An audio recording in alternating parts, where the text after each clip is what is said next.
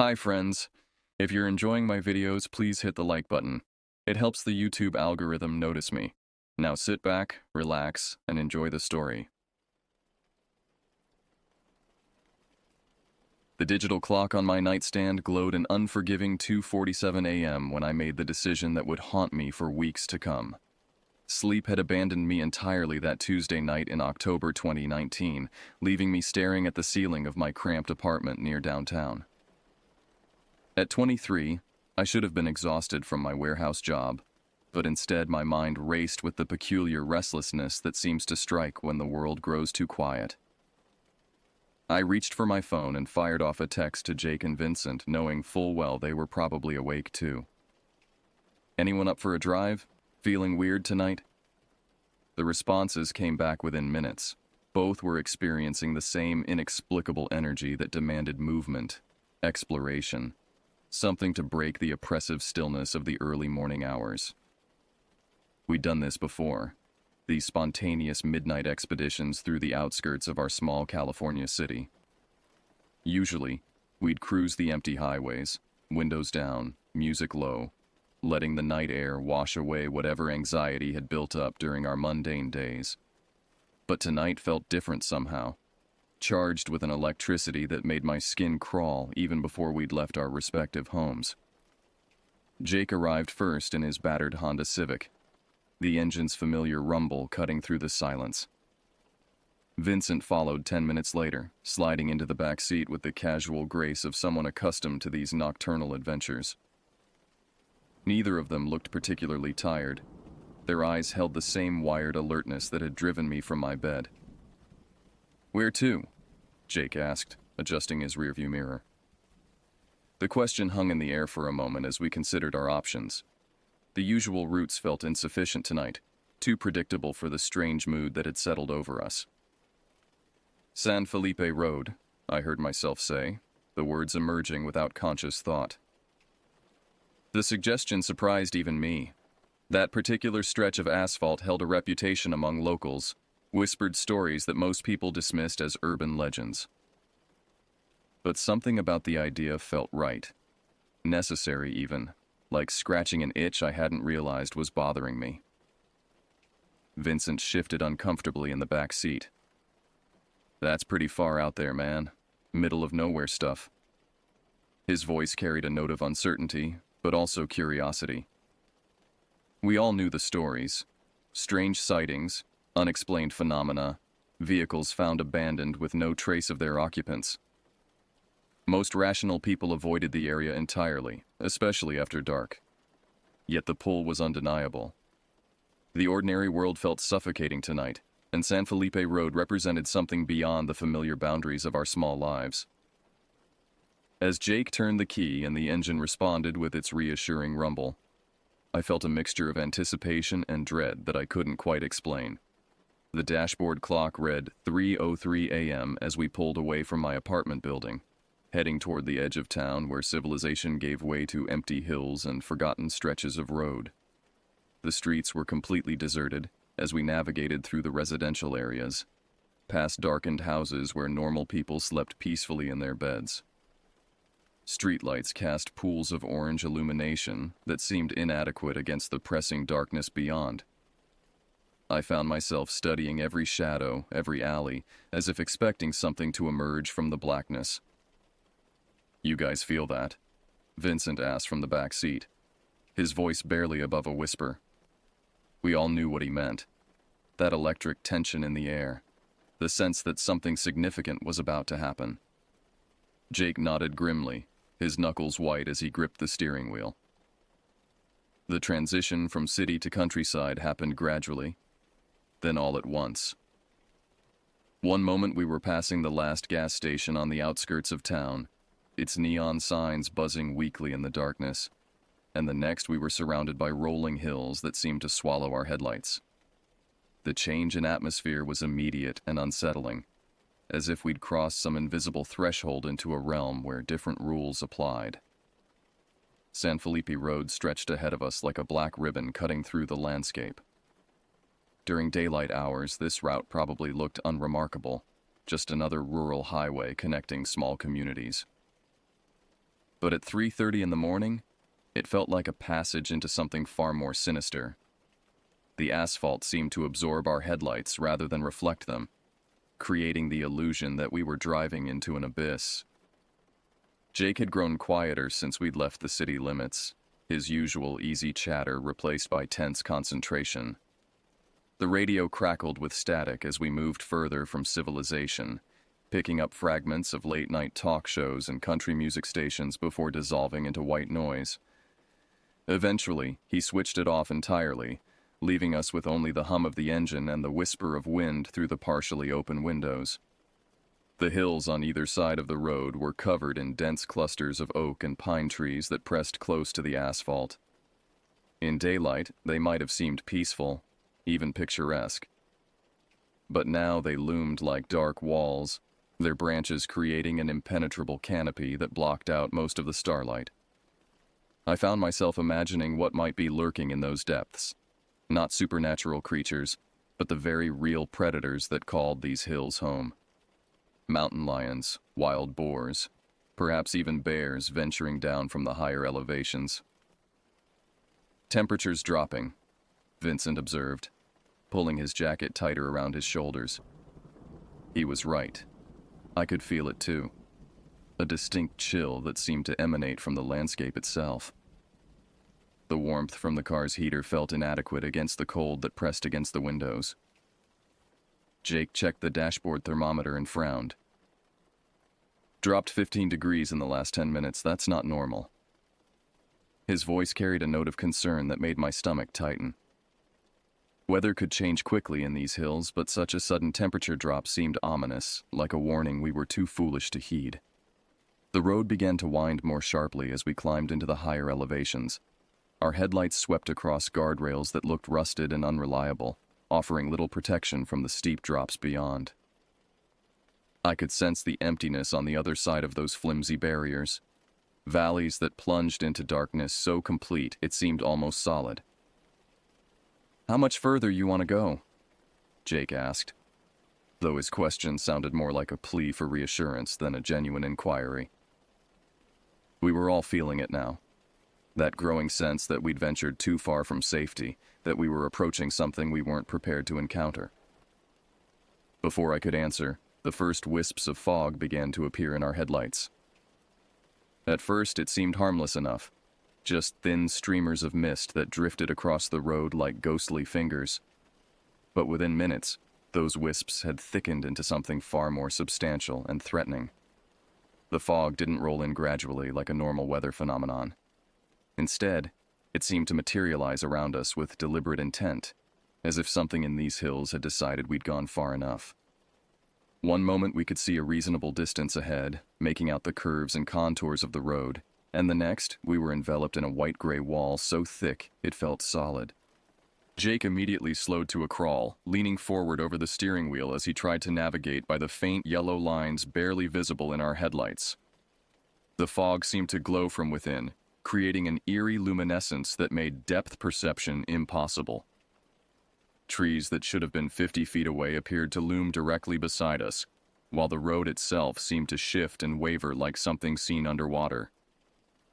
"This is insane," Vincent muttered from the back seat, his voice tight with anxiety. "Fog doesn't just show up like this. Not this thick, not this fast." He was pressing his face against the side window, trying to make out anything beyond the milky barrier that surrounded us. The temperature dropped another 10 degrees almost instantly. I could see my breath forming small clouds inside the car, despite the heater running at full blast. The cold seemed to seep through the windows and doors, settling into my bones with an uncomfortable persistence. It was the kind of chill that made you think of morgues and underground caves, places where warmth never penetrated. Jake had reduced our speed to barely 10 miles per hour, but even that felt dangerously fast. The fog was so dense that our headlights only revealed a few feet of road ahead, creating the terrifying sensation that we might drive off a cliff at any moment. The normal sounds of the engine and tires seemed muffled, distorted by the thick air surrounding us. "Pull over," I said, my voice sounding strange in the confined space. "This is too dangerous. We need to wait it out. But even as I spoke, I realized we couldn't see the side of the road clearly enough to safely stop. We were trapped in a moving bubble of limited visibility, forced to keep inching forward through an alien landscape. That's when Vincent grabbed my shoulder, his fingers digging in hard enough to hurt. "There," he whispered, pointing through the windshield. "Do you see that?" At first, I saw nothing but the usual wall of fog and the weak glow of our headlights. But as I stared harder, something began to resolve itself in the mist ahead. It was geometric, angular in a way that didn't belong in this natural setting. The shape seemed to shift and waver, sometimes appearing solid, other times translucent, as if it couldn't decide whether it wanted to exist in our reality. Jake brought the car to a complete stop, engine still running, all of us leaning forward to get a better look. The object, and it was definitely an object, not just a trick of light and fog, appeared to be roughly rectangular, about the size of a small building. But its edges weren't quite right, seeming to bend and flow in ways that hurt to look at directly. "What the hell is that thing?" Jake's voice was barely audible, filled with the kind of fear that comes from encountering something that challenges your fundamental understanding of how the world works. The shape seemed to pulse with its own internal light, casting shadows that moved independently of any visible light source. As we watched, frozen in fascination and terror, it began to drift slowly across the road, passing through the beam of our headlights like smoke. But it cast a shadow on the fog behind it. A solid, dark silhouette that proved this was no mere optical illusion. My heart was hammering against my ribs, each beat echoing in my ears like thunder. Every instinct screamed at me to tell Jake to reverse, to get us away from whatever we were witnessing. But I couldn't speak, couldn't move, couldn't do anything but stare at this impossible thing that defied explanation. The temperature inside the car dropped so quickly, I could see ice crystals forming on the inside of the windows. Just as the rectangular anomaly drifted beyond our headlights and dissolved back into the fog, Vincent's scream shattered the tense silence. His cry was raw, primal, the sound of someone whose mind had encountered something too terrible to process rationally. He was pointing frantically at something above and to our right, his entire body shaking as he pressed himself against the far side of the car. "In the tree!" he shouted. "Oh God, look at the tree!" Following his gesture, I turned my attention to the massive oak that loomed beside the road. Through the swirling mist, I could make out its enormous trunk, easily 6 feet in diameter, with bark so dark it seemed to absorb what little light reached it. The tree was ancient, probably centuries old, its branches stretching far above us into the fog-shrouded canopy. At first, I saw nothing unusual. But as my eyes adjusted to the strange interplay of fog and shadow, something began to resolve itself against the trunk. About 20 feet up, clinging to the bark with what appeared to be powerful limbs, was a shape that made my mind rebel against accepting what my eyes were reporting. The thing was large, easily the size of a grown man, but broader, more muscular. Its body seemed covered in dark, matted fur that gleamed wetly in the diffused light from our headlights. But it was the way it moved that triggered the deepest, most primitive fear centers in my brain. This wasn't the random motion of branches swaying in wind. This was purposeful, deliberate, the calculated movement of something that was very much alive and very aware of our presence. Jake had gone completely rigid behind the wheel, his breathing shallow and rapid. "That's not possible," he whispered. "That can't be real." But his voice carried no conviction. We could all see it now, this impossible thing that defied every rational explanation. The creature, and there was no denying that's what it was, seemed to be studying us with the same intensity that we were watching it. I caught glimpses of what might have been eyes, reflecting our headlights with an eerie amber glow. Its head turned slowly from side to side, and I had the distinct impression it was evaluating us, determining whether we represented a threat or merely an annoyance. The fog swirled around the tree trunk, sometimes obscuring our view completely before parting again to reveal the thing still there, still watching. Its claws, and they were definitely claws, long and curved like those of a massive predator, scraped against the bark with a sound that reached us even through the closed windows of the car. The scraping was rhythmic, deliberate, like someone drumming their fingers while deep in thought. "We need to go," Vincent said, his voice breaking. "We need to go right now." But Jake seemed paralyzed, unable to take his eyes off the creature. I could understand his fascination. There was something hypnotic about the thing, something that demanded attention even as every survival instinct screamed warnings. The temperature inside the car had become so cold that our breath formed thick clouds with each exhalation. Ice was forming on the inside of the windshield, creating crystalline patterns that further distorted our view. The heater, which had been running at maximum, seemed to have no effect against the supernatural chill that surrounded us. Then the creature began to move. It descended the tree trunk with fluid grace, its claws finding purchase in the bark with ease. Each movement was precise, controlled, like a dancer performing a routine it had practiced countless times. As it came closer to ground level, more details became visible. The powerful musculature beneath the fur, the way its spine curved in a manner not quite human, not quite animal. "Floor it!" I shouted, finally finding my voice. "Get us out of here now!" Jake's paralysis broke instantly. He slammed his foot down on the accelerator, and the car lurched forward with a roar of engine noise that seemed unnaturally loud in the fog-muffled landscape. The tires spun for a moment on the damp asphalt before finding traction, and suddenly we were racing blind through the white wall that surrounded us. Our escape through the fog was a nightmare of adrenaline and terror. Jake drove with desperate intensity, pushing the car far faster than was safe given our limited visibility. The speedometer climbed to 30, then 40 miles per hour as we raced through the white void, our headlights carving out a narrow tunnel of illumination that revealed only seconds' worth of warning about curves or obstacles ahead. Vincent was hyperventilating in the back seat, his breathing coming in short, sharp gasps that fogged the windows even more. Between breaths, he kept muttering fragments of what we'd seen, descriptions that became more elaborate and terrifying with each repetition. "Did you see its face? Did you see the way it looked at us? Those weren't animal eyes. Those were something else entirely." I found myself gripping the door handle so tightly my knuckles had gone white, bracing for the impact I was certain would come. Every curve in the road brought the possibility of disaster.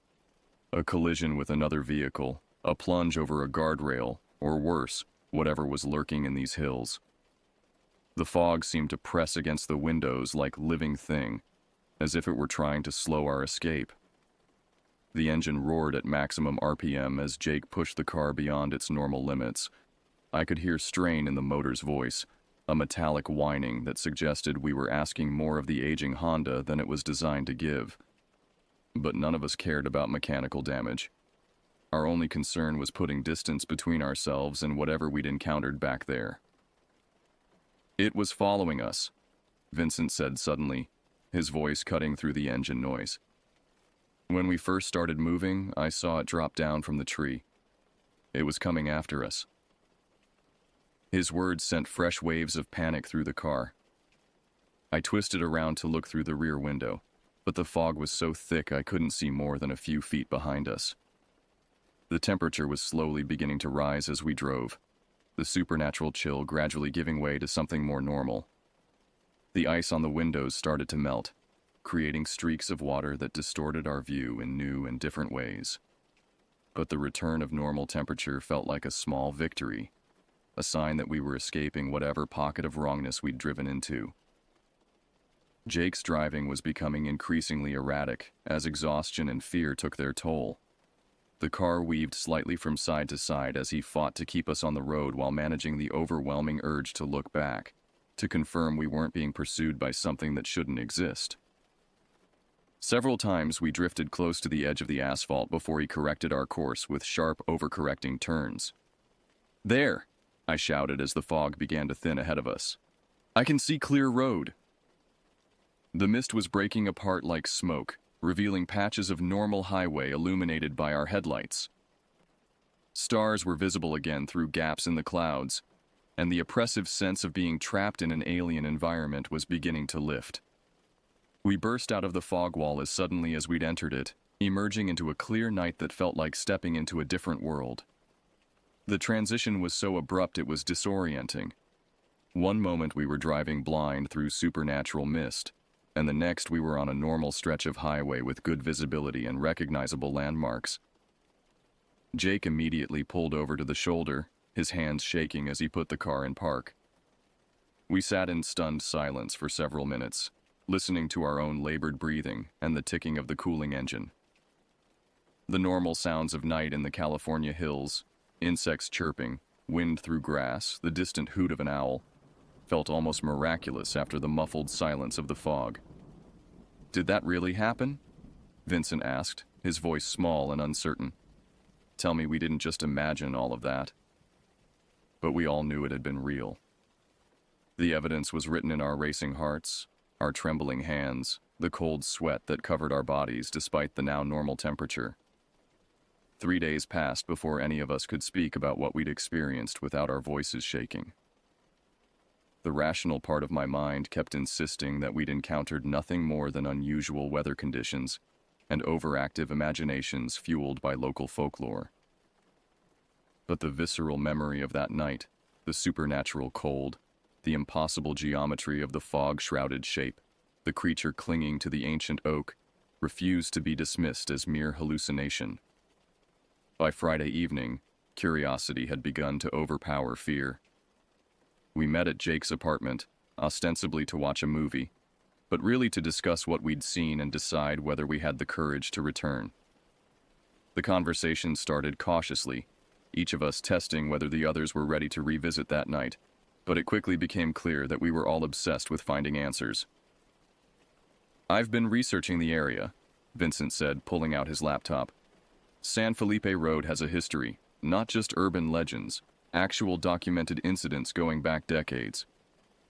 He'd compiled a collection of newspaper articles, police reports, and personal accounts that painted a disturbing picture of the region. The documents told stories of vehicles found abandoned with their engines still running, drivers nowhere to be found, hikers who'd gone missing in the hills, their remains discovered months later in locations that made no sense given their intended routes, strange atmospheric phenomena reported by pilots flying over the area, fog that appeared and disappeared without meteorological explanation, temperature anomalies that showed up on weather instruments but couldn't be accounted for by normal conditions. "Look at this," Vincent said, highlighting a police report from 2015. Family of 4 driving through the area at night.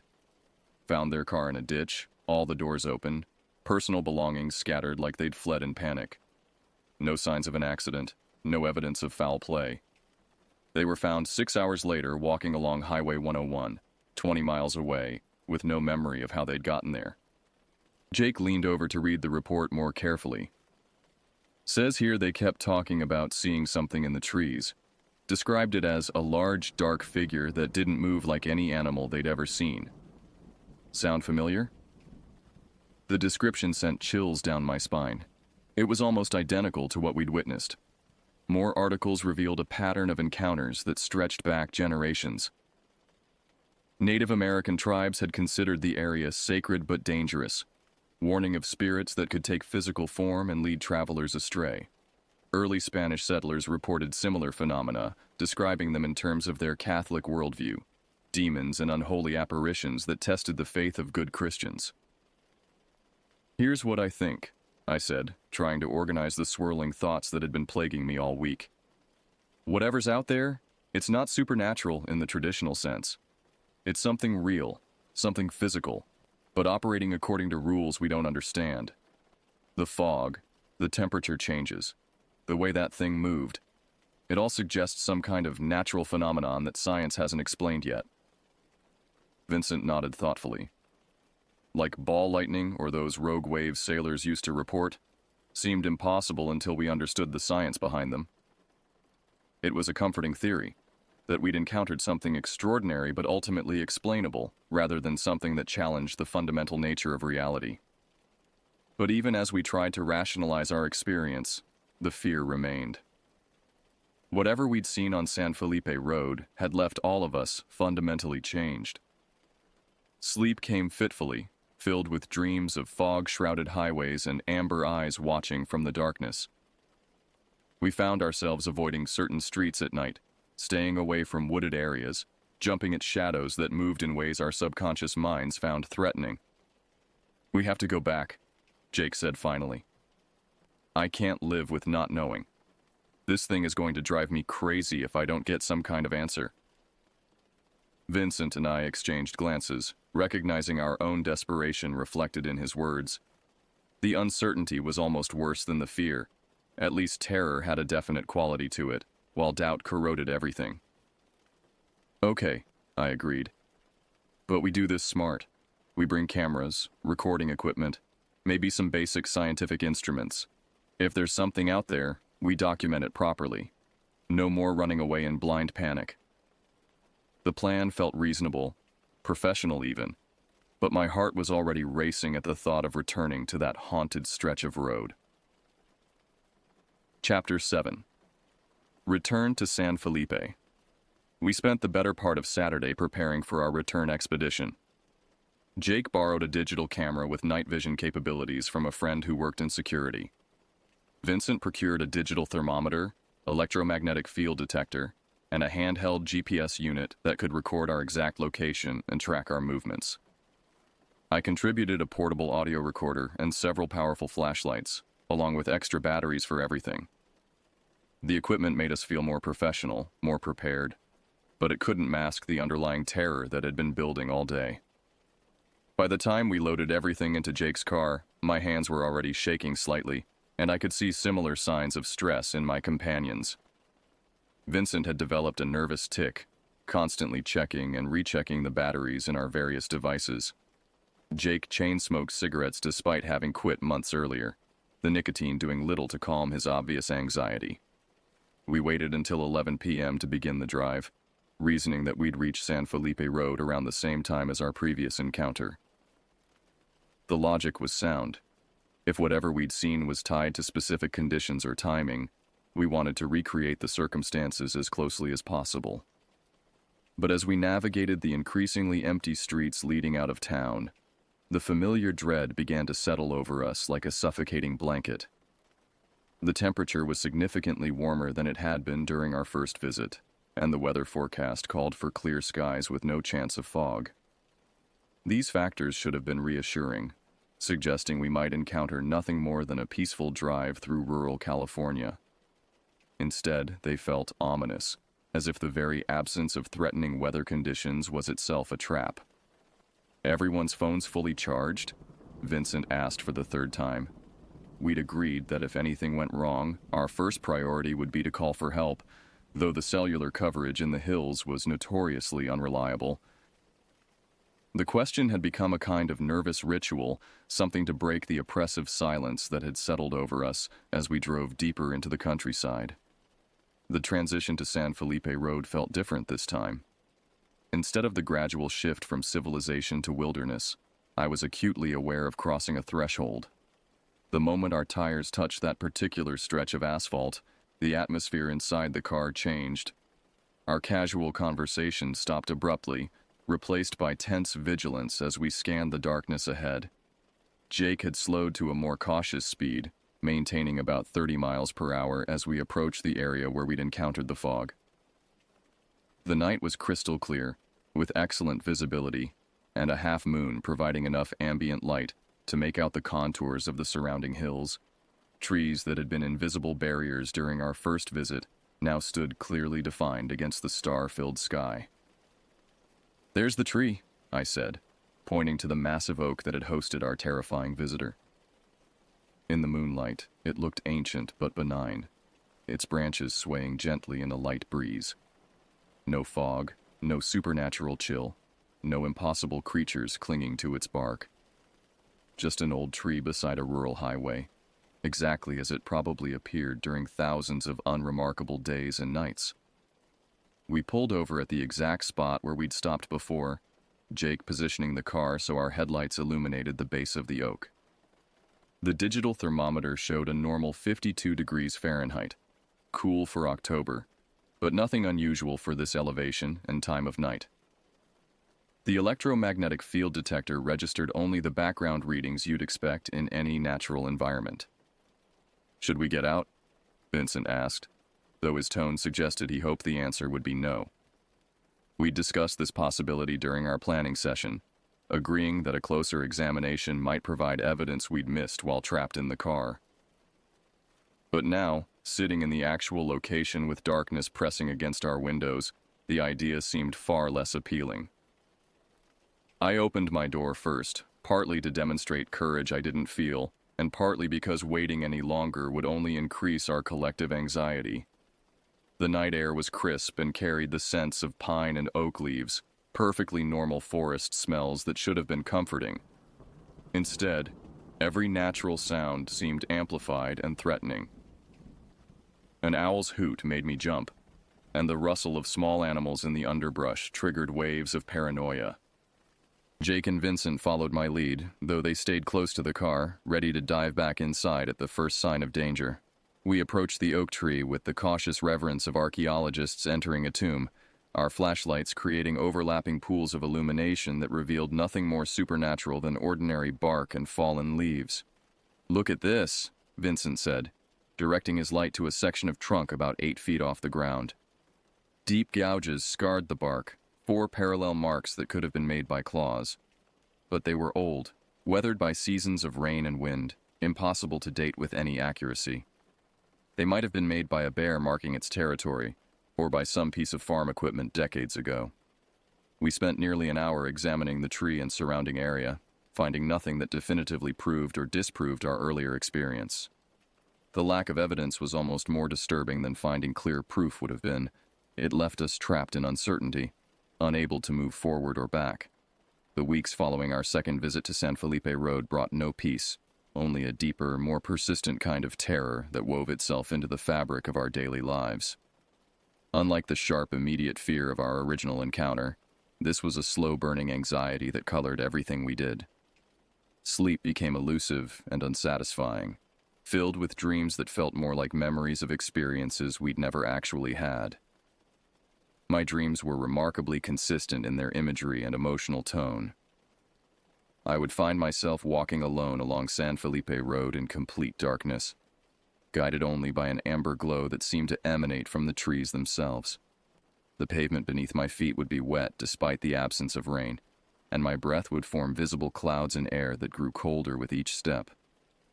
Always I could sense something following me, matching my pace exactly, never quite visible when I turned to look but undeniably present.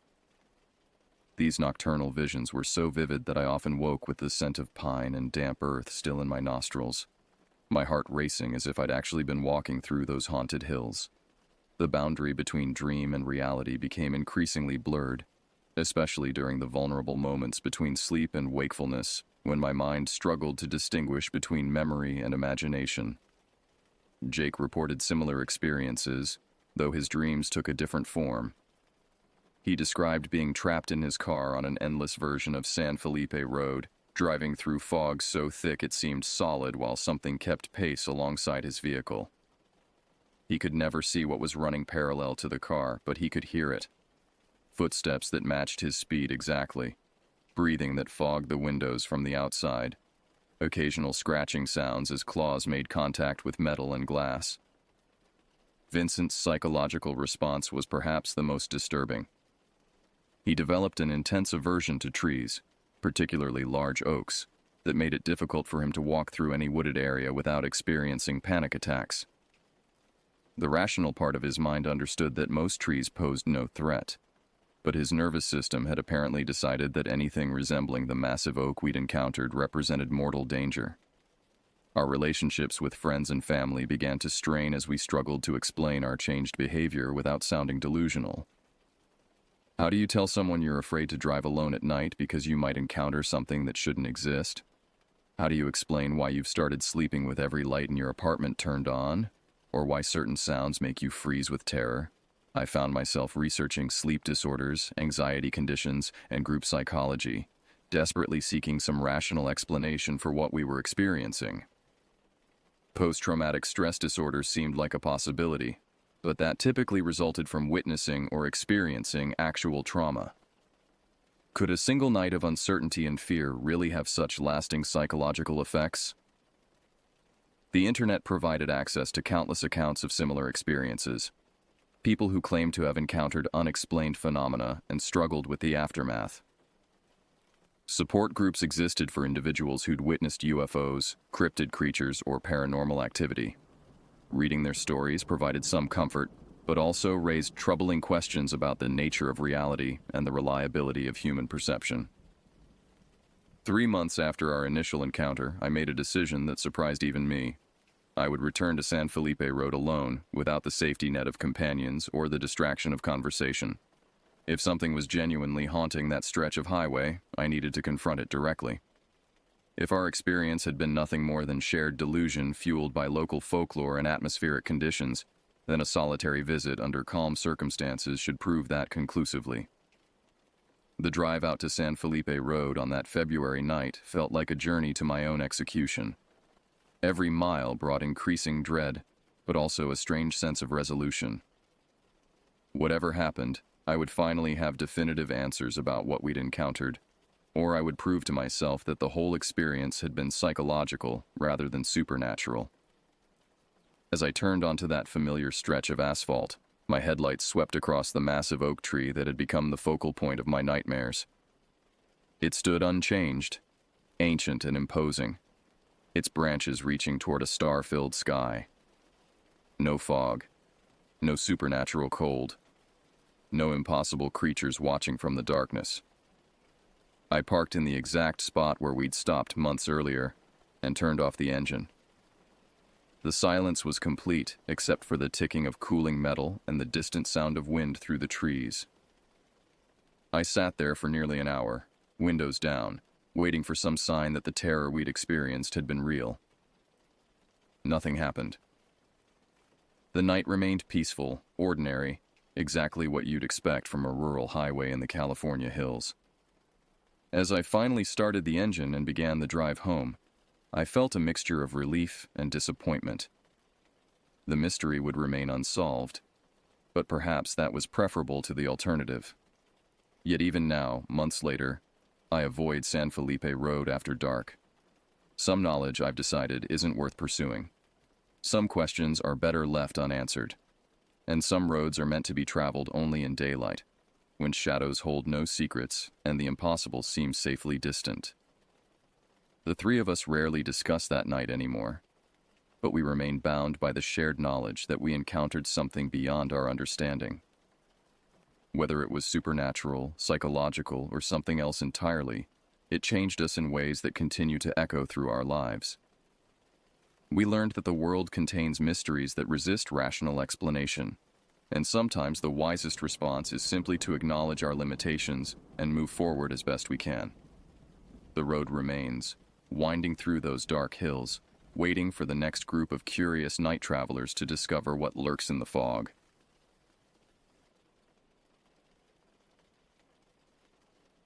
The idea for our camping trip came during a particularly grueling week in March 2023. I was 28, working 60-hour weeks at a marketing firm in Brooklyn that seemed to specialize in crushing souls rather than creating campaigns. My apartment walls were closing in on me, the constant noise of the city becoming an assault on my senses. It was during a rare Friday lunch with my longtime friends Simon Rodriguez and Edward Eddie Bennett that the suggestion materialized. We'd known each other since college, but adult life had reduced our friendship to sporadic text messages and occasional meetups. "I need to get out of this city before I completely lose it," I said, pushing away a half-eaten sandwich. "Just somewhere with trees instead of buildings, air that doesn't taste like exhaust." Simon looked up from his phone. "My cousin went camping at Harriman State Park last summer. Said it was quiet, lots of trails, not too many people if you know where to go." He showed us pictures of pristine lakes surrounded by dense forest, the kind of scenery that existed in sharp contrast to our concrete surroundings. Eddie nodded, his expression brightening. "I could use some distance from everything. Work's been insane." He was a software developer whose company had recently gone through layoffs, leaving him with the workload of 3 people. We spent the next hour plotting our escape, a weekend in early May when the weather would be mild, but before the summer crowds descended. Simon, always the most organized among us, volunteered to research campsites. Eddie would handle food and supplies, while I was tasked with transportation. The following weeks were a flurry of preparations, borrowing equipment, watching YouTube tutorials on setting up tents, and creating excessive shopping lists. None of us were experienced campers. Our idea of roughing it was a hotel without room service, but the prospect of disconnection from our daily lives fueled our enthusiasm. As the date approached, my anticipation grew.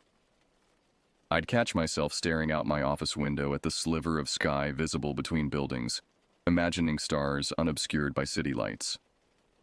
The trip represented more than a weekend getaway. It was a temporary liberation from responsibilities and expectations. The night before departure, I packed and repacked my bag, checking items against a list I'd compiled from various outdoor websites. The preparation felt therapeutic, each item representing a deliberate step away from my structured existence.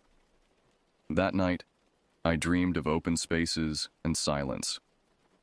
We left Brooklyn early Friday afternoon, my car loaded with far more supplies than 3 men could possibly need for a weekend. Traffic was heavy leaving the city, but gradually thinned as we moved away from urban sprawl. The conversation flowed easily, reminiscent of college road trips when our futures still seemed expansive and full of possibility. "Did you tell anyone exactly where we're going?" Eddie asked from the back seat, not looking up from his phone. "My girlfriend knows," Simon replied. "Sent her the coordinates and everything." I glanced at him. "Coordinates? I thought we were just heading to a regular campsite." Simon smiled, a hint of pride in his expression. "I found something better. There's this spot near one of the smaller lakes, way off the main trails. My cousin mentioned it. Almost nobody goes there because it's not on the official park maps." "Is that legal?" Eddie asked, finally looking up. "It's still park property," Simon assured us. "Just less trafficked. Trust me, it'll be worth it for the privacy." I should have questioned him further, pushed for details about this unmarked location, but the idea of complete isolation appealed to me. So I nodded and followed his directions, turning onto increasingly narrow roads until pavement gave way to gravel, then dirt. The trees grew denser around us, branches creating a canopy that filtered the afternoon sunlight into dappled patterns across the windshield. By the time we reached the small clearing Simon had designated as our parking spot, shadows were lengthening across the forest floor.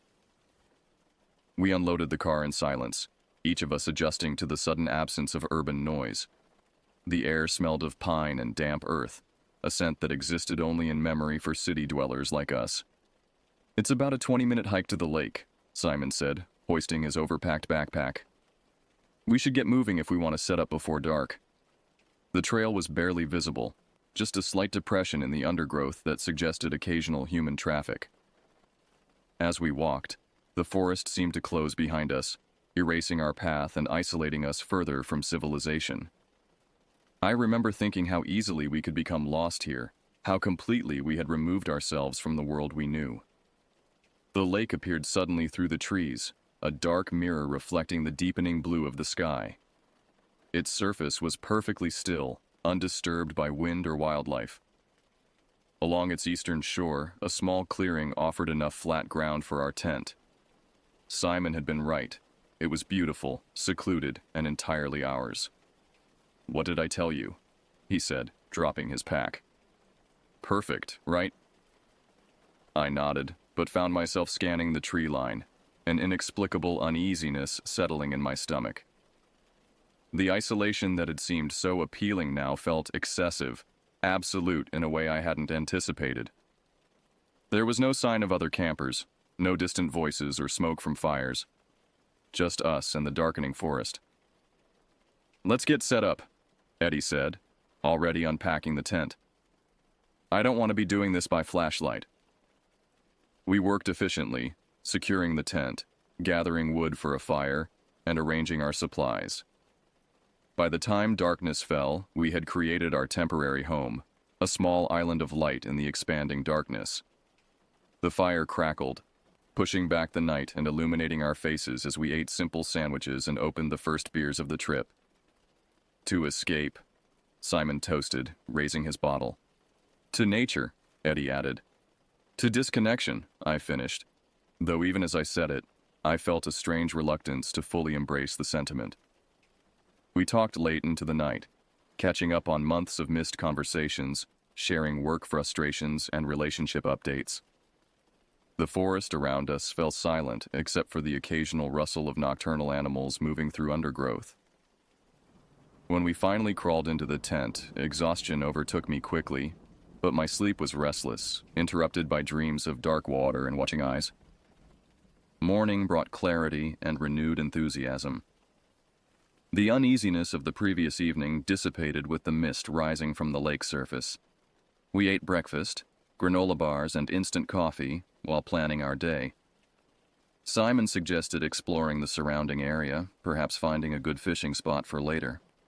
Eddie was more interested in photographing the local flora, his new hobby evident in the expensive camera hanging from his neck. We set out around 10, following the lake's perimeter before cutting into the forest along what might have been an animal trail. The day was warming, sunlight filtering through the canopy and creating shifting patterns on the forest floor. Conversation was minimal as we walked, each of us absorbed in our surroundings, Eddie stopping frequently to photograph unusual fungi or flowers, Simon consulting his phone's GPS to track our position, me simply enjoying the absence of urban confinement. Do you think there are bears out here? Eddie asked after we'd been walking for about an hour. Black bears, maybe, Simon replied, but they generally avoid humans. Generally, Eddie emphasized, looking around nervously. I laughed. Relax.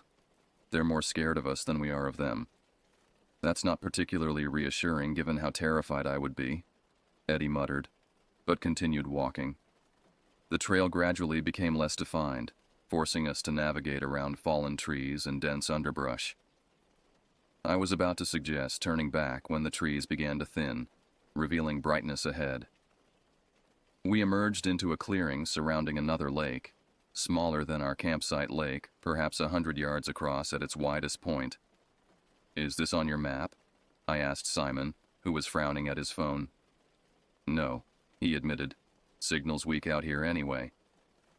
We would have moved on, continued our exploration elsewhere, if not for what stood near the southern shore, a structure so unexpected in this isolated setting that it momentarily froze us in place. It was a small wooden shack, weathered to the color of stone, its lone window empty of glass. The door hung partially open, swaying slightly though there was no discernible breeze. Around it the grass grew tall and wild, suggesting long abandonment. Yet there was something deliberate about its placement, facing the lake as if in surveillance. Someone's hunting cabin, maybe, Eddie suggested, his voice lower than necessary. Simon shook his head. It's parkland. Private structures aren't allowed. I stepped forward, drawn by curiosity despite an instinctive aversion. Let's check it out. The others followed hesitantly as I approached the shack. Up close, the deterioration was more evident. Splintered boards, a sagging roof patched with what looked like flattened tin cans, green moss creeping up the northern wall. The door creaked as I pushed it fully open, releasing a wave of stale air that carried the scent of decay. Inside, darkness disguised details until our eyes adjusted. The space was single-roomed, perhaps 15 feet square, with dirt floor packed solid by years of footsteps. A wooden table dominated the center, its surface stained dark in irregular patterns. 2 chairs lay overturned in one corner, one missing a leg. The walls, bare except for rows of heavy iron hooks screwed directly into the wood, seemed to absorb what little light entered through the doorway and window.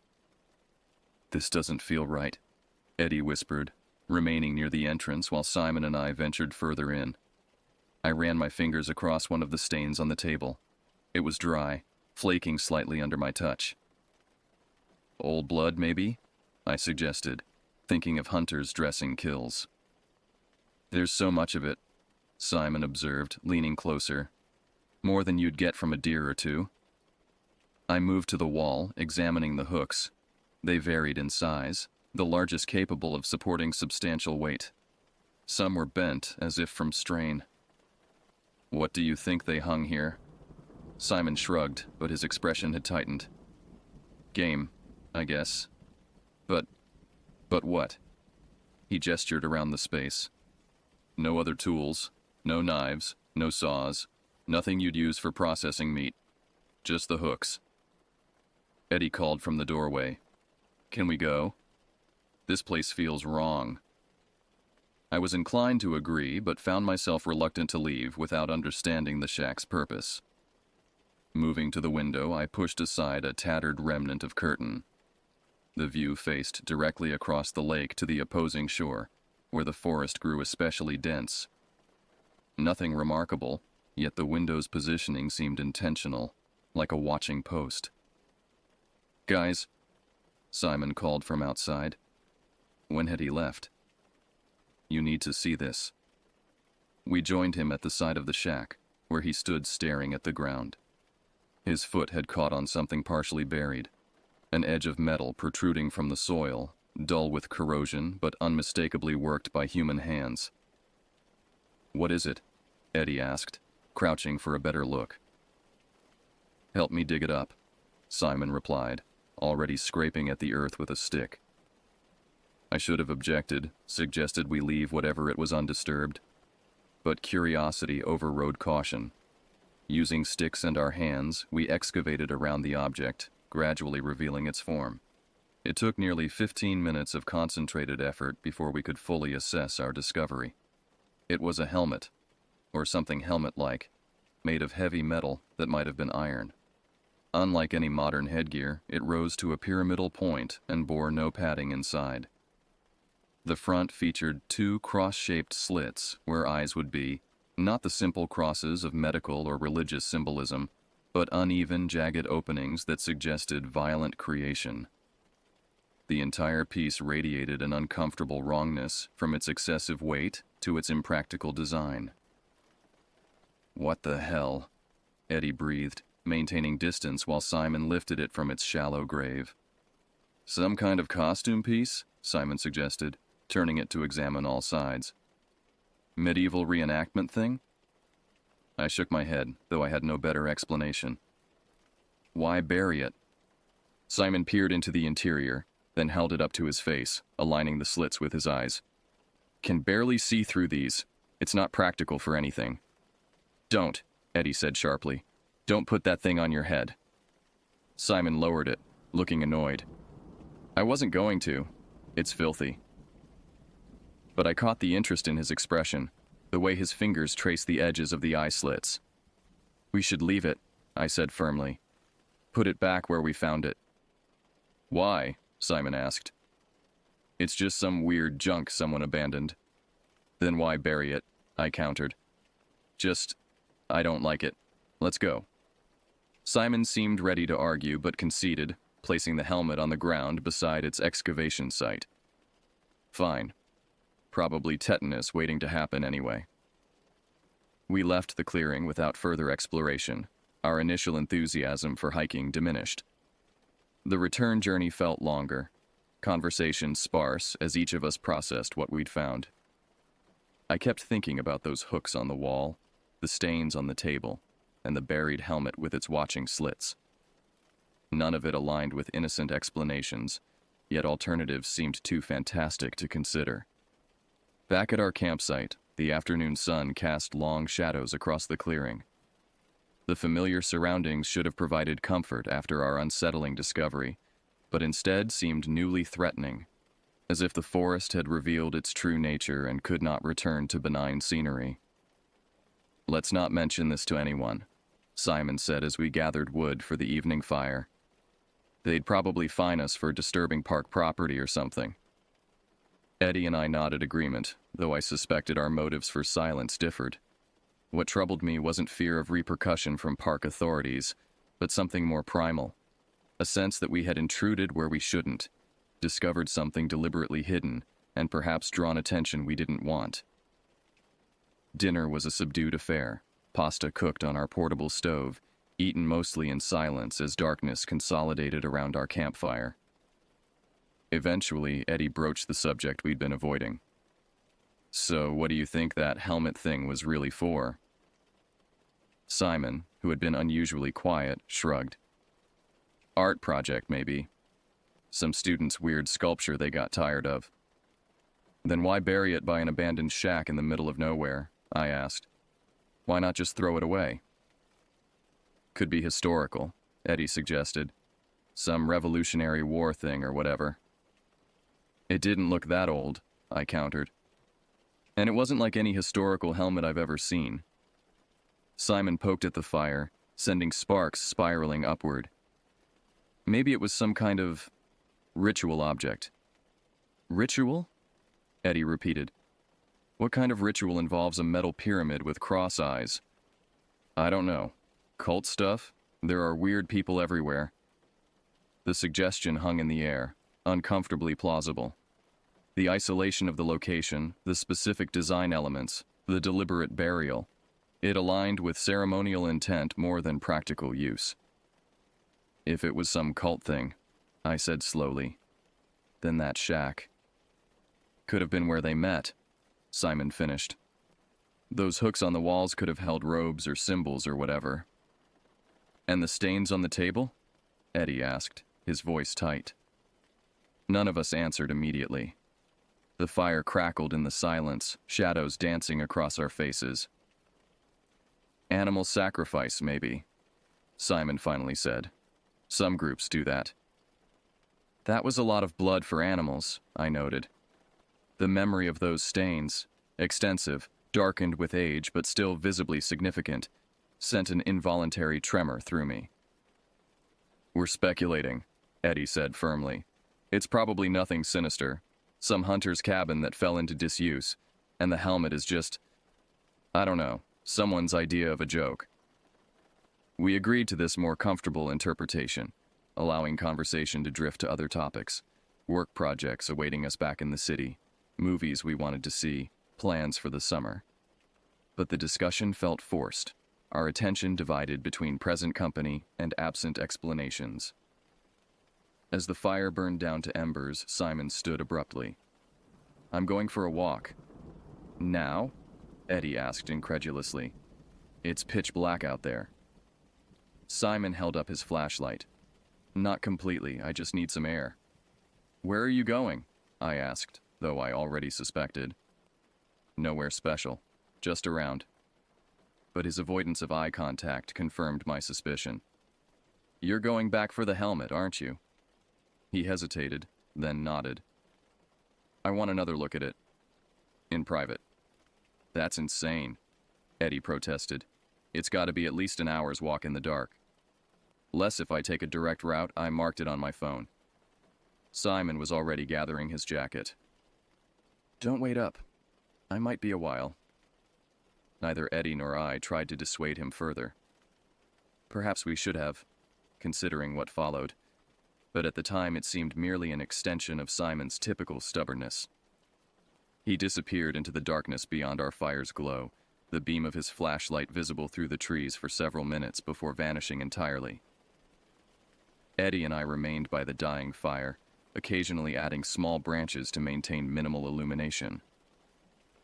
Neither spoke for a long time, the forest's nighttime symphony filling the silence. Distant owl calls, the rustle of small creatures in underbrush, the creaking of branches in slight wind. "He's always been like this," Eddie eventually said. "Remember sophomore year when he got obsessed with that abandoned psychiatric hospital? Went back 3 times until security caught him." I nodded, recalling Simon's photographs of decaying corridors and rusted equipment. "He likes mysteries." "This doesn't feel the same," Eddie murmured, staring into the embers. "That helmet. Did you notice how the metal seemed different in spots? Like it had been repaired or added to over time?"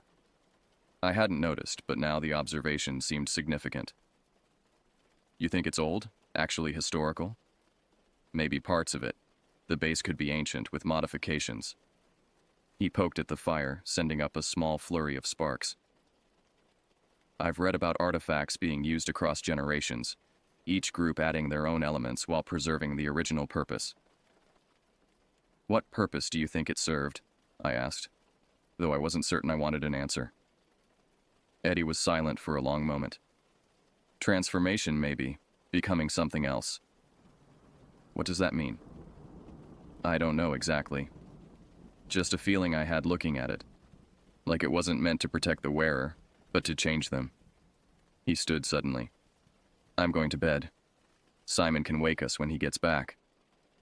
I remained by the fire a while longer, watching as it subsided to glowing coals. The forest seemed more alert around me, the darkness more conscious. I told myself it was merely heightened awareness following our discovery, but couldn't shake the sensation of being observed from beyond the firelight's boundary. When I finally entered the tent, Eddie was already in his sleeping bag, facing away. I settled into my own, using my jacket as an additional pillow, and closed my eyes. Sleep came fitfully, interrupted by every sound from the surrounding forest, each snap of a twig or rustle of leaves penetrating my consciousness with significance beyond its source. I must have eventually drifted into deeper sleep, because the next thing I was aware of was Eddie shaking my shoulder urgently. "He's back," he whispered. "Something's wrong." I fumbled for my flashlight, checking my watch and its beam. Nearly 3 hours had passed since Simon's departure. Outside the tent, I could hear movement, irregular footsteps circling our campsite. "Simon?" I called, unzipping the tent flap. "You okay?" The footsteps stopped. My flashlight beam caught him standing at the edge of our clearing, face obscured by shadow. He remained motionless, unresponsive to the light or my voice. "Simon?" I tried again, climbing out of the tent. Eddie followed close behind, his own light joining mine to illuminate our friend. Simon's appearance was alarming, clothing disheveled and marked with dirt, hands scratched and bleeding slightly. But most disturbing was his expression, blank yet somehow strained, as if witnessing something beyond our perception. "Did you get the helmet?" Eddie asked cautiously. Simon nodded slowly. "Found it. Held it." "Where is it now?" I moved closer, concerned by his labored breathing. "Threw it away, into the trees." His voice was flat, devoid of inflection. "It was looking at me, through me." "What do you mean?" Eddie pressed. Simon shook his head, then abruptly sat on the ground, head in his hands. "I put it on, just for a second, just to see."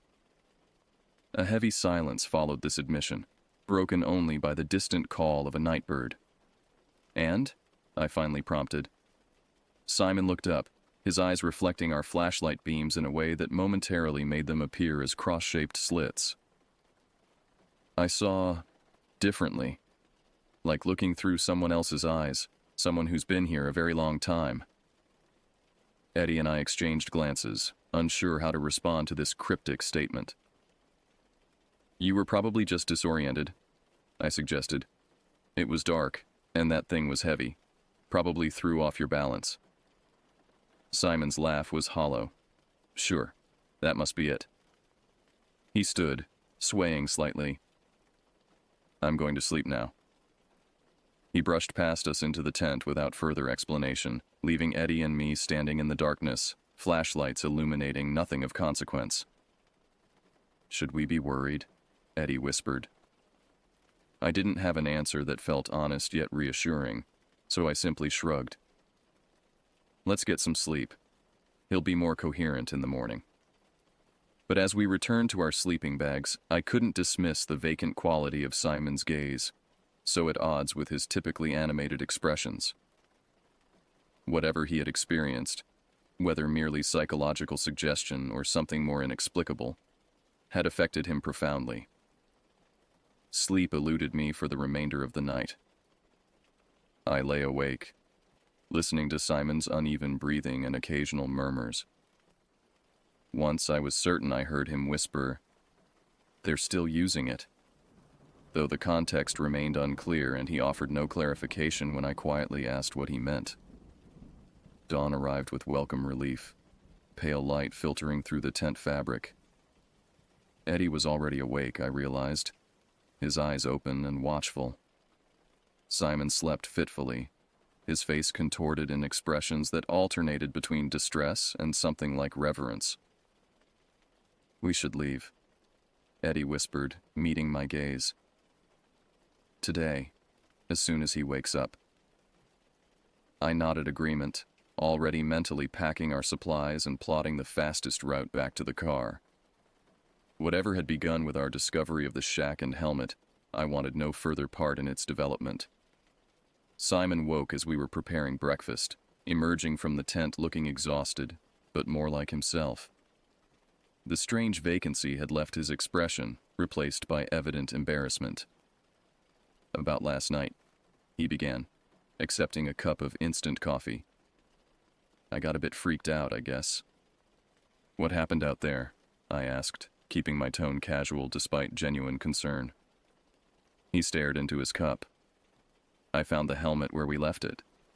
Nobody had moved it or anything, and I wanted to know what it felt like, to wear it." He paused, frowning. "It was heavier than I expected, and the inside had these ridges or something, like it was meant to fit against specific points on the skull." Eddie glanced at me before asking, "Did you see anything when you put it on? You mentioned seeing differently." Simon's hand trembled slightly, coffee sloshing in his cup. "It's hard to explain. It was like looking at the same world but noticing completely different things. Details I wouldn't normally pay attention to suddenly seemed important. Patterns in the bark of trees, the specific way shadows fell." He shook his head. "And there was this sense of antiquity, like I was experiencing the forest through accumulated centuries of observation." "That's intense," I said, unsure how to interpret his description. "It scared me," Simon admitted. "I threw it as far as I could and ran. Probably looked like a complete idiot." "We were thinking about heading back today," Eddie interjected. "I've got a work thing tomorrow I should prepare for." Simon looked relieved at the change of subject. "Yeah, that's fine. I could use a real shower anyway." We packed methodically, dismantling our campsite with unspoken urgency. None of us suggested a final hike or exploration. The forest had lost its appeal, transformed from retreat to threat by our discoveries and Simon's experience. The walk back to the car was tense, each of us scanning the surroundings for... what? I couldn't articulate what I feared we might encounter, yet found myself flinching at every unexpected sound. Simon led our single-file procession, his earlier enthusiasm for the wilderness notably absent. Eddie repeatedly checked his phone, though signal remained non-existent until we approached the parking area. Loading the car provided momentary relief, a return to the familiar, to technology and connection. As I turned the key in the ignition, Eddie's phone chimed with incoming messages, the notifications a welcome reminder of ordinary life awaiting our return. The drive back toward the main road was silent until Simon, sitting beside me, suddenly grabbed my arm. "Stop the car." I braked instinctively, startled by his intensity. "What? What is it?" Simon was staring out the passenger window, his face drained of color. "Back there. Did you see it?" Eddie leaned forward from the back seat. "See what?" "A flash of metal. In the trees." Simon's voice had dropped to a whisper. "I think it followed us." I put the car in reverse, preparing to investigate, when Eddie reached between the seats to grasp my shoulder.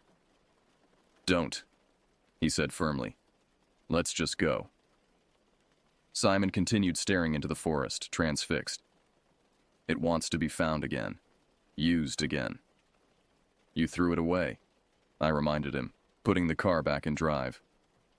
"If there's anything out there, it's just sunlight reflecting off something else." He didn't respond, but remained rigid beside me as we resumed our journey. The tension in the car was palpable as we navigated the narrow dirt road, each bump and curve requiring concentration that at least distracted from speculation. When we finally reached paved road, the atmosphere lightened perceptibly. Eddie started describing a television show he'd been watching, deliberately mundane conversation that slowly drew Simon back to engagement. By the time we merged onto the highway, discussion had turned to where we might stop for lunch, normality reasserting itself with each mile between us and Harriman State Park. We ate at a roadside diner, the bright fluorescent lighting and background chatter of other patrons providing comforting contrast to the isolation of our campsite. Simon seemed increasingly himself, even joking about his freak-out, as he called it, attributing his experience to exhaustion and an overactive imagination. I was always the kid who saw monsters in closets, he admitted over coffee. Guess some things don't change. Eddie nodded sympathetically. The power of suggestion. We find a creepy shack, a weird helmet, and suddenly everything becomes part of some horror story we're telling ourselves. I wanted to agree, to embrace this rational dismissal of our uneasiness, but found myself remembering details that defied easy explanation. The precision of the cross-shaped slits in the helmet, the methodical arrangement of hooks in the shack, the heaviness of the metal that seemed excessive for mere ceremonial use.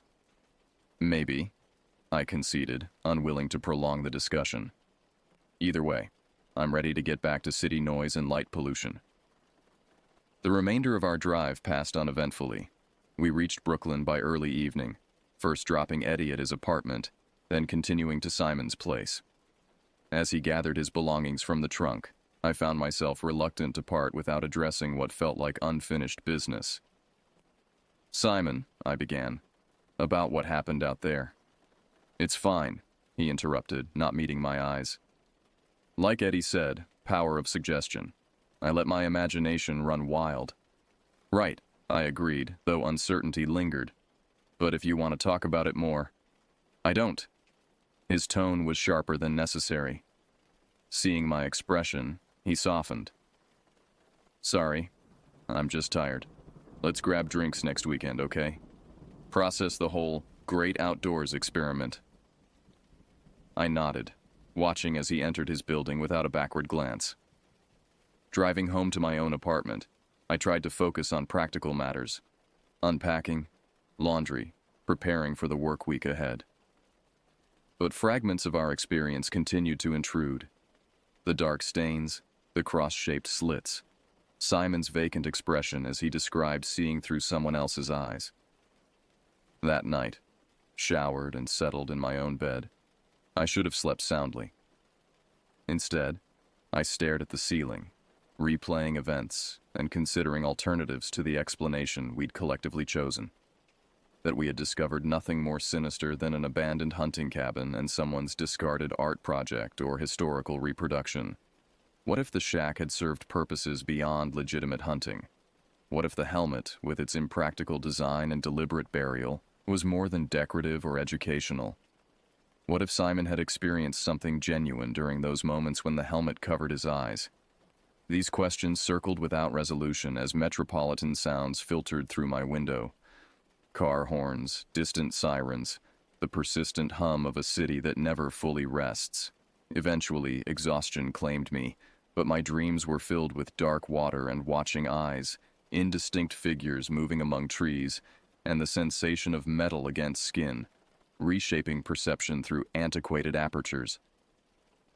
The following days resumed their familiar rhythm: morning commutes, office politics, evening takeout while scrolling through streaming options. I texted both Simon and Eddie, suggesting we meet for those promised drinks, but received only non-committal responses about busy schedules and deadlines. A week passed, then two. I called Simon on a Friday evening, concerned by his continued avoidance, but the call went directly to voicemail. His text response came hours later. "Sorry, swamped with work. Rain check on those drinks?" Eddie was similarly distant, though he at least offered concrete excuses. A project deadline, a family visit, a minor illness. I found myself increasingly isolated with memories that seemed to intensify rather than fade with time. Details I hadn't consciously registered emerged in reflection. The specific pattern of hooks on the shack walls, arranged in what might have been deliberate formation rather than random placement. The weight of the helmet, disproportionate even for iron. The precision of the cross slits, too exact for crude tools yet irregularly shaped in a way modern methods wouldn't produce. 3 weeks after our return, I dreamed of the helmet. In this dream, I walked through familiar Brooklyn streets that gradually transformed into forest pathways. The urban landscape thinned until I stood before the lake where we'd found the shack. But the structure was different now, larger, more solid, its door wide open in invitation. Inside, figures moved in shadow, their forms indistinct except for what covered their heads, identical metal helmets with cross-shaped eye slits, glinting in non-existent light. I woke gasping, tangled in sweat-damp sheets, the dream's imagery lingering with unusual clarity. Checking my phone, 3:17 a.m., I found 3 missed calls from Simon. No messages, just calls made at intervals throughout the night. The most recent was only 20 minutes earlier. I returned the call immediately, unnerved by this break in his silence at such an hour. He answered on the first ring, his voice tight with what might have been fear or excitement. "I need to show you something," he said without preamble. "Can you come over, now?" "It's the middle of the night," I protested, though already reaching for clothes. "Is everything okay? Just come, please." He hung up before I could extract more information. The streets were relatively empty as I drove to his apartment, the city momentarily subdued in pre-dawn hours. Simon buzzed me in without speaking through the intercom, and I found his door slightly ajar when I reached his floor. Inside, the apartment was dimly lit by a single lamp in the living room. Simon sat on the couch, hunched over his laptop, the screen's glow illuminating his face in harsh contrast. He'd lost weight since our camping trip, his features sharper, eyes more deeply set. He didn't look up as I entered. "What's going on?" I asked, closing the door behind me. "It's almost 4 in the morning." "I've been researching," he said, still focused on the screen, "about the area where we camped, the specific location." I moved closer, noting scattered printouts and books open on his coffee table. "And there's history there. Not in regular records, but if you know where to look." He finally met my gaze, his eyes feverish. "That smaller lake isn't on official park maps for a reason." "What reason?" He gestured me closer, turning the laptop so I could see the screen. It displayed an archival newspaper article from 1937, the headline partially visible. "Ritual site discovered after disappearances." "There were investigations," Simon continued, scrolling through other saved articles. "In the 30s, then again in the 60s, and once more in the 90s. Each time hikers or campers went missing. Each time authorities found evidence of gatherings at that lake." I skimmed the visible text, catching phrases like occult symbolism and ceremonial artifacts recovered. My mouth went dry. "This could be anywhere. How do you know it's the same place?" In answer, Simon opened a folder of images, enlarging one that showed a black and white photograph of a small wooden structure beside a lake. Though the image quality was poor, the resemblance to our discovered shack was unmistakable. "This was taken in 1938 during the investigation," he explained. "They found the shack, but couldn't determine who built it or what it was used for specifically. Just that it contained evidence of ritualistic activity." "And the helmet?" I asked, dreading the answer. Simon hesitated. "No specific mention, but there are descriptions of metal artifacts recovered from the site. Ceremonial headpieces is the term used in one report." "Simon, why are you looking into this now? We agreed to leave it behind us." He laughed, a sound devoid of humor. "Leave it behind?" I tried, but it doesn't work that way. He tapped his temple. "It's here now. I see through those slits even when I'm awake. Patterns, connections, history unfolding in layers. Alarm spread through me as I fully registered his appearance. Not just weight loss, but a fundamental alteration in his demeanor. A new intensity that bordered on mania. Have you been sleeping? Eating? Those are distractions, he dismissed. I'm close to understanding what it was for, what they were trying to achieve. The group that used the helmets, they called themselves the Watchers of Voids. They believed in creating apertures between perceived reality and underlying truth. This sounds like delusion, I said carefully. Maybe we should call someone. Get you some help. His expression hardened. I'm not delusional. I'm seeing clearly for the first time. He reached beneath the couch and withdrew an object wrapped in cloth. I went back, last weekend, alone. I stepped backward as he began unwrapping the bundle, already certain of its contents. The metal gleamed in the low light, the pyramidal shape unmistakable despite what appeared to be recent cleaning. The cross-shaped eye slits seemed to evaluate me independently of Simon's gaze. You said you threw it away, I whispered. I did. But it wanted to be found again. He held it reverently, fingers tracing its edges. It called to me. Every night since we left, getting louder until I couldn't ignore it anymore. Simon, this isn't healthy. Whatever you think that thing is. It's a key, he interrupted, looking not at me but through the helmet's slits. A key to perception, to understanding what exists beyond conventional awareness. Put it down, I urged, reaching for my phone. I'm calling Eddie. We need to get you some help. Simon's movement was startlingly swift. He grabbed my wrist, preventing me from retrieving my phone. Eddie won't understand either. He's already blocked my calls. His grip was painful, fingernails digging into my skin. But you could understand, if you tried it on. Just once. No, I pulled away, genuinely frightened now by the desperation in his expression. This needs to stop. That thing is affecting your mind somehow. Yes, he agreed, smiling slightly. That's its purpose, to affect the mind, to reshape perception. He extended the helmet toward me. Just look through the slits. You don't even have to put it on fully. I backed toward the door. Simon, listen to yourself. You sound obsessed, dangerous. His smile faded. You're afraid. I understand. I was too at first. He lowered the helmet, cradling it against his chest. Go then. But remember what I've shown you. When you start seeing differently, and you will, come back. I'll be waiting. I fled his apartment without further discussion, his final words pursuing me down the hallway. It finds those who need to see. Driving home through streets now brightening with dawn, I called Eddie repeatedly until he finally answered, voice thick with sleep. What time is it? What's wrong? It's Simon, I explained, recounting the night's disturbing encounter. He went back for the helmet. He's become obsessed with it, researching some cult that supposedly used that area for rituals. Eddie was silent for so long I thought we'd lost connection. Finally, he sighed. I was afraid of this. He's been sending me emails, pages of research about ceremonial objects and altered states of consciousness. We need to help him, I insisted. This goes beyond eccentricity. He's not well.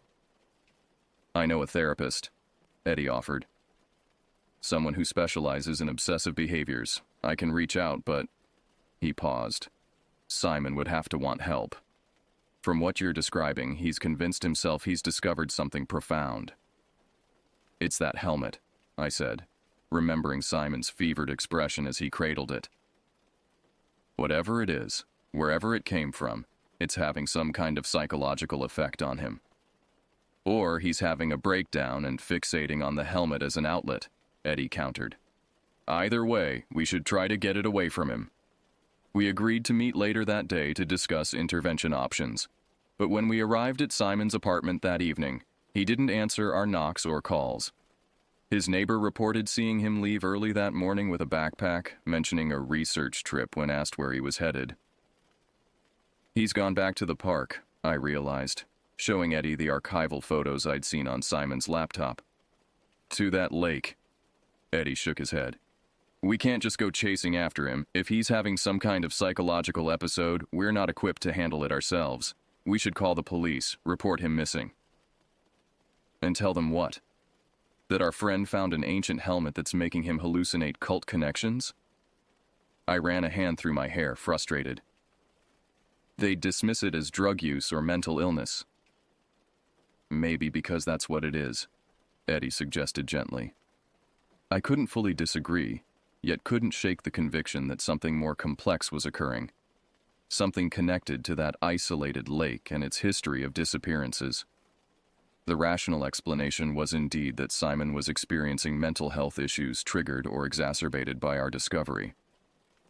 But rationality seemed increasingly inadequate in the face of accumulating peculiarities. Give him 48 hours, Eddie finally proposed. If we haven't heard from him by then, we file a missing persons report. In the meantime, I'll reach out to his girlfriend, his workplace, see if anyone else has been in contact. I reluctantly agreed, though anxiety persisted as we parted ways. That night, alone in my apartment, I found myself examining my own memories of the helmet. Had it really been as unusual as I recalled? Were the cross-shaped slits actually precise, or had imagination enhanced their distinctiveness?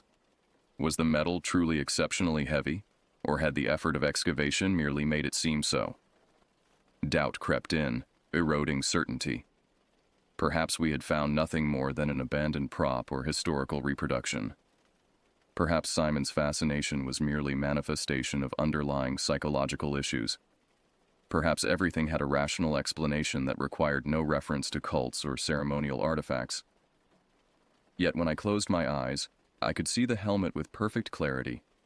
Every pit in the metal, every angle of its pyramidal shape, the exact configuration of those watching slits.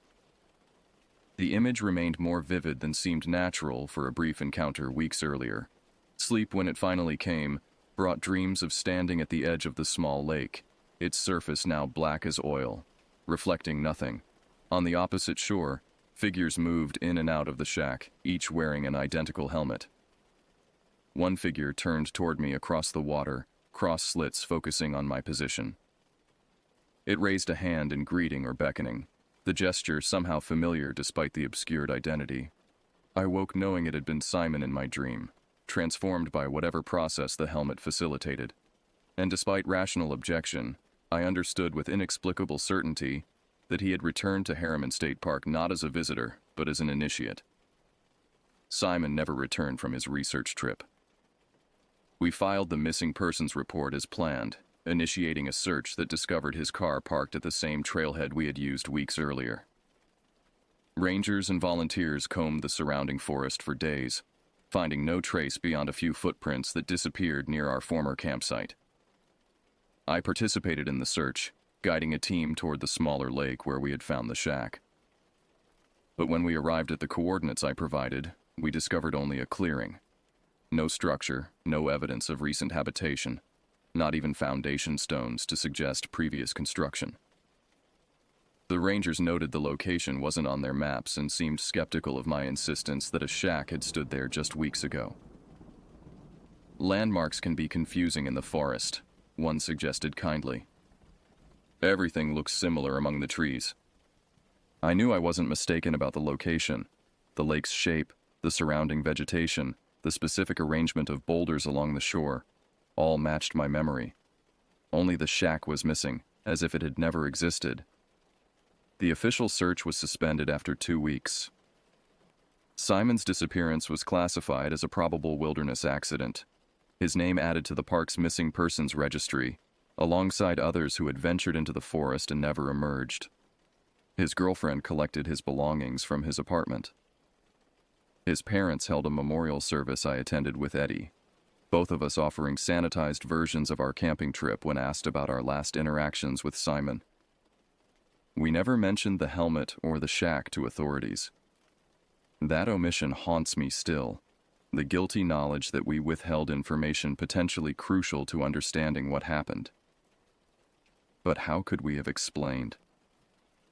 What officer or investigator would have pursued leads about ceremonial headgear and perception-altering cults without dismissing us as delusional or intoxicated? Eddie and I drifted apart in the months following Simon's disappearance. He seemed determined to distance himself from the entire experience, refusing to discuss it when I made attempts. Eventually, he left New York entirely, taking a job in Seattle without a farewell beyond a brief email notification of his departure. I remained, unable to fully disengage from what had occurred. During the day, I functioned adequately, attending meetings, completing projects, maintaining professional appearances. But evenings and weekends became dedicated to research, my apartment gradually transforming into an echo of Simon's on that final night. Walls covered with printouts, books stacked on every surface, laptop perpetually open to obscure historical archives and folklore collections. I learned about the Watchers of Voids, tracing references through esoteric texts, and private collections accessed through increasingly questionable means.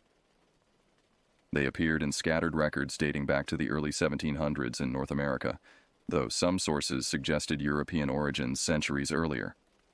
Never numerous, they operated in isolated groups focused on specific locations, convergence points, in their terminology, where perception could be altered through proper preparation and tools. The helmets featured prominently in these accounts, described as apertures or frameworks that restructured vision according to needed parameters.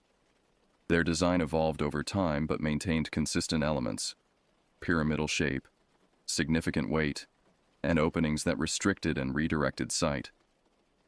The cross-shaped slits were a later innovation, first appearing in descriptions from the mid-1800s. What remained unclear was their purpose.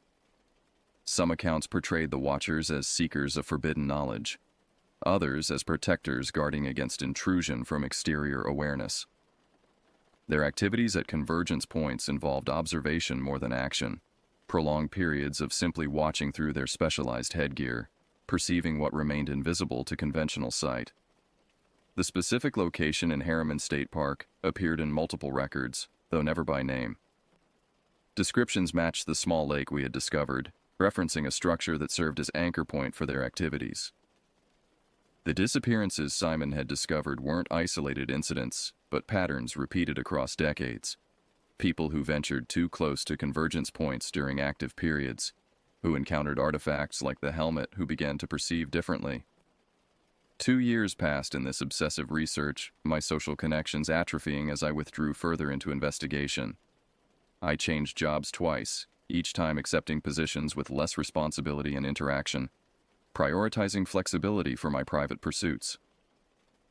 My apartment became something between archive and shrine, dominated by the accumulated evidence of something I still couldn't fully articulate or comprehend. I made no attempts to return to Harriman State Park. Fear outweighed curiosity. Not fear of disappearing as Simon had, but fear of finding confirmation of my increasingly outlandish theories. As long as I maintained distance, I preserved ambiguity that allowed for rational explanations: mental illness, shared delusion, coincidence, and confabulation. Then came the package. It arrived without postal markings or return address, simply appearing outside my apartment door one morning. Inside was a small notebook, its cover water-damaged but contents intact. I recognized the handwriting immediately, Simon's distinctive scrawl, though altered by evident haste in later entries. The journal documented his return to the park, his rediscovery of the helmet where he claimed to have discarded it, and his subsequent integration process at the lake. The entries became increasingly disjointed, interspersed with diagrams of the helmet's interior and sketches of the shack from various angles, annotated with measurements and alignments to astronomical positions. The final pages described what Simon called transition, a process of extended perception through the helmet that eventually rendered the tool itself unnecessary. His writing became almost incomprehensible, referencing folded awareness and perpendicular observation without adequate context for understanding. The final entry, dated 3 months after his disappearance, contained only one coherent statement. The watchers require balance. One departs, one arrives. Your turn approaches. Enclosed with the journal was a detailed map marked with coordinates different from our original camping location, deeper in the park, in an area marked as restricted on official maps. A date was circled, 3 days from when I received the package. I should have destroyed the journal, reported the package to authorities investigating Simon's disappearance, sought professional help for what was clearly deteriorating mental health on my part. Instead, I packed essential supplies, took a week's leave from work, and drove toward Harriman State Park as instructed. The restricted area was accessible only through unmaintained trails, requiring hours of difficult hiking through increasingly dense forest. I followed Simon's map precisely, eventually emerging at the edge of a ravine, unlike anything I'd seen in my previous visit. At its bottom, a narrow stream flowed between moss-covered stones. The opposite slope rose steeply, crowned by what appeared to be standing stones arranged in rough circular formation. As I descended the ravine, I noticed further details: symbols carved into trees, small cairns positioned at regular intervals, evidence of deliberate arrangement within the natural setting. The stream water ran clear but reflected nothing, its surface absorbing rather than returning light. Climbing the opposite slope required careful navigation across slippery rocks and exposed roots. By the time I reached the standing stones, afternoon light was fading, shadows extending across the formation. Up close, the stones revealed additional carvings, geometric patterns similar to those I'd seen in historical records attributed to the Watchers. Within the circle lay a metal object, its surface dulled by exposure but unmistakable in shape and design. Not Simon's helmet. This one appeared older, its pyramid more acute, its cross slits narrower and precisely vertical. Beside it sat a sealed container and a final message in Simon's handwriting. Perception reshapes reality. Reality conforms to perception. The circle continues. Your arrival balances my departure. Watch carefully. Inside the container was a small book, handwritten instructions for proper use of the helmet, authored by multiple hands over apparent decades. The final entry was Simon's, detailing refinements to the activation process based on his experience. I stood in the stone circle as darkness gathered, holding the helmet and contemplating choices that seemed simultaneously inevitable and impossible. The rational portion of my mind screamed warnings about psychological manipulation, shared psychosis, potential dangers of isolation and obsession. Yet another awareness recognized pattern and purpose in what had unfolded since our discovery at the lake, a process of selection and preparation I had unwittingly completed. Around me, the forest grew still. Even wind seemed to pause, creating unnatural silence broken only by my breathing. The helmet in my hands grew heavier, its metal warming against my skin despite the cooling air. The cross slits appeared to align with my vision even as I held it away from my face, creating a framework through which the surrounding stones appeared altered, their positions revealing geometric relationships invisible from normal perspective. I made my decision as the first stars appeared above the clearing, not from curiosity or compulsion, but from recognition that perception shapes understanding more than we acknowledge. If reality consists of what we collectively agree to observe, then alternative observation frameworks offer access to aspects otherwise inaccessible. What I saw when I finally placed the helmet on my head, what I continue to see now years later, having long since discarded the physical apparatus while retaining its perceptual adjustments, defies description in conventional terms. Not another world, but this one viewed through perpendicular awareness. Not mysterious creatures, but existence perceived along axes previously unavailable to consciousness. I never returned to my apartment or former life. Like Simon before me, I recognized the impossibility of reintegration after fundamental perceptual adjustment. Unlike him, I maintained limited contact with conventional existence, sending this account as others have before me, not as warning or recruitment, but as documentation of transitions that occur beyond general awareness. The watchers continue their observation at convergence points throughout the world. We maintain our stations not through supernatural means, but through sustained alternative perception. We watch not for intrusion or intervention, but for connection and continuation. And occasionally, when balance requires, we leave our helmets for others to find, not as trap or trick, but as invitation to those already predisposed to different seeing. If you discover such an artifact in Harriman State Park or elsewhere, understand that it represents choice rather than destiny. Perception reshapes reality only for those willing to relinquish conventional frameworks. The helmet transforms nothing except awareness itself, which transforms everything else in sequence. Watch carefully. The choice remains yours.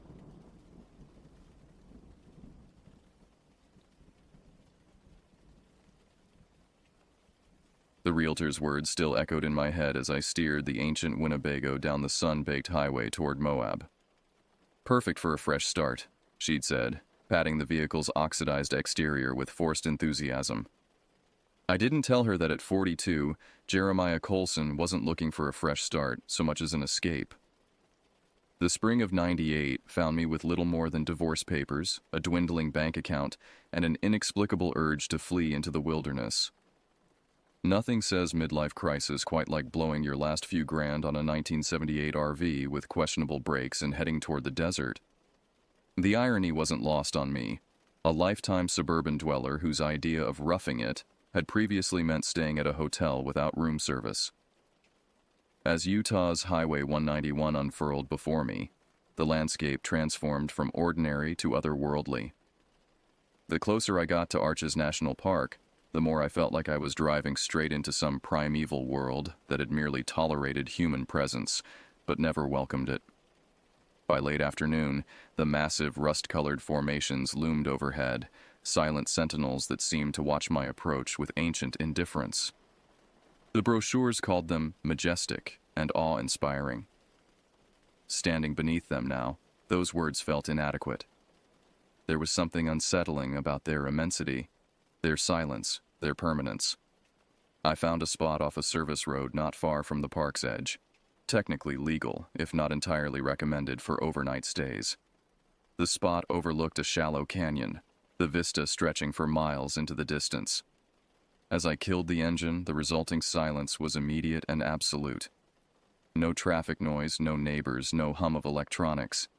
Just wind whispering through stone.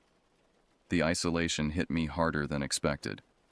For years I'd fantasized about escaping the noise of civilization, but now that I'd achieved it, I felt strangely exposed. The silence demanded introspection, and introspection was exactly what I'd been avoiding. Every thought seemed to echo, amplified by the emptiness surrounding me. I busied myself with setting up camp, my movements clumsy and unpracticed. The RV's ancient propane stove reluctantly sputtered to life. Outside, the descending sun transformed the landscape, deepening the reds of the rock and stretching shadows into grotesque, elongated forms. Despite the beauty, something primal in me registered unease. These formations had witnessed centuries of human suffering. How many had wandered out here and never returned? The road that had seemed deserted suddenly came alive with the rumble of an approaching vehicle. I stepped outside, oddly relieved at the prospect of human contact, however brief. The sound grew louder until a dust-covered Jeep Wrangler crested the hill, its engine protesting as it navigated the uneven terrain. The vehicle stopped about 50 yards from my campsite, close enough to see, far enough to make conversation optional. I raised a hand in cautious greeting as the driver's door swung open. The man who emerged ignored my gesture entirely. He stood about 6 feet tall with the wiry, sinewy build of someone who'd spent a lifetime doing hard physical labor. His shaved head gleamed in the late afternoon sun, and intricate tattoos snaked up both forearms before disappearing beneath a faded black t-shirt. He surveyed the area with the methodical gaze of a predator, his eyes finally settling on me with an expression that felt like an assessment rather than acknowledgement. I estimated him to be in his 50s, though the weathering of his skin made precise age difficult to determine. He moved with a fluid confidence that immediately made me conscious of my own awkward presence in this landscape. I was an intruder. He seemed indigenous to it. With deliberate movements, he began unloading his jeep, extracting bundles wrapped in canvas and secured with leather straps. Each package was handled with surprising care. Placed precisely on the ground beside a small fire pit he quickly assembled from nearby stones. The sun continued its descent, and I retreated to my RV, feeling a peculiar reluctance to turn my back on the stranger. Inside, I busied myself preparing a dinner of canned beans and instant coffee, occasionally stealing glances through the window. As darkness claimed the canyon, I watched him methodically arrange his campsite. He moved with purpose, like someone following a familiar ritual. When his fire caught, the flames cast his face in sharp relief, deepening the hollows of his cheeks and eyes until he resembled something carved from the same red stone that surrounded us. I told myself I was being ridiculous. He was just another camper, probably some desert enthusiast who came out here regularly to commune with nature. Yet as night fully enveloped us, I found myself double-checking the RV's locks. That's when I saw him unwrap the first bundle. The canvas fell away to reveal metal that caught the firelight in wicked flashes. At first I thought they might be camping tools, perhaps specialized equipment for rock climbing or geological study. But as he arranged them on a small folding table, their nature became unmistakable. Knives. Several of them, in various shapes and sizes, laid out with the precision of a surgeon's instruments. Among them gleamed other tools, a bone saw, what appeared to be heavy-duty clippers, and something that resembled a mallet. A reasonable explanation presented itself. Perhaps he was a hunter preparing to dress game. But game hunting was strictly prohibited in the park, and something about his methodical arrangement suggested ritual rather than practicality. No hunter I'd ever known required that many specialized blades. Our eyes met across the distance. He'd caught me watching. For a long moment, neither of us moved. Then his mouth twitched into what might have been a smile if it had reached his eyes. He held my gaze with unsettling intensity until I looked away, my heart hammering against my ribs. Night in the desert has a quality unlike anywhere else. The darkness feels absolute, punctuated only by stars that seem impossibly bright and close. Without ambient light, sounds travel differently too. Each crack of a twig, each shift of gravel became amplified in the stillness. I tried to distract myself with a paperback thriller I'd brought along, but the fictional horrors on the page seemed trivial compared to the unease growing inside me. Around midnight, I heard it, a sound so out of place it made my skin prickle. A muffled thump, followed by what might have been a groan. Peering through the RV window, I could see the stranger's fire still burning. He was crouched over something on the ground, his back to me. The firelight silhouetted his movements as he worked with focused intensity. Something about the angle of his body, the rhythmic motion of his arm, suggested he was cutting into something substantial. I grabbed the small pair of binoculars I'd brought for wildlife viewing. Through them, the scene snapped into horrifying clarity. The object beneath him was pale, with unmistakable contours that couldn't possibly be mistaken for anything but human.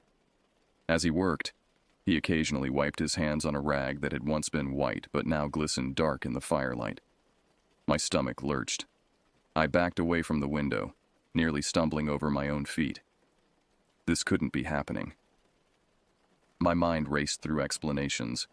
Maybe it was a deer or some other game animal. Maybe the isolation was making me imagine things. But I knew what I'd seen. The sensible thing would be to start the RV and drive away immediately. But the engine's roar would alert him, and the service road was treacherous even in daylight. If I got stuck or stalled, I'd be trapped. My phone showed no service bars. Of course it didn't. I was miles from the nearest cell tower. I considered my options, forcing myself to think through the panic. I could try to sneak away on foot, make my way back to the main road and flag down help. But navigating the desert at night carried its own dangers, and I had no idea how far I'd need to travel before finding assistance. Before I could decide, a new sound froze me in place. Footsteps on gravel, approaching my RV. The steps were unhurried, almost casual. They stopped, then started again. Closer now. I held my breath, pressing myself against the far wall as if an extra foot of distance might somehow protect me. Something scraped against the RV's exterior. Metal on metal, a deliberate sound. Then his voice, low and conversational, as if we were two neighbors chatting over a fence. "You ever feel like you're being followed?" The question hung in the air between us. I remained silent, hoping irrationally that he might think I was asleep or gone. The knife, I knew it was a knife, tapped against the aluminum siding. Once. Twice. A rhythmic, almost playful sound. "I know you're awake," he whispered, his voice closer now, just outside the window. "I can hear you breathing." Panic surged through me like electricity. In that moment, fear transformed into desperate action. I lunged for the RV's rear door, the one farthest from his voice, and threw myself against it with enough force to nearly tear it from its hinges. The cold desert air hit my face as I stumbled outside, my only thought to put distance between myself and the RV. I ran blindly, scrabbling over rocks and dry vegetation, each breath tearing at my lungs. Behind me, I heard a low chuckle that evolved into full-throated laughter. He was enjoying this. I plunged down into the shallow canyon, my feet finding purchase by instinct alone. The moon provided just enough light to avoid fatal missteps, but not enough to choose a path with any confidence. I knew he was behind me. I could feel his presence like a physical weight, though I didn't dare look back. The terrain grew more difficult as I descended. Loose scree shifted treacherously beneath my feet. My lungs burned, unaccustomed to the thin desert air and the exertion of running for my life. After what seemed like an eternity, I reached the canyon floor and ducked behind a massive boulder, pressing my back against the cool stone. I forced myself to take shallow, quiet breaths as I listened for signs of pursuit. Nothing. The silence returned, so complete it seemed to press against my eardrums. Had I lost him? Or was he simply waiting, knowing I had nowhere to go? Minutes stretched into what felt like hours. My legs trembled from exertion and fear. Eventually, I risked a glance around the boulder. The moonlit landscape revealed no movement. I allowed myself a glimmer of hope. Perhaps I could circle back to the road, find help before he realized I was gone. Then I heard it. The scrape of boot on stone, directly above me. "Found you," he said softly. I bolted like a startled rabbit, abandoning all pretense of stealth. Pure animal instinct took over as I scrambled deeper into the canyon. My hands scraped raw from catching myself on sharp rocks. Behind me, his footsteps maintained a steady, unhurried pace. He wasn't running. He didn't need to. "You're making this more fun than usual," he called, his voice echoing off the canyon walls. "Most folks just beg. It gets tiresome." The implication that there had been others before me sent a fresh wave of terror through my body. I ducked into a narrow crevice between two massive boulders, wedging myself as far back as possible. My breath came in ragged gasps that I couldn't control, each one sounding impossibly loud in the stillness. "You know what fascinates me, Jeremiah?" My blood turned to ice. How did he know my name? Had I introduced myself? No. Impossible. I was certain I hadn't spoken a word to him. "It's the moment when people realize they're not at the top of the food chain anymore," he continued, his voice seeming to come from everywhere at once. "That special look in their eyes when they understand. I live for that." Something clattered on the rocks near my hiding place. He'd thrown one of his tools to flush me out.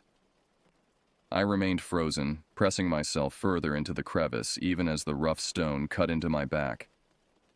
"I've been watching you for miles," he said conversationally. "Following that ridiculous RV of yours.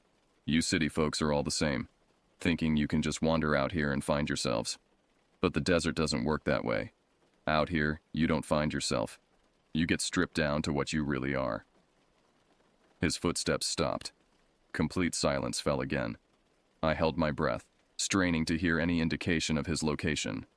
Nothing. Minutes passed. Had he given up? Impossible to know. I remained motionless, afraid that the slightest movement would give me away. My legs had long since gone numb from maintaining the awkward crouched position, and my throat burned with thirst. Eventually, I had to move. With excruciating slowness, I shifted my weight, trying to restore circulation to my cramped limbs. My foot dislodged a small stone that clattered down with what seemed like deafening volume. No response, no footsteps, nothing. Emboldened by the continuing silence, I eased myself forward enough to peer out from my hiding place. The canyon lay silent under the cold light of the stars. No sign of movement, no human shape visible against the landscape. Could he really be gone? I emerged cautiously, every sense heightened to painful acuity. My plan, such as it was, involved circling back toward the road by a different route, avoiding my campsite entirely. I began picking my way across the canyon floor, moving from shadow to shadow like a hunted animal. The climb back up the canyon wall was arduous. My muscles screamed in protest, and my hands, cut and bruised from the initial descent, left smears of blood on the rocks. Near the top, I paused to catch my breath and get my bearings. In the distance, I could see two pinpricks of light. Campfires. One would be his. The other might belong to different campers, potential saviors if I could reach them. Hope surged within me. I redoubled my efforts, pulling myself up the last few yards until I reached the rim. Crouching low, I oriented myself toward the more distant light, reasoning it was more likely to belong to innocent campers than to my pursuer. I had covered perhaps half the distance when I heard it, the unmistakable sound of a vehicle's engine starting.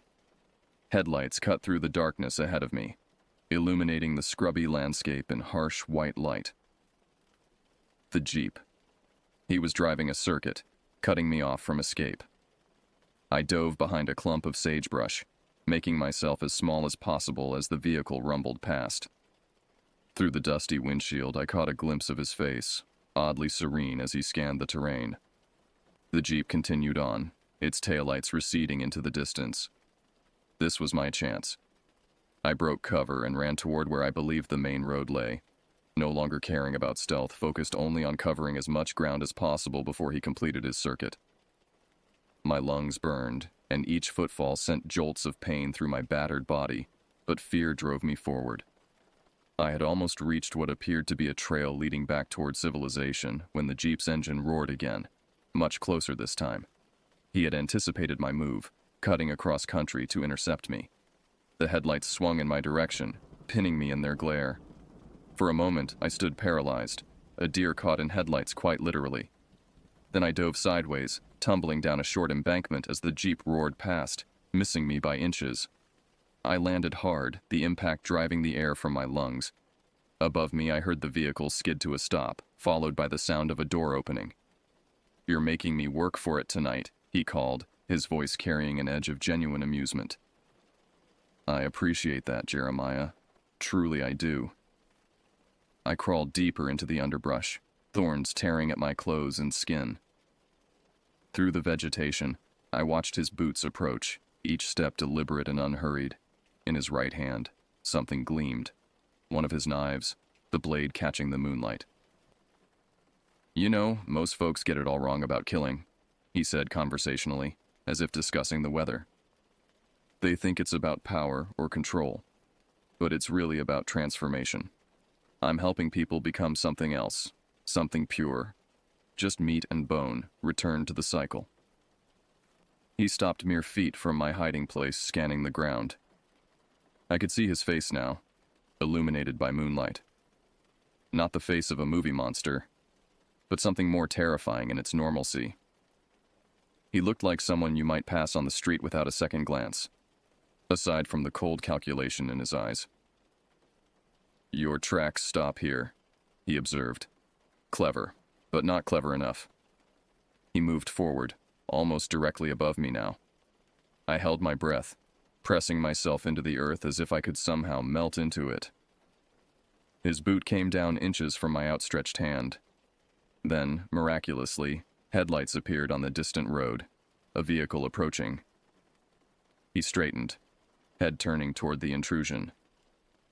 For the first time, I saw something like concern cross his features. "Seems we've got company," he muttered. Unfortunate timing. He retreated to his Jeep, movements quick and efficient now. The engine started, and the vehicle pulled away, heading in the opposite direction from the approaching lights. I remained motionless, afraid to believe in the reprieve, certain he was setting another trap. But the Jeep's taillights continued to recede until they disappeared entirely. Only then did I allow myself to move, crawling out from my hiding place with limbs that felt more wooden than flesh. The approaching vehicle, a park ranger's truck, I realized with overwhelming relief, continued along the main road, oblivious to the drama that had just played out. I half ran, half stumbled toward it, waving my arms frantically. The truck slowed, then stopped, the ranger peering at me with understandable confusion as I emerged from the darkness, bloody and disheveled. "Sir, are you all right?" I collapsed against the hood of his truck, words tumbling out in a barely coherent stream.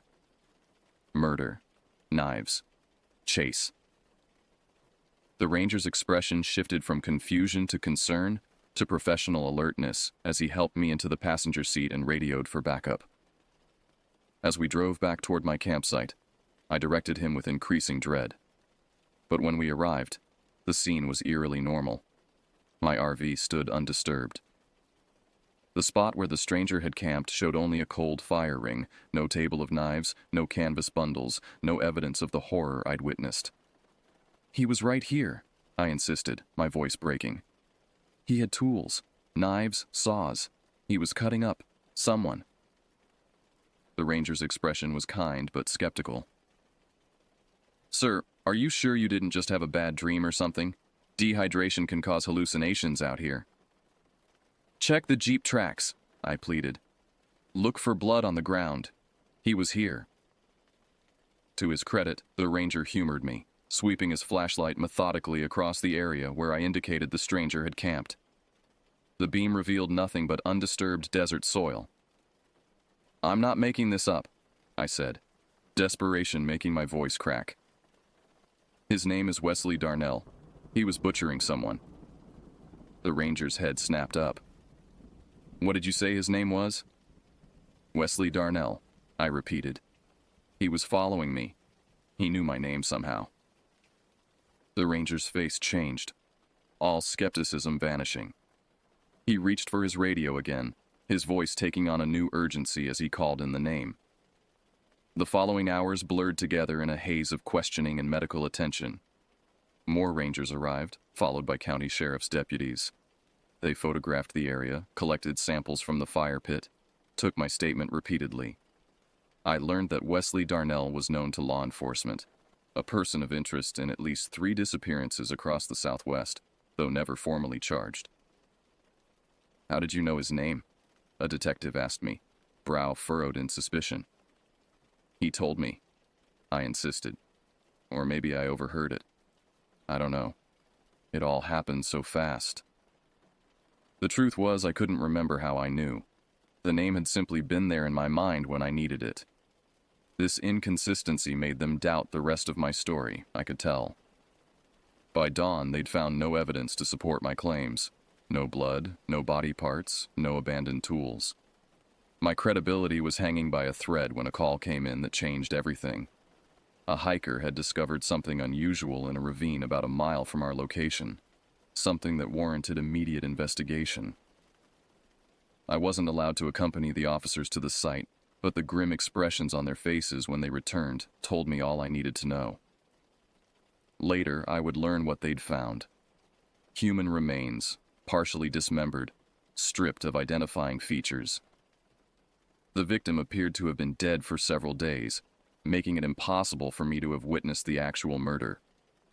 But the discovery lent credence to my story. A search warrant was issued for Wesley Darnell, though no one expected to find him easily. Men like him knew how to disappear into the vastness of the desert landscape. I spent 2 more days in Moab, sequestered in a motel room paid for by the sheriff's department while they completed their investigation. They found partial fingerprints at the ravine site that matched those on file for Darnell from a previous arrest. They also discovered that my RV had been broken into while I was fleeing through the canyon.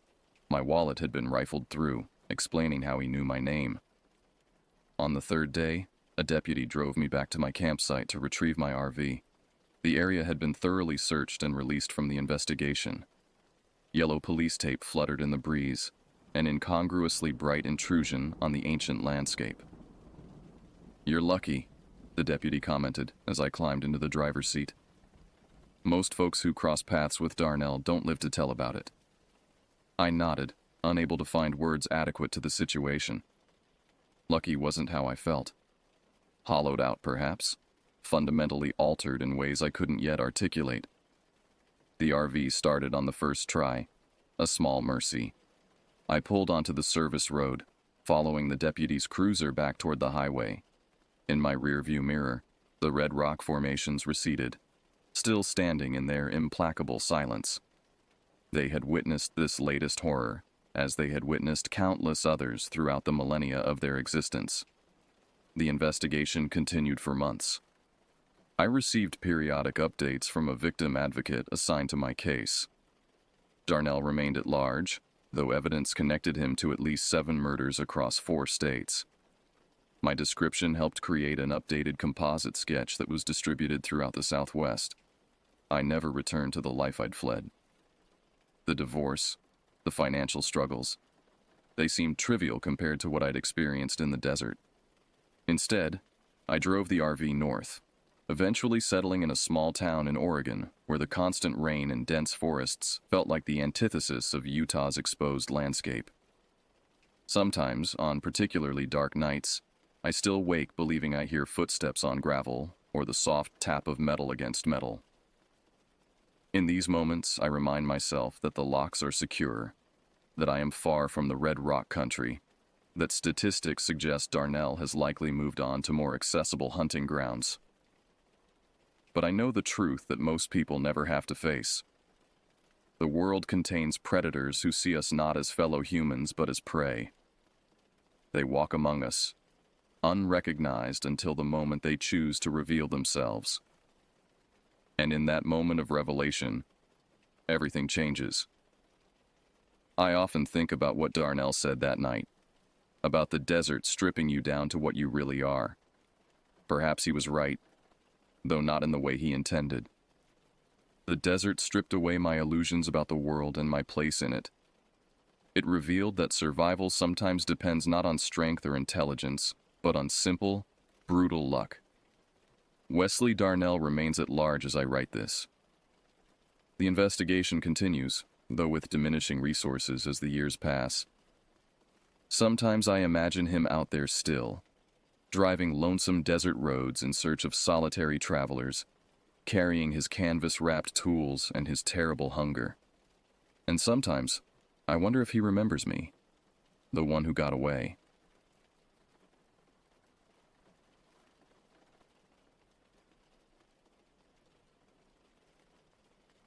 I've driven this route through Tennessee more times than I can count, but somehow, everything about it felt hostile that evening. My husband was dozing in the passenger seat, and that left me alone with the darkness outside, the rhythmic slap of wiper blades, and the never-ending twists in the road. Rain misted the windshield, and the fog gathered in dense patches that forced me to lean forward, straining my eyes to penetrate the murk ahead. The trip had started normally enough. We'd left our home in North Carolina around noon on Friday, April 17, 2024, planning to visit my family in Kentucky for the weekend. At 42, I was no stranger to long drives, especially this familiar route that connected our lives. The weather forecast had mentioned possible storms, but nothing severe enough to postpone our journey. By early evening, however, the conditions had deteriorated far beyond what meteorologists had predicted. Something about the night made my nerves feel raw and exposed. It wasn't just the weather, though that was challenging enough with winding lanes and slick pavement.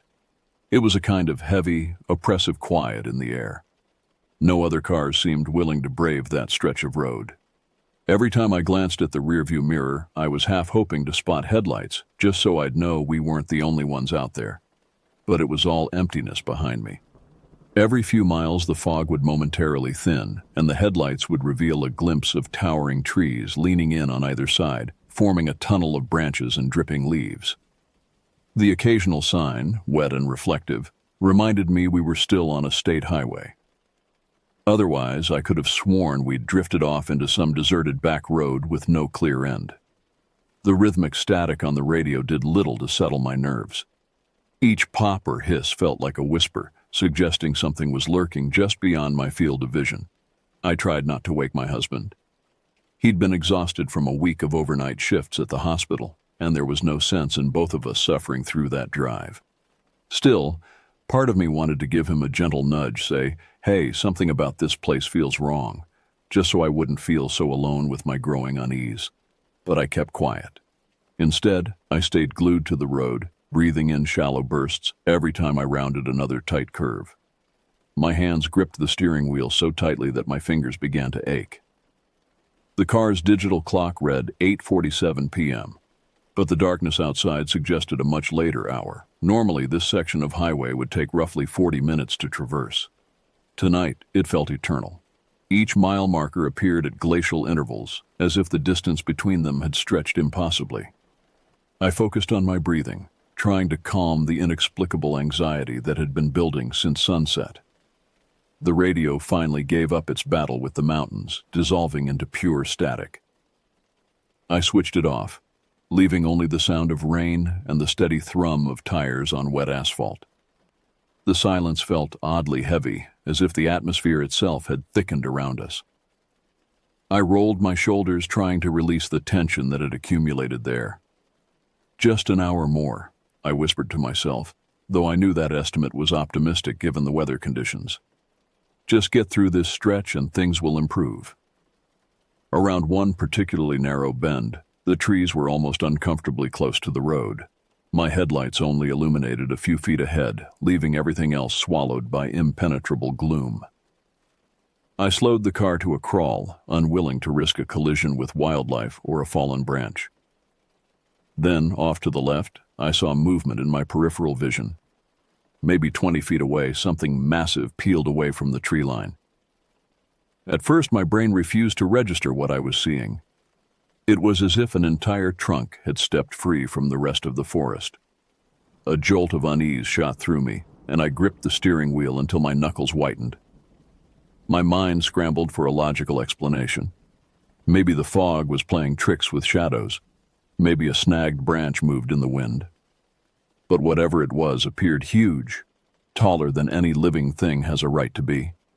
And it seemed to vanish back into the darkness in one smooth motion. One moment there was this towering shape, the next, nothing.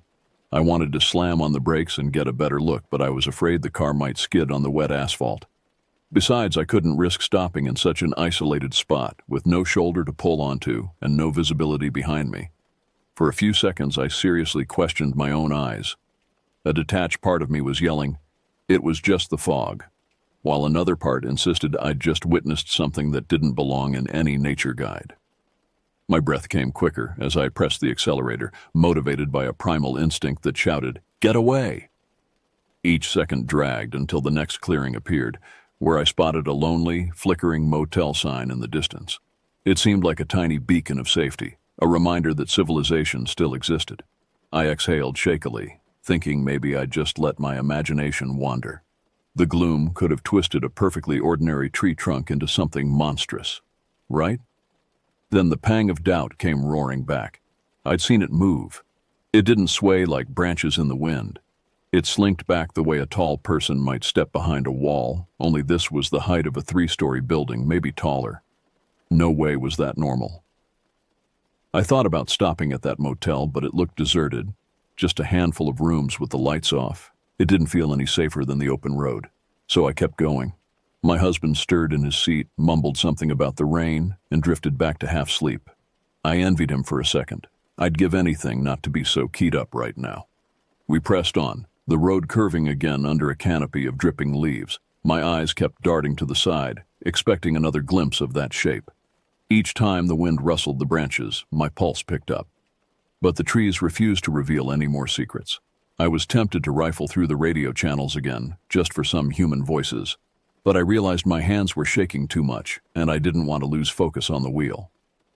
The digital clock on the dashboard moved with excruciating slowness. 9:15 p.m., then 9:22. The minutes crawled by as if time itself had grown viscous in the dense fog.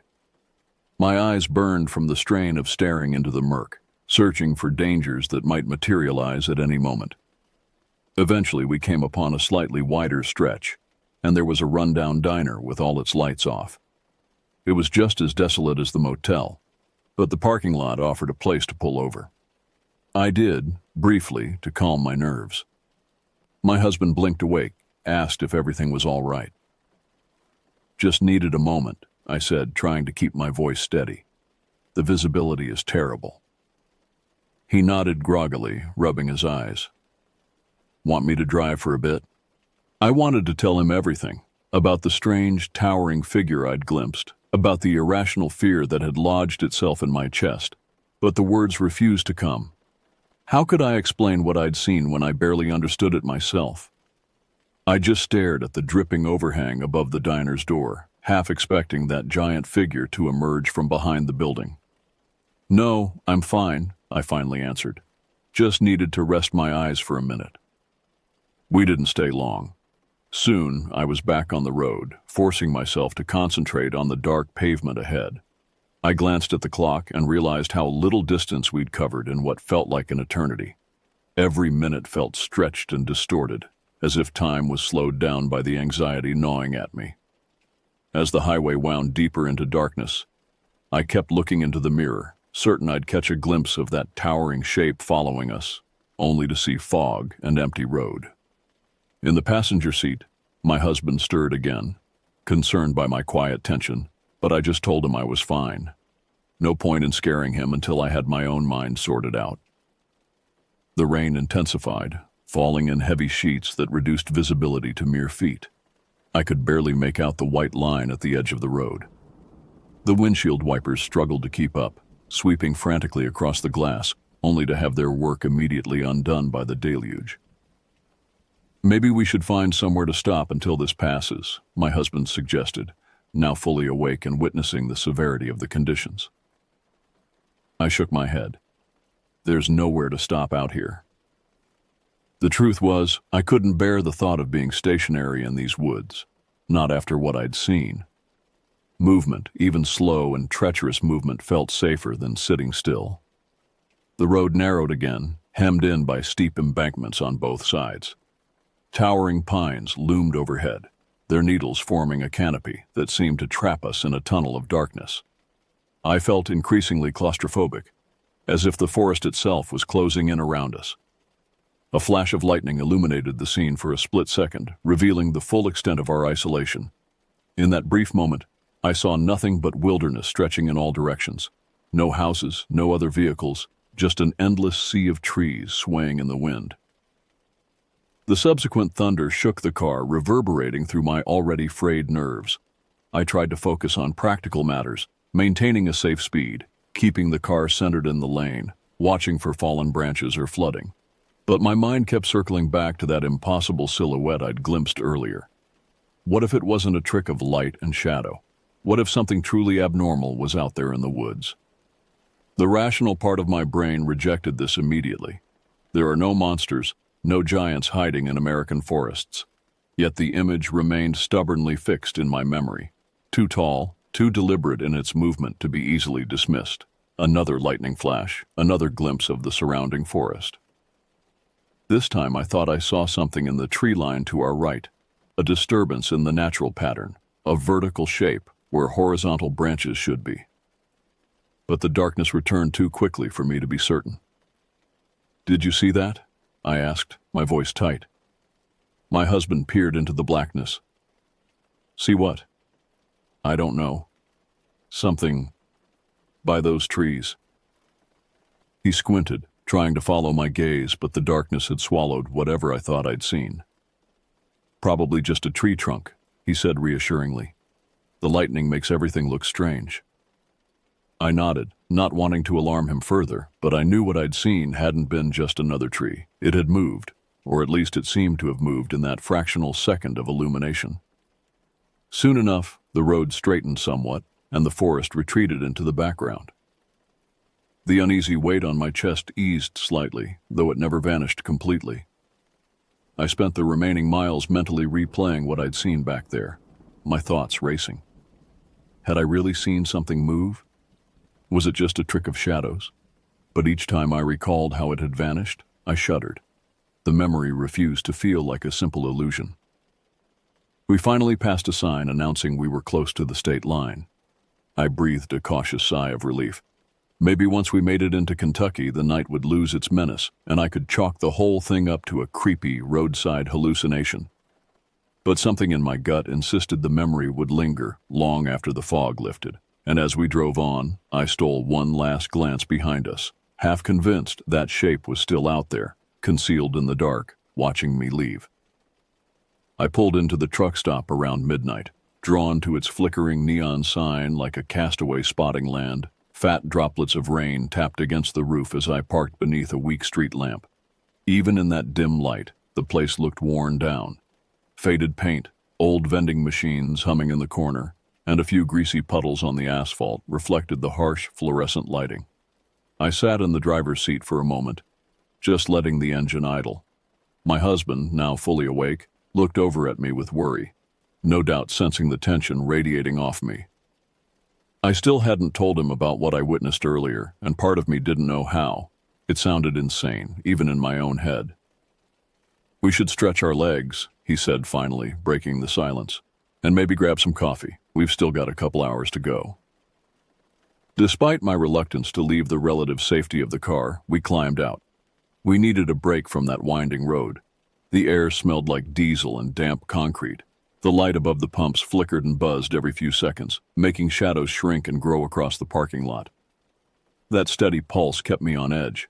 I couldn't stop imagining that giant shape from earlier, lurking just beyond the glow. Inside the cramped convenience store, I grabbed a coffee while my husband wandered off to stretch his legs. The fluorescent lights hummed overhead, casting a harsh glow that made everyone look sickly and worn. A lone cashier stood behind the counter, staring blankly at a small television playing an old sitcom rerun. Two truck drivers sat at a small table in the corner, speaking in hushed tones over styrofoam cups of coffee. I opened a search on my phone, half embarrassed to type keywords like massive tree creature, Tennessee cryptid, anything that might explain what I'd seen.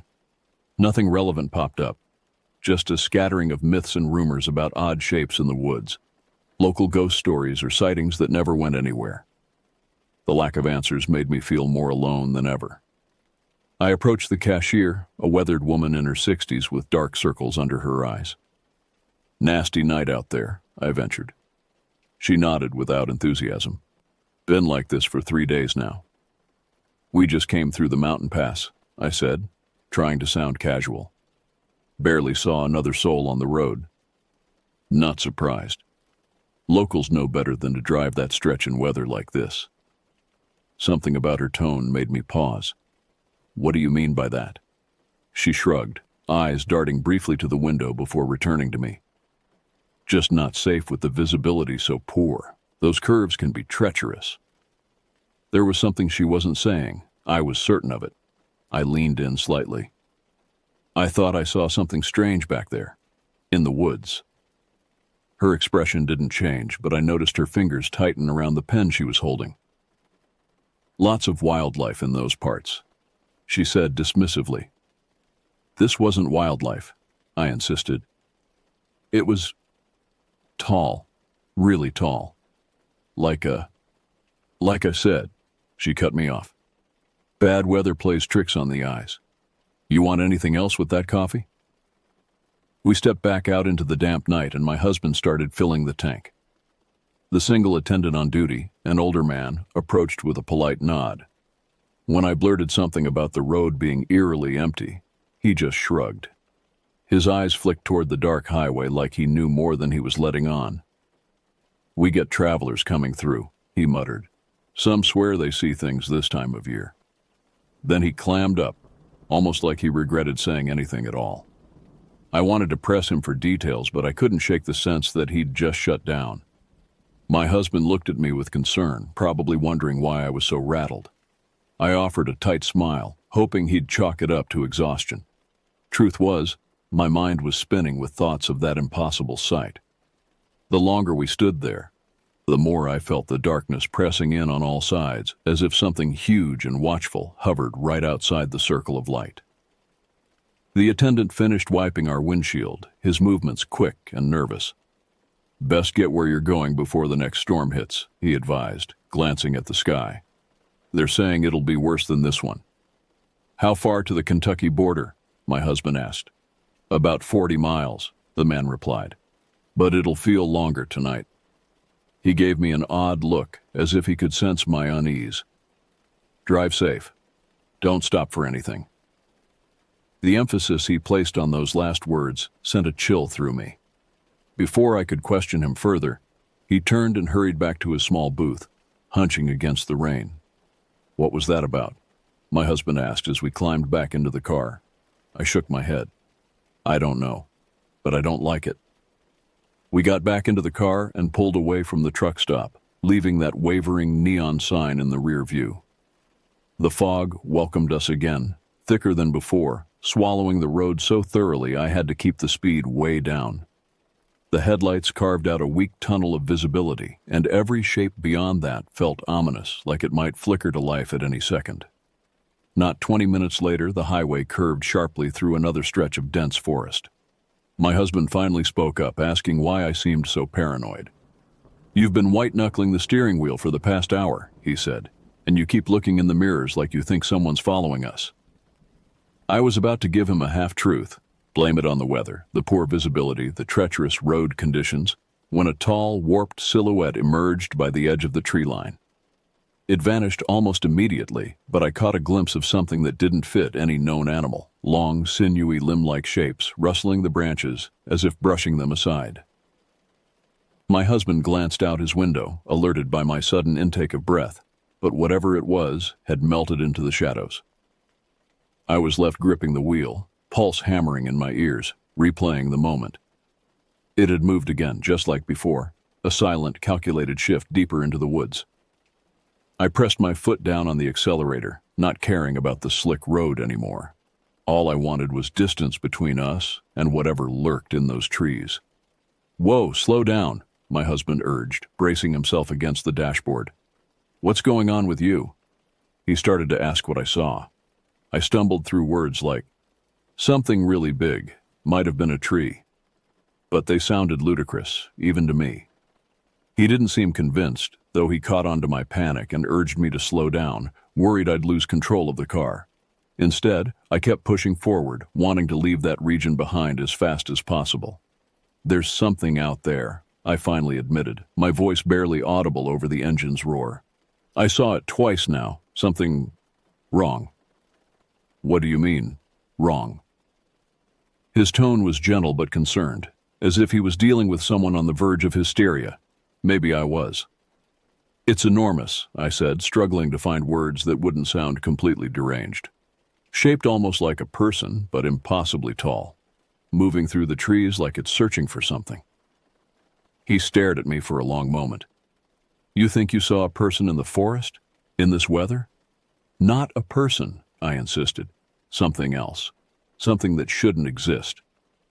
A flash of lightning illuminated the forest again, and for a split second I thought I saw it, a vertical shape moving parallel to the road, keeping pace with our car despite the distance and difficult terrain. But the darkness returned too quickly for me to be certain. There, I gasped, pointing frantically. Did you see it? My husband peered into the gloom, seeing nothing but trees and fog. "I think you're overtired," he said gently. "Your eyes are playing tricks on you." "I know what I saw," I insisted, though doubt was beginning to creep in. Was I losing my mind, hallucinating from stress and fatigue? The rational part of my brain suggested these were more likely explanations than some unknown giant stalking us through the Tennessee wilderness. But then I remembered the truck stop attendant's warning. Don't stop for anything. He knew something. They all did. The cashier, the truckers whispering in the corner. This wasn't the first time something had been seen in these woods. A couple more miles bled into the night, and finally the Welcome to Kentucky sign shone faintly through the haze. Relief trickled in, though it never fully chased away the dread lodged in my gut. Lights became more common, small roadside houses, the occasional gas station, traces of normal life creeping back in. Still, I couldn't forget the way that shape had loomed at the tree line. My eyes flicked to the side mirror now and then, almost expecting to see an impossibly tall figure keeping pace in the distance. Even as we left Tennessee behind, I couldn't shake the feeling that we were being followed, that whatever I'd glimpsed had taken note of us, had perhaps even been drawn to our presence. "We're almost there," my husband said soothingly, mistaking my continued anxiety for simple exhaustion. "Another hour at most." I nodded, not trusting myself to speak. How could I explain that crossing the state line hadn't reassured me, that I still felt watched, marked in some way by whatever prowled those foggy woods? We arrived at my family's place right on the edge of dawn. Porch lamps illuminated a gravel driveway, and a sense of familiarity tried to comfort me. But as I stepped out onto the soggy ground, every rustle of leaves behind the house made me twitch. My relatives came out to greet us, calling out how they'd worried we'd get stuck in the storm. I forced a smile, pretending the only issue was the weather. Deep down, I was still replaying that moment of the second sighting on the road, feeling that it had looked right back at me, fully aware. The thought made my skin crawl. My mother embraced me, then held me at arm's length, her brow furrowing with concern. "You look like you've seen a ghost," she said, trying to make it sound like a joke but not quite succeeding. Was the drive that bad? "Just tired," I managed, attempting a smile that felt brittle on my face. The fog was brutal. Inside, I slumped into a chair, trying to shake off the unease. My husband hovered close, sensing I wasn't just tired. The warmth of the room, the smell of coffee, and the soft chatter of my family were comforting. Yet, a knot of tension clung to me. Each time a branch tapped against the window, I thought about what might be out there, looming in the dark, waiting. My father, a practical man who'd spent 40 years working in the logging industry, noticed my jumpiness. "You all right, kid?" he asked, using the nickname he'd given me when I was 8. "You look strung tight as a bow." For a moment I considered telling him everything, about the towering figure I'd seen, about the strange behavior of the people at the truck stop, about the inexplicable feeling of being watched that still hadn't left me. But what would be the point? He'd either think I was hallucinating from exhaustion or making up stories to explain away simple road anxiety. "Just need some rest," I said instead. It was a long drive. He nodded, seemingly satisfied with this explanation, though I caught him exchanging a concerned glance with my husband when he thought I wasn't looking. My sister arrived later that morning with her 2 children. The house filled with noise and activity, providing a welcome distraction from my dark thoughts. I threw myself into family activities, helping prepare lunch, playing board games with the kids, catching up on family gossip. Anything to keep my mind from drifting back to those moments on the foggy highway. But as the day wore on, I found myself repeatedly drawn to the windows, staring out at the tree line that bordered my parents' property. The weather remained dismal, with low clouds and intermittent rain shrouding the distant hills. Perfect conditions, I thought grimly, for something to hide. "You keep looking outside," my husband observed quietly, coming to stand beside me as I gazed out at the dripping trees. "What are you expecting to see?" I shook my head, unwilling to voice my irrational fears. "Nothing. Just checking if the weather's clearing up." He placed a hand on my shoulder, his touch gentle but insistent. "Talk to me." he urged. Something happened on that drive. Something that scared you. I turned to face him, struggling with how to begin. How do you explain seeing something that shouldn't exist? Something that defies categorization and rational thought? I saw something in the forest, I finally admitted, keeping my voice low to avoid being overheard by the rest of the family. Twice. It was huge, taller than any human could possibly be, moving through the trees like it was hunting. Instead of dismissing me outright, he studied my face with a mixture of concern and confusion. "You're serious," he said. It wasn't a question. "I know how it sounds," I replied, "but I know what I saw. And I think the locals know about it too. The people at that truck stop. They were acting strange, like they were afraid to talk about something."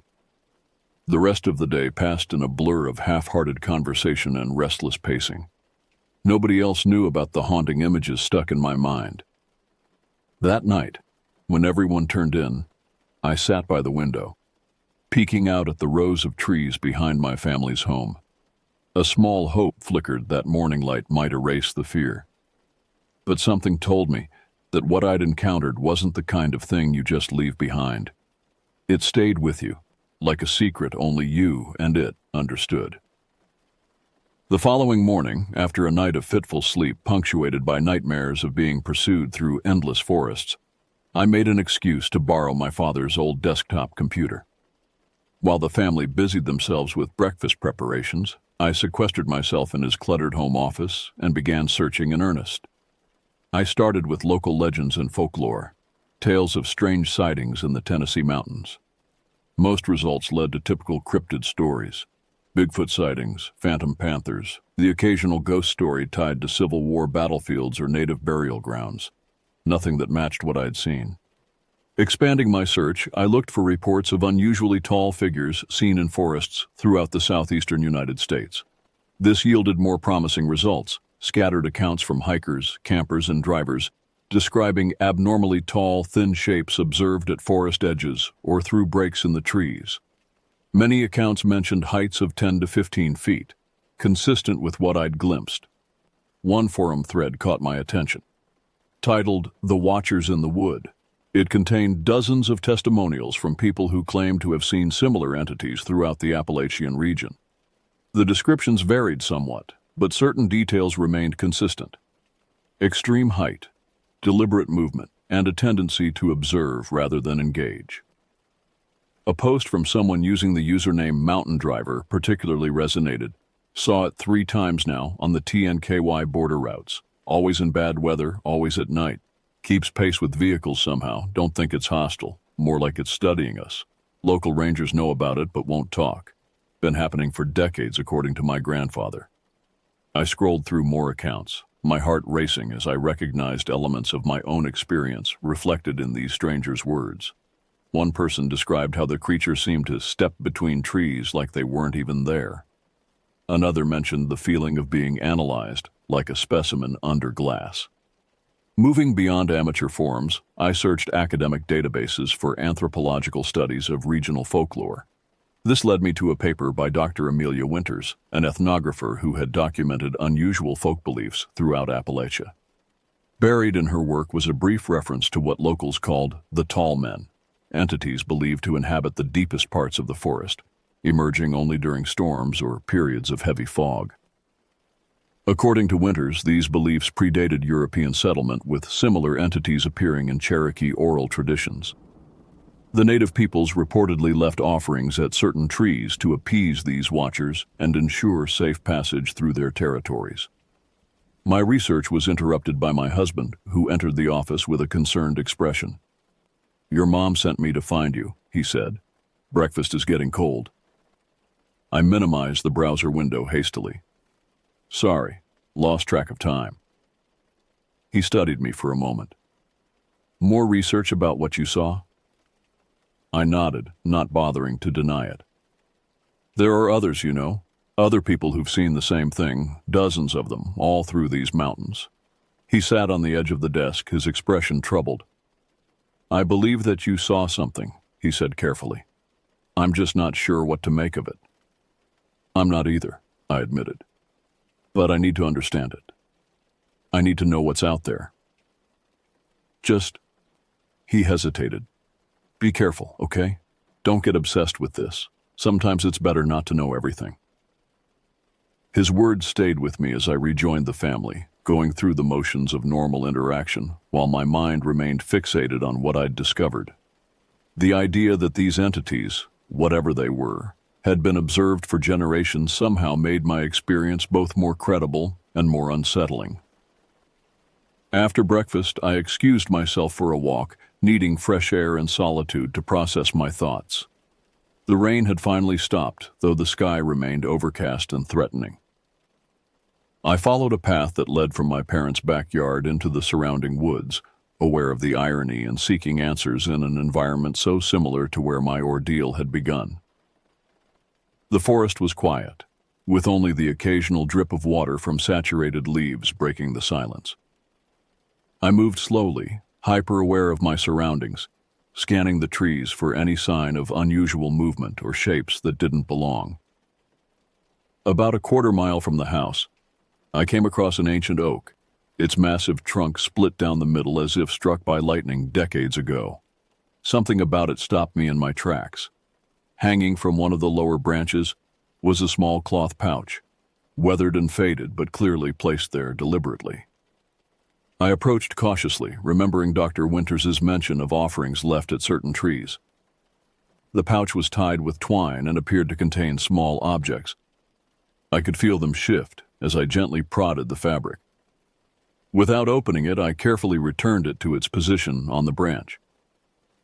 Standing there beneath the towering oak, I felt a prickling sensation at the back of my neck, the unmistakable feeling of being watched. I turned slowly, scanning the surrounding forest, but saw nothing unusual, just trees and underbrush and the occasional bird flitting between branches. And yet the feeling persisted. Something was observing me, I was certain of it.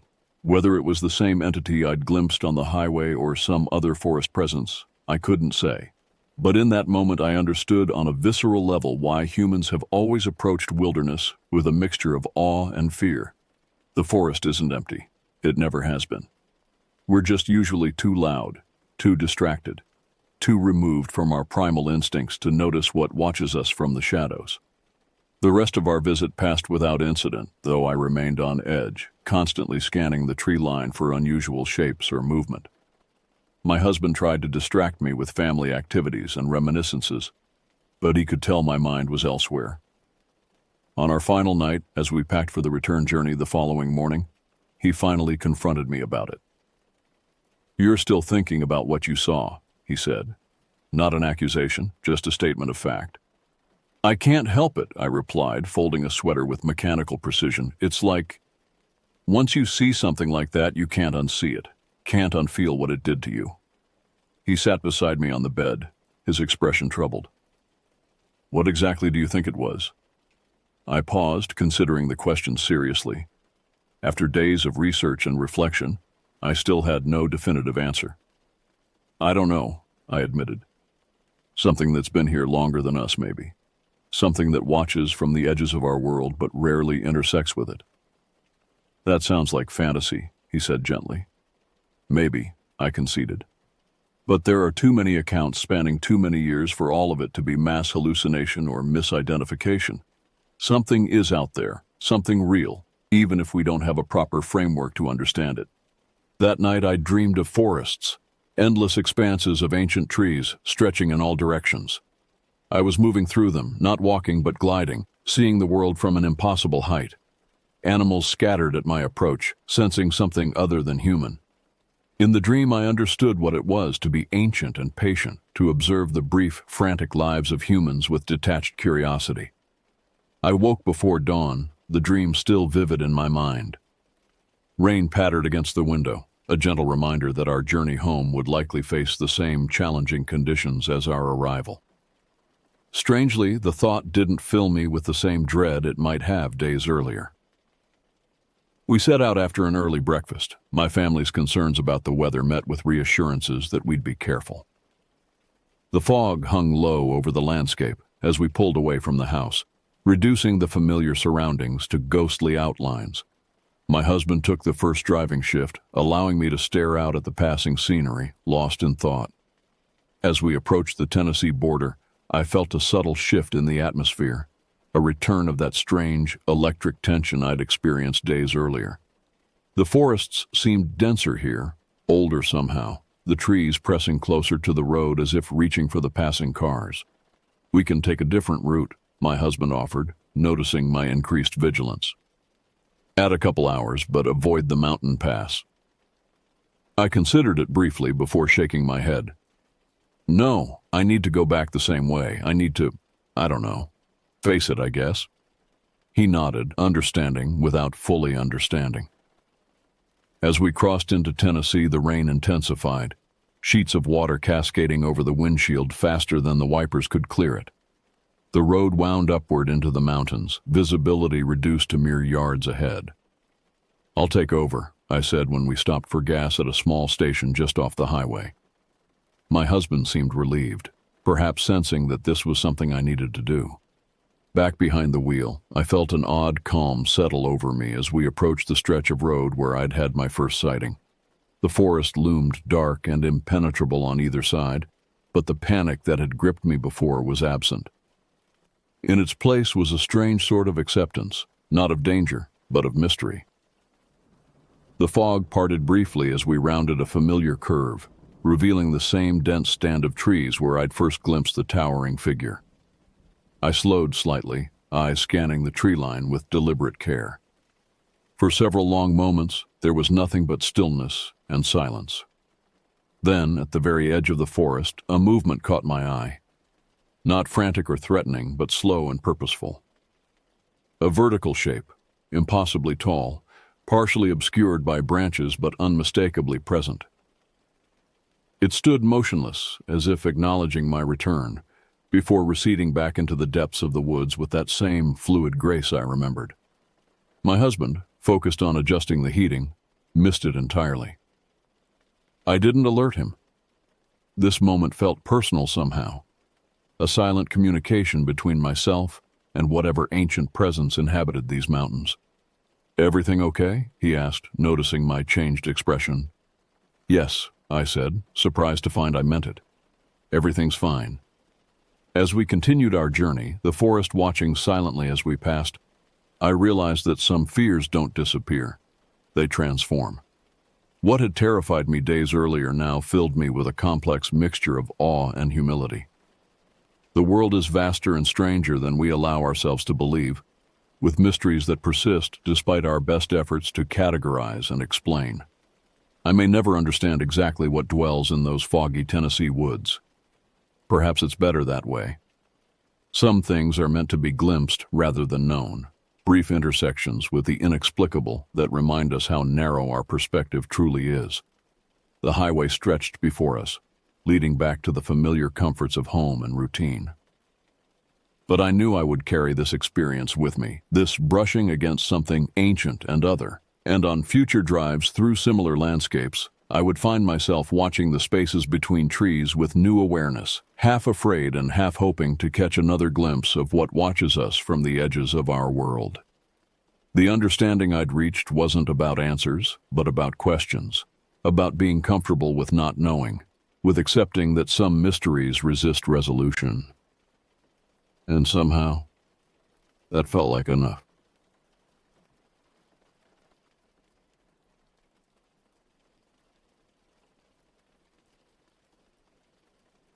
Blood hammered in my ears from the moment I saw the torn uniform scraps strewn across that forest clearing. I had been searching for a missing hiker, but what I found was no ordinary mishap. The broken branches, the streaks of red on the tree bark, and the silence that fell over the pines told me everything I needed to know. We were dealing with something savage. My name is Jonas Carlisle, and I've spent 13 years with the United States Forest Service in northern Minnesota. Specifically, I work in search and rescue operations around the dense woodlands near Ely, Minnesota, a place most folks can't even find on a map. By April 2011, I'd witnessed my share of woodland tragedies, exposure victims with blue-tinged fingers, climbers with limbs bent at impossible angles, and the hollow stares of those who'd wandered too far from the trail and surrendered to the elements. but nothing prepared me for what happened during that unseasonably cold spring. The call came in just after 9 a.m. I was finishing paperwork at the ranger station when Renee, our dispatch coordinator, waved me over to her desk. Her usually relaxed expression had tightened into something more urgent. "Jonas, we've got a situation," she said, holding her headset away from one ear. "Day hiker radioed in about 20 minutes ago. Male, mid-30s, solo traveler named Michael Bennett. He was following the North Ridge Trail when something spooked him. Called in all panicky about footsteps following him through a section where there shouldn't be other hikers." I leaned against her desk. "Maybe wildlife? Bear?" "That's what I figured at first," Renee said. But then his transmission cut to static.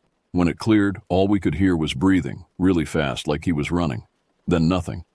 Radio's been dead since. I straightened up. "GPS coordinates?" "Last known position puts him about 4 miles northeast of Birch Creek Junction. That's pretty remote territory."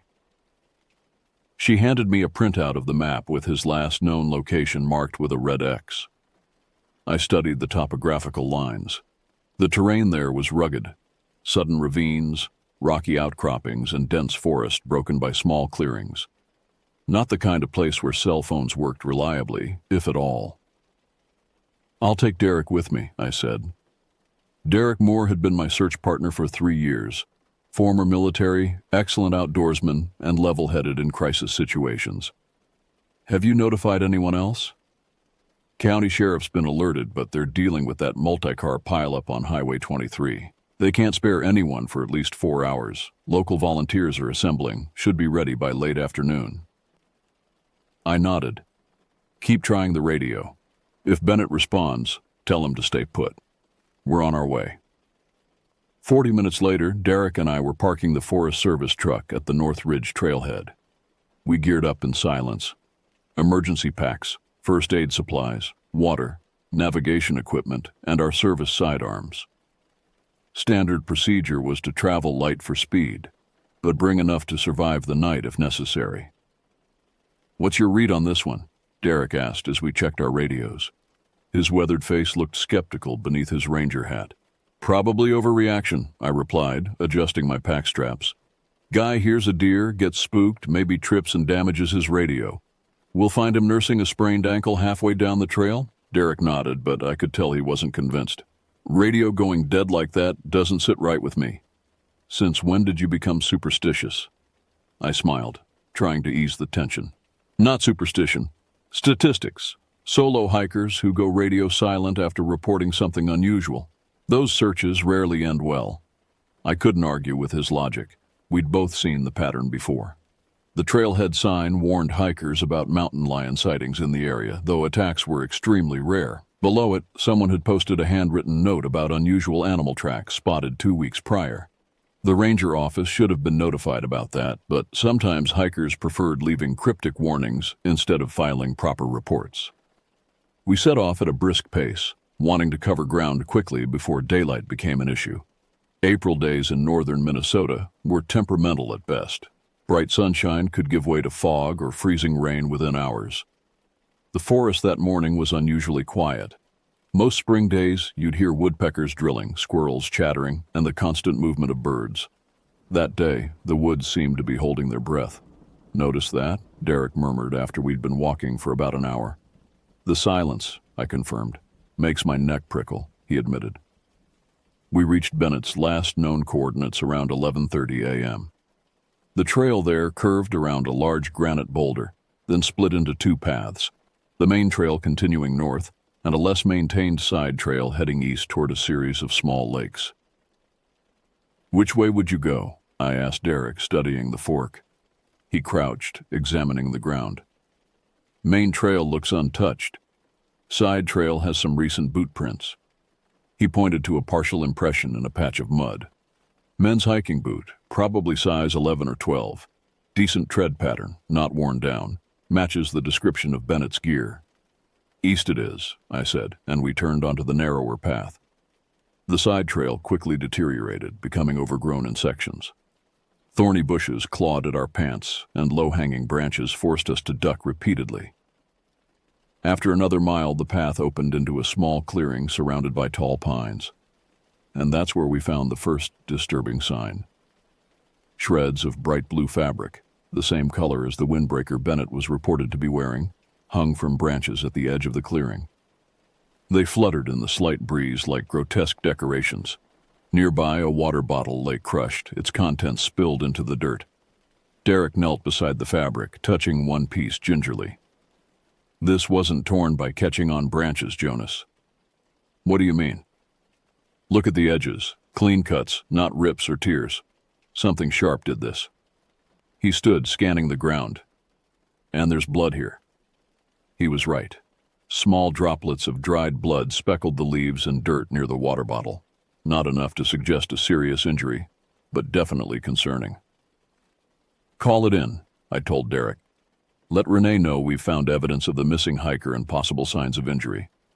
As Derek radioed back to base, I circled the clearing slowly, looking for any trail leading away from it. Near the northern edge, partially hidden by ferns, I found what looked like drag marks, a narrow depression in the soft earth where something heavy had been pulled.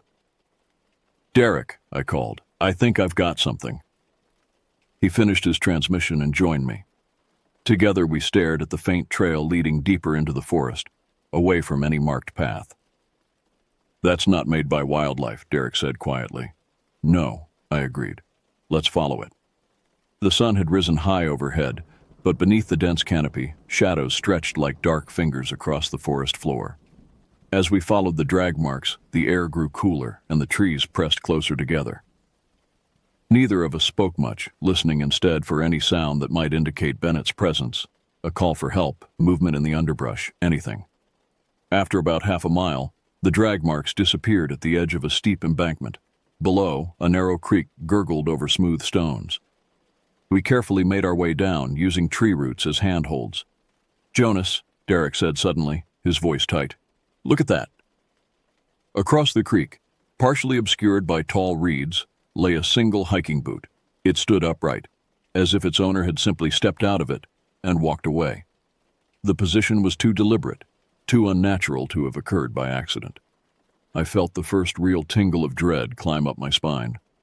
Whatever had happened to Michael Bennett, it wasn't a simple hiking accident, and I couldn't shake the feeling that we were being watched from the dense shadows of the surrounding forest. We crossed the creek carefully, stepping on exposed rocks to avoid getting our boots wet. The water ran clear and cold, but something about its gentle murmuring seemed mocking rather than peaceful. Derek reached the boot first, crouching beside it as I kept watch on our surroundings. "Size 11 Merrill, matches what Bennett's family said he was wearing," Derek confirmed. "But Jonas, something's not right about this." "Besides the obvious?" I asked. "Look at how it's positioned, standing perfectly upright. Someone placed it like this deliberately." He gestured at the ground around it. "And there are no tracks leading away. It's like it was dropped from above." I scanned the canopy overhead, half expecting to see something lurking in the branches, but there was nothing but leaves gently shifting in the breeze. "Let's widen our search," I suggested. "You take the left side of the creek, I'll take the right. Stay within visual contact." Derek nodded and moved away, his hand resting on his sidearm. I didn't comment on the gesture. My own hand had been hovering near my holster since we'd found the shredded windbreaker. I walked slowly along the right bank, scanning the ground methodically. 20 yards downstream, I found the first blood spatter, a dark stain on a gray rock that protruded from the water. More droplets led away from the creek and up a gentle slope covered in ferns and moss. "Derek," I called out, keeping my voice low. "Blood trail over here." He crossed back over the creek and joined me. Together we followed the sporadic droplets, which gradually became more frequent. The forest grew denser, the trees older and wider, their massive trunks covered in thick moss. Shafts of sunlight barely penetrated the canopy, casting everything in a greenish twilight.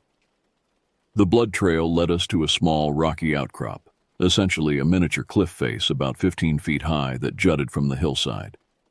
At its base, we found Bennett's backpack. Unlike the neatly placed boot, the pack had been savagely torn open. Its contents were scattered across the ground, energy bars with their wrappers shredded, a torn map, broken sunglasses, a first aid kit with its supplies strewn about. A high-end digital camera lay in pieces, its lens cracked and sensor exposed. This wasn't animals, Derek muttered, picking up the camera body. Look at these marks. Something with hands did this. Deliberate destruction. An unpleasant thought struck me.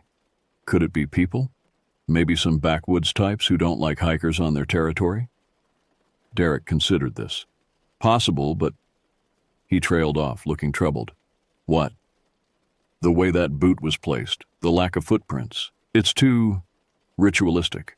Territorial disputes usually involve threats, warning shots, maybe some property damage. This feels different.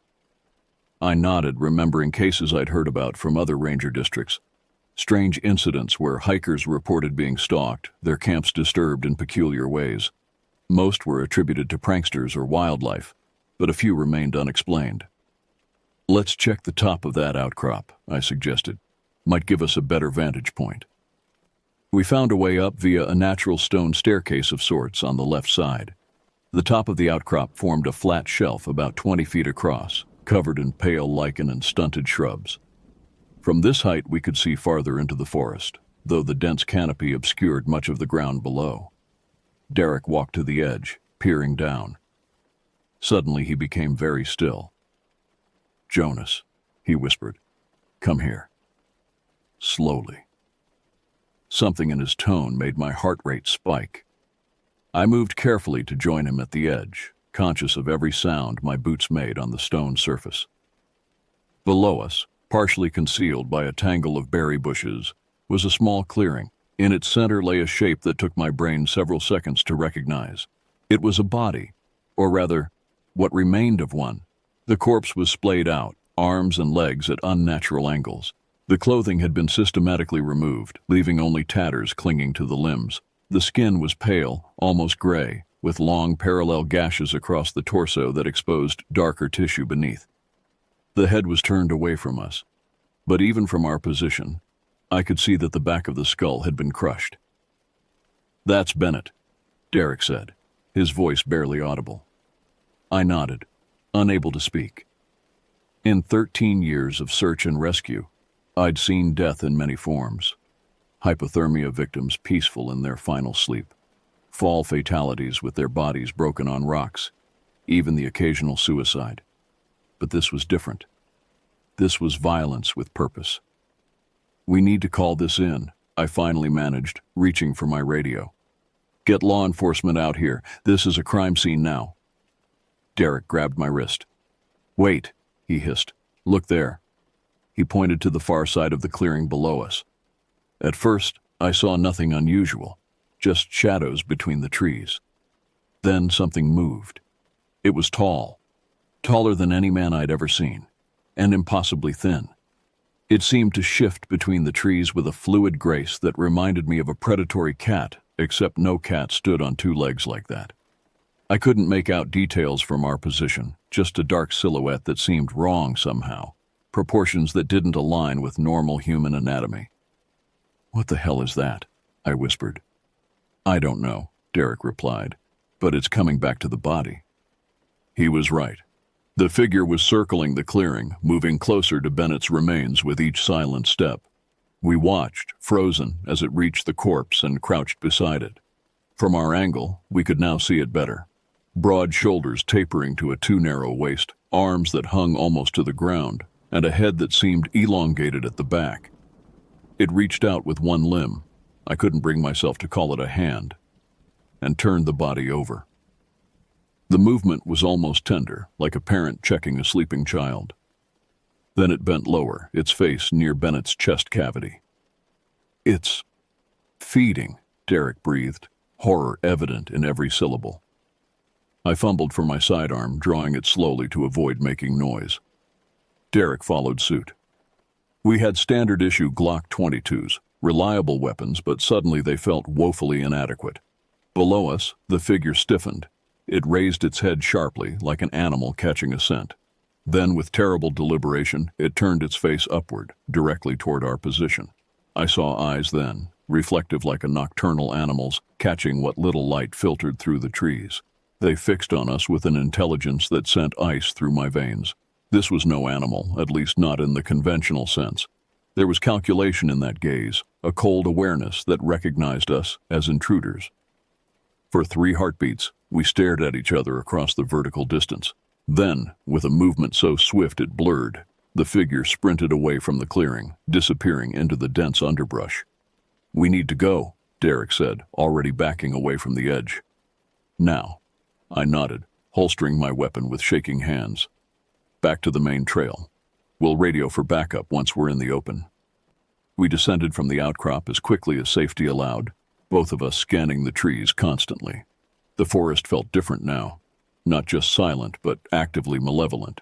Every shadow might conceal that tall, gaunt figure. Every rustle of leaves could signal its approach. We retraced our steps to the creek, moving as quietly as possible while maintaining speed. The boot still stood upright on the bank, a macabre signpost that now seemed like a deliberate mockery. "Should we take it as evidence?" Derek asked.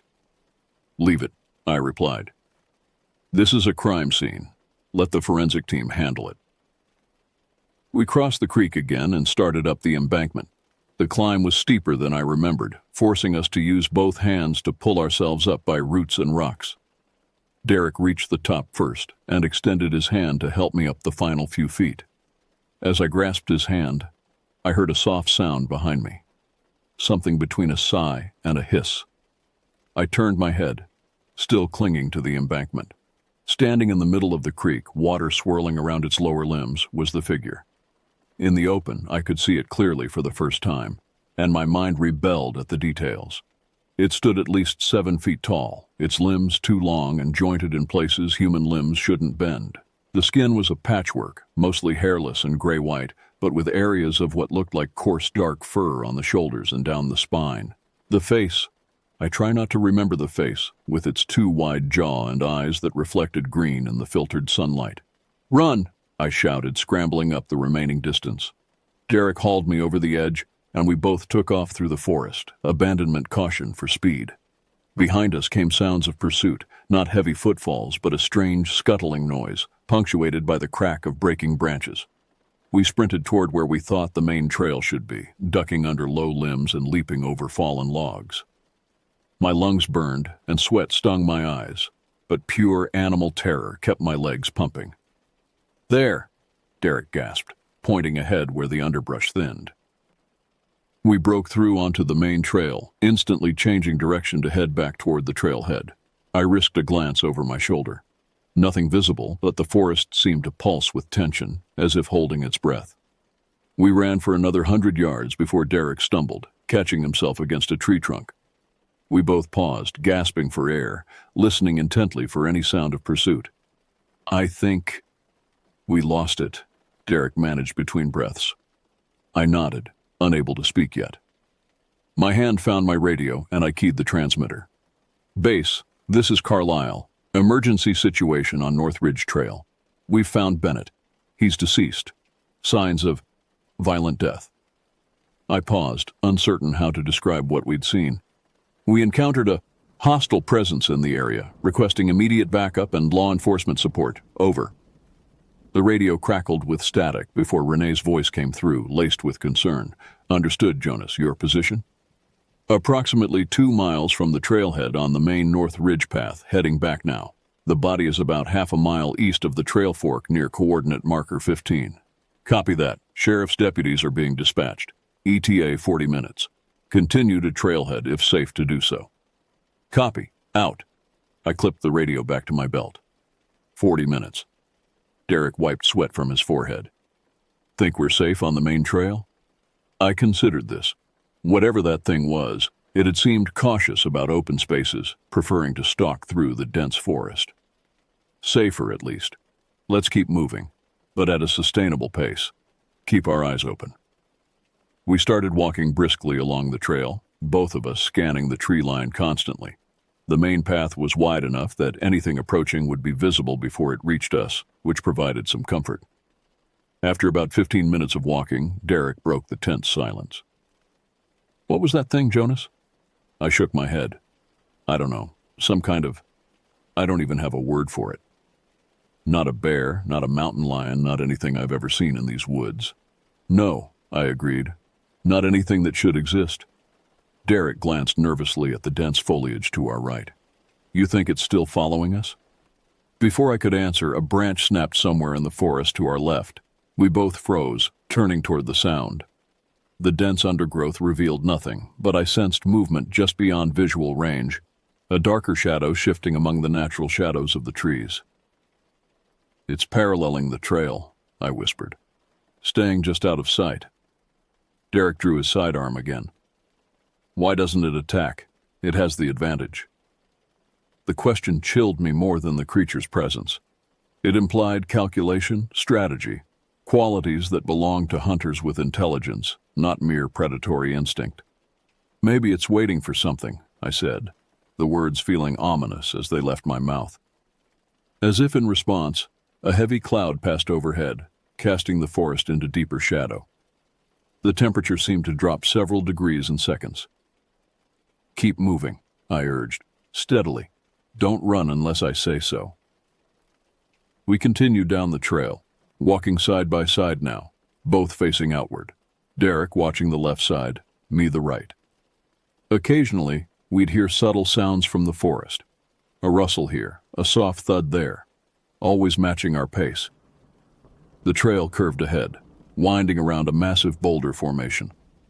As we approached the bend, my instincts screamed a warning.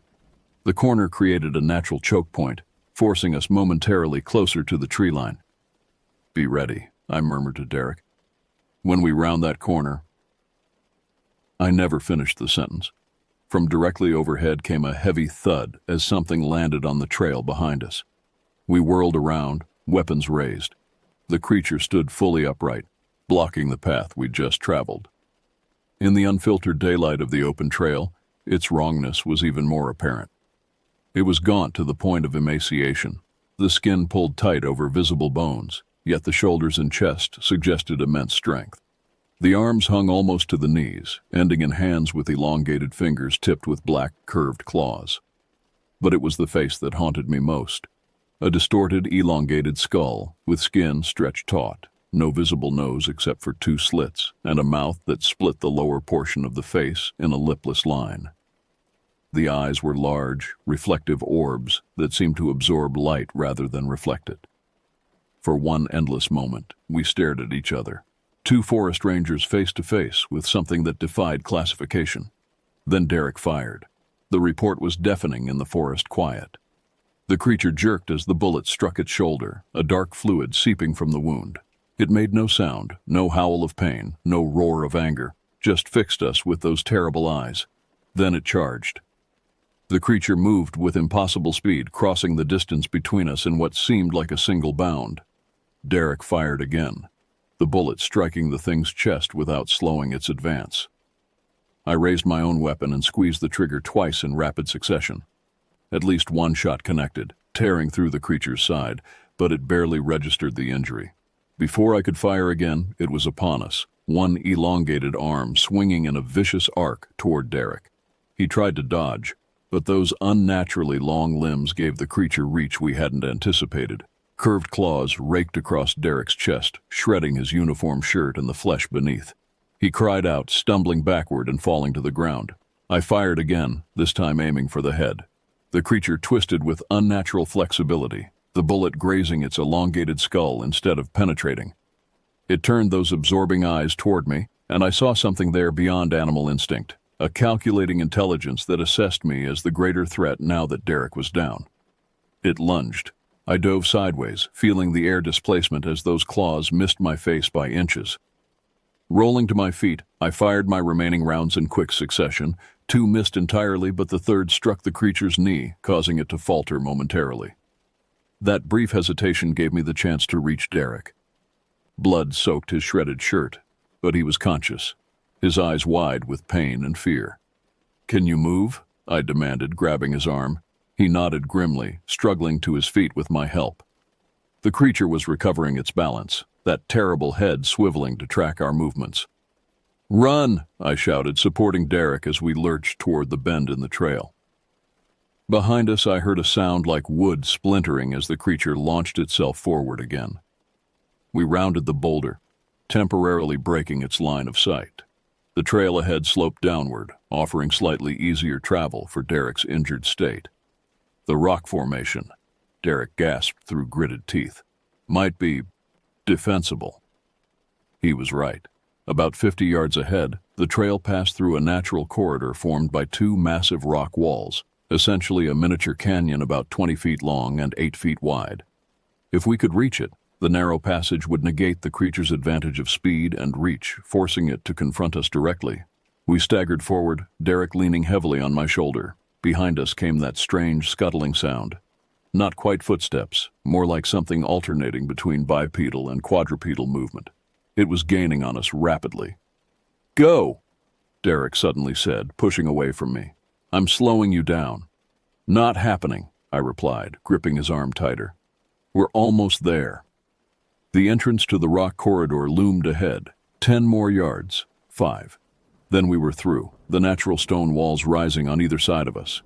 I helped Derek lean against the left wall while I reloaded my weapon with shaking hands, dropping several bullets before managing to fill the magazine.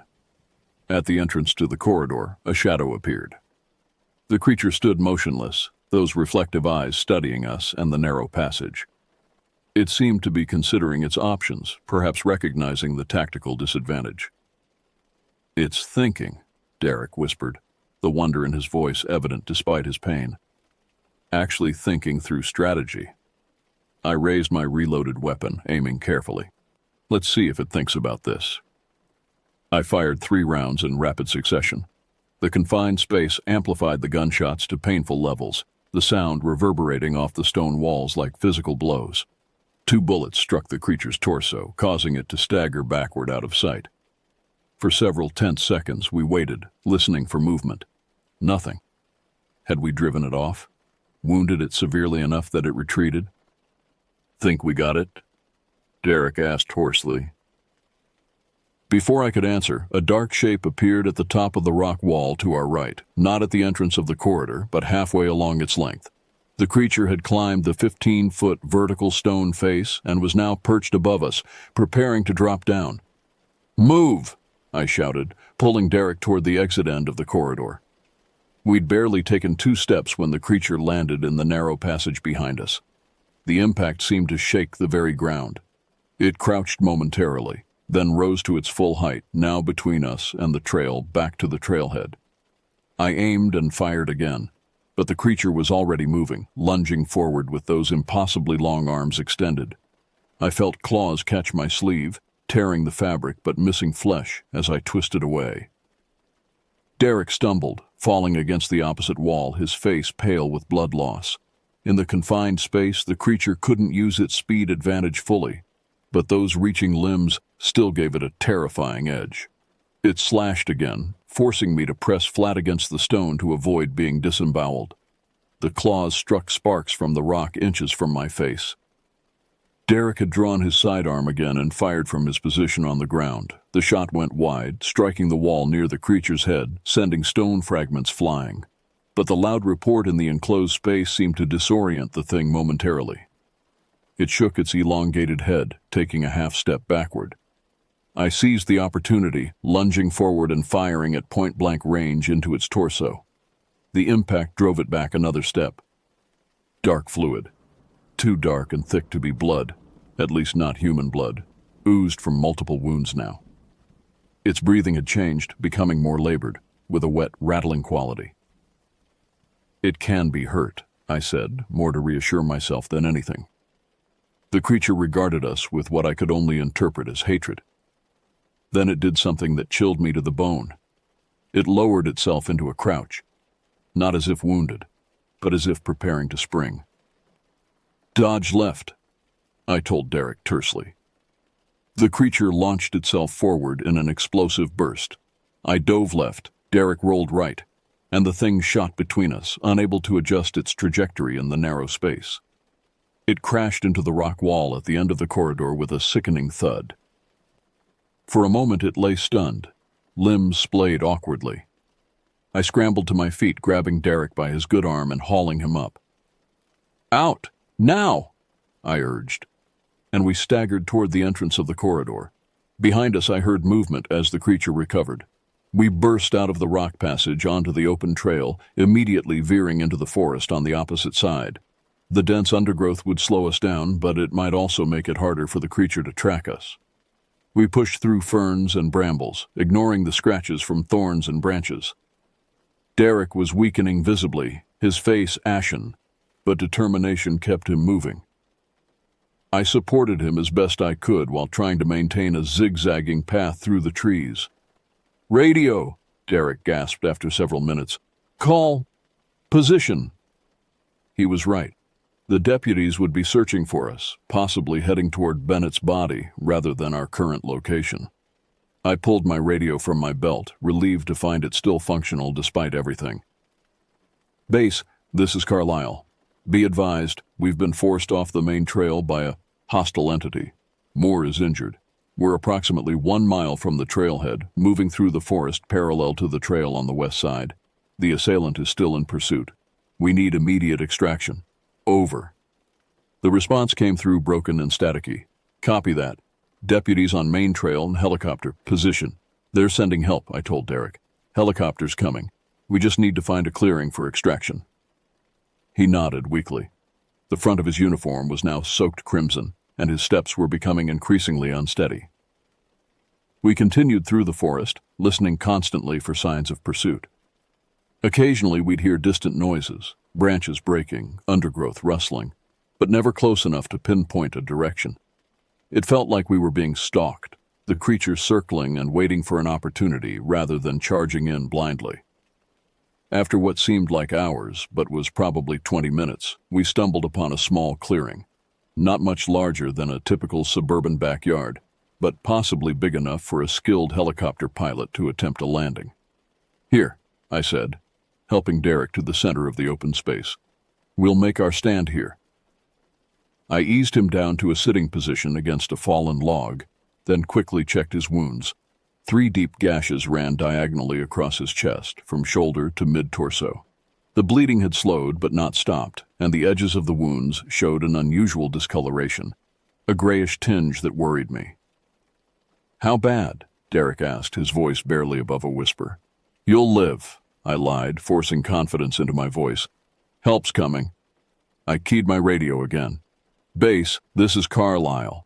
We've reached a small clearing approximately 1 mile from the trailhead, just west of the main path. Requesting immediate helicopter extraction. Moore's condition is deteriorating. Over." This time the response was clearer. "Copy that, Carlisle. Helicopter is en route to your GPS coordinates. ETA 7 minutes. Deputies are also converging on your location on foot. Hold position." "Copy. Out." I turned to Derek. 7 minutes. Just hang on." He nodded weakly. Then his eyes widened, focusing on something behind me. "Jonas." I whirled around, raising my weapon. At the edge of the clearing, partially obscured by a large pine, stood the creature. It made no move to approach, simply watching us with those terrible reflective eyes. Dark fluid still seeped from its wounds, but its posture showed no sign of weakness or pain. "I see it," I said quietly, not taking my eyes off the thing. "Don't move." For nearly a minute we remained in this tense standoff. The creature motionless at the forest's edge, me with my weapon trained on its torso, and Derek bleeding against the log. I could hear my own heartbeat thundering in my ears, feel the sweat trickling down my back despite the cool spring air. Then, faintly at first, but growing stronger, came the distinctive whop, whop, whop of helicopter blades. Relief flooded through me, almost making my knees buckle. The creature heard it too, its head tilted upward, tracking the sound with obvious intelligence. Then those reflective eyes returned to us, seeming to calculate, to decide. It stepped fully into the clearing. I fired immediately, the bullet striking its shoulder. It flinched but continued forward, its gait changing to something low and predatory. I fired again and again, each shot finding its mark, but doing little to slow its advance. The helicopter sounds grew louder, now accompanied by shouting voices from the direction of the trail. The deputies finally arriving. The creature paused, head swiveling between us and the new sounds. Suddenly, the forest to our right erupted with activity as three uniformed deputies pushed through the undergrowth, weapons drawn. They froze momentarily at the sight of the creature, their expressions shifting from professional determination to naked shock. "What the hell is that?" one of them shouted. The creature's reaction was immediate. It abandoned its approach toward us, instead sprinting with that unnatural speed toward the deputies. They opened fire in unison, the combined gunshots deafening in the small clearing. Multiple bullets struck the creature, dark fluid spraying from new wounds across its torso and limbs. It faltered, stumbling mid-stride, then veered away from both groups of humans. With what looked like a final surge of desperate energy, it bounded back into the forest, disappearing into the dense undergrowth. The deputies rushed forward, two maintaining their aim at where the creature had vanished. The third, a woman with sergeant's stripes, kneeling beside Derek. "We need immediate medical evacuation," she barked into her radio, examining Derek's wounds. "What the hell did this to him?" "You wouldn't believe me if I told you," I replied, the adrenaline finally ebbing and leaving me shaky and exhausted. Above us, the helicopter appeared, hovering over the small clearing and stirring the trees into a frenzy of movement. Finding it too small to land, the pilot maintained position while lowering a rescue basket. Working together, we secured Derek in the basket, his face now gray and his breathing shallow.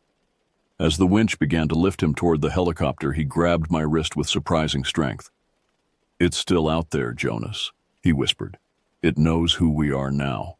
I nodded, unable to find words as the basket continued its ascent. The sergeant approached me, her expression grim.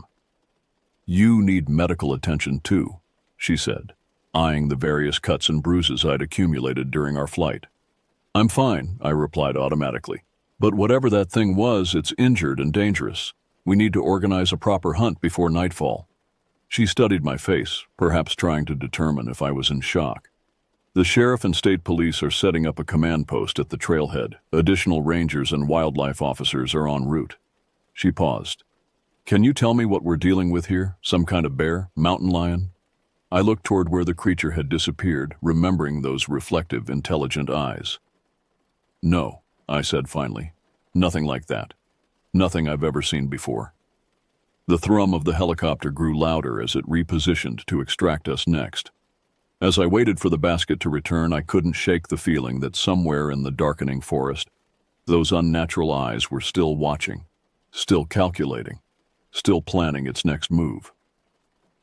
The next few hours passed in a blur of activity. After being airlifted out of the forest clearing, I was taken to Eli Regional Hospital for examination. The doctors found no serious injuries, just cuts, bruises, and mild dehydration, but insisted on keeping me for observation due to potential shock. From my hospital bed, I gave my official statement to Sheriff James Gallagher, a weather-beaten man with 30 years of law enforcement experience. He listened without interruption as I recounted finding Bennett's remains and our subsequent encounter with the creature. When I finished, he remained silent for several long moments, his expression unreadable. "You understand how this sounds, Carlyle?" he finally asked. "Yes, sir, I do." "If I didn't have 3 of my deputies corroborating at least part of your story, I'd be ordering a psych evaluation right now." He sighed, rubbing his face wearily. "As it is, we have a dead hiker, a severely injured forest ranger, and multiple officers reporting some kind of unidentified predator." "How is Derek?" I asked, the question I'd been desperate to ask since arriving at the hospital. Gallagher's expression softened slightly. "In surgery. The wounds were deep, but the doctors are optimistic. Strange thing, though. They reported some kind of unusual contamination in the lacerations. They've sent samples to the state lab for analysis." A chill ran through me, remembering the grayish tinge I'd noticed at the edges of Derek's wounds. "Sheriff," I said carefully, "whatever that thing is, it's not just physically dangerous. There's something else about it. Something wrong." "We've organized a search party," he replied, ignoring my cryptic warning. "State police, wildlife officers, my deputies, and some of your fellow rangers. They're going to find Bennett's body and track this predator." "You can't send them out there without proper preparation," I protested. sitting up despite the pain that flared across my bruised ribs. That thing is intelligent. It adapts. It strategizes. Gallagher studied me for a moment. The search team is heavily armed, Carlyle. They're carrying rifles, not just sidearms. If this creature is still in the area, they'll handle it. I wanted to argue further to make him understand that conventional weapons might not be enough, but exhaustion was claiming me, making my thoughts fuzzy and disjointed. Get some rest, the sheriff said, standing to leave. I'll update you when the search team reports back.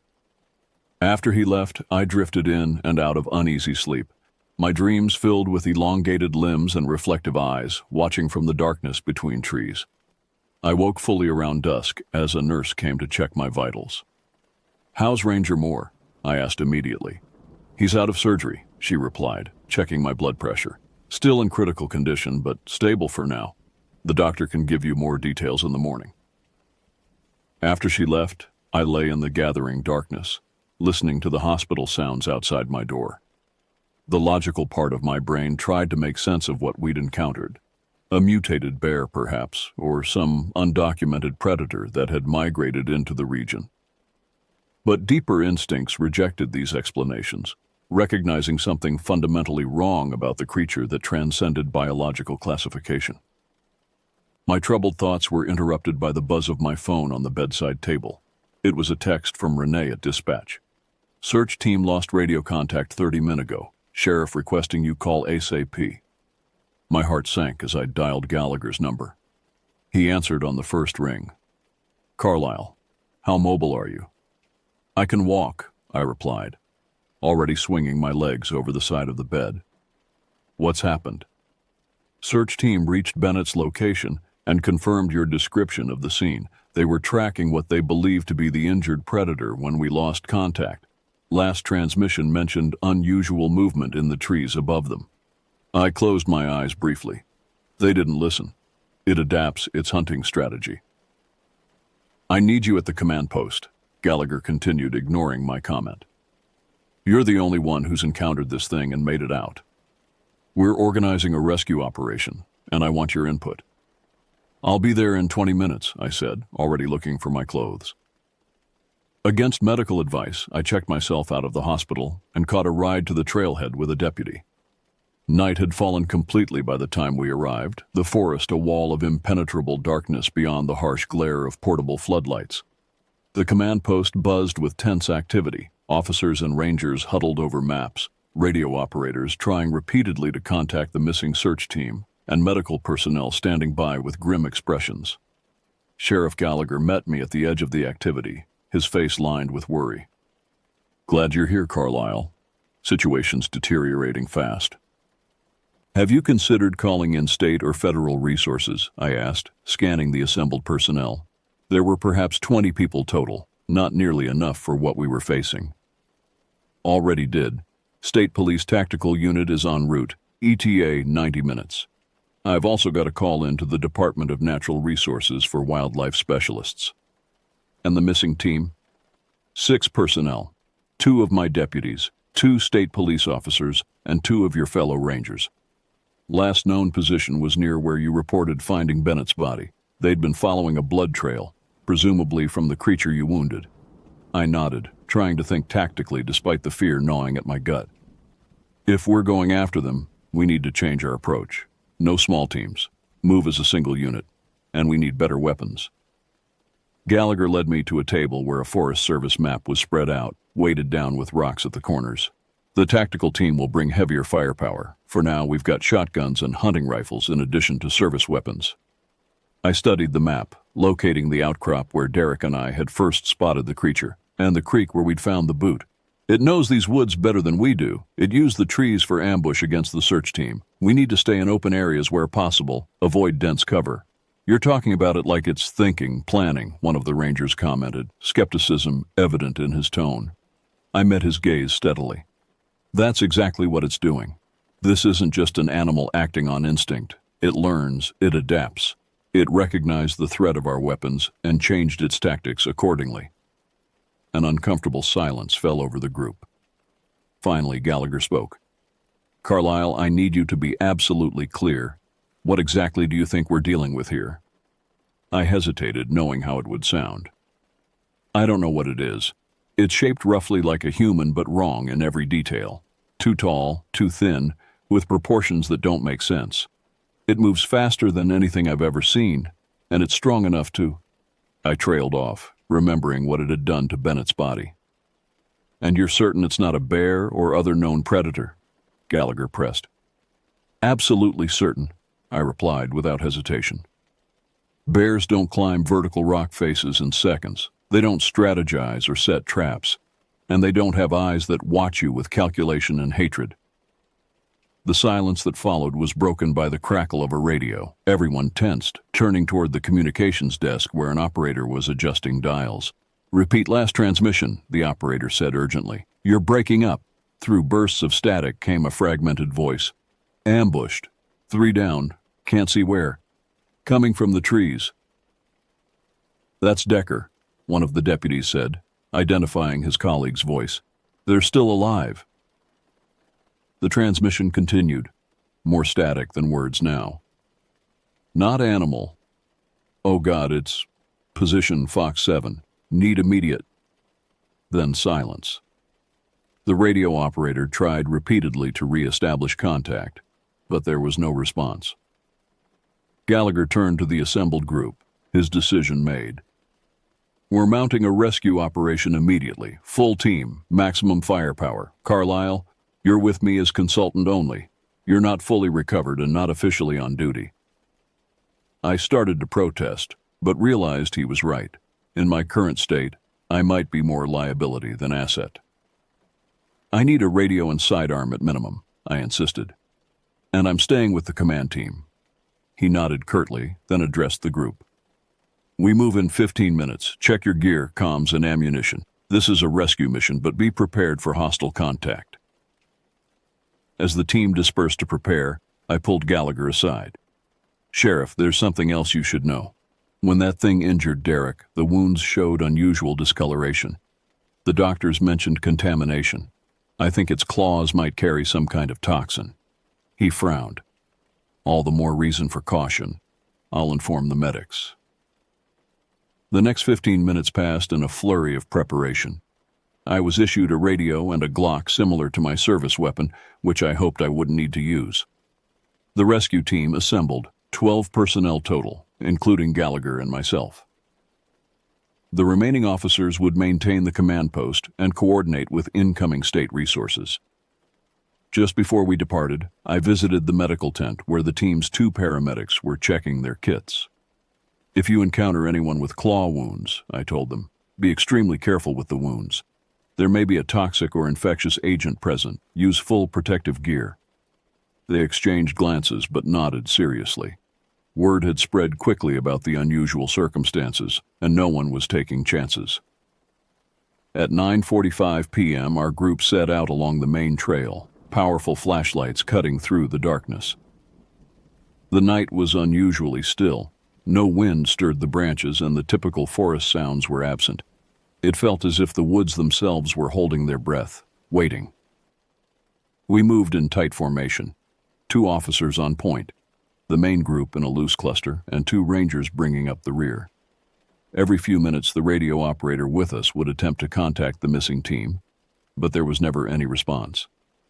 As we approached the trail fork where Derek and I had first turned off the main path, tensions visibly increased. Flashlight beams swept constantly from side to side, scanning the surrounding forest. Above us, the tree canopy created a ceiling of darkness, branches occasionally shifting against the night sky, though there was no wind. Movement, one of the officers on point suddenly whispered, his rifle coming up to his shoulder. Everyone froze, lights converging on where he was pointing. For a moment, I saw nothing. Then a shadow seemed to detach itself from a tree trunk about 30 yards ahead, flowing with liquid grace to another position before vanishing completely. Spread out, Gallagher ordered quietly. Create a perimeter. Nothing gets past us. The team reorganized into a rough circle, all facing outward with weapons ready. I stood near the center with Gallagher and the radio operator, my borrowed Glock feeling woefully inadequate. Could be wildlife, one of the rangers suggested, though his tone lacked conviction. Not moving like that, another replied. For several minutes we maintained position, scanning the darkness. Occasionally someone would report movement in their sector, but nothing definitive, just shadows shifting in ways that might have been tricks of the light or genuine threats. "We can't stay here all night," Gallagher finally said. "We need to push forward to the last known position of the search team." He was right, but every instinct screamed that moving deeper into the forest was walking into a trap. I was about to share this concern when a sound froze the blood in my veins. A long, low wail that seemed to come from everywhere at once. It wasn't quite human, nor was it like any animal call I'd ever heard. It resonated with a quality that made my teeth ache and the hairs on my arms stand up. "What the hell was that?" someone whispered. No one answered because no one knew. The sound came again, closer this time, and distinctly from our left. All flashlights swung in that direction, illuminating nothing but trees and undergrowth. "Move out," Gallagher ordered, his voice tight. "Keep formation. Head toward checkpoint Fox 7. We advanced slowly, everyone on high alert.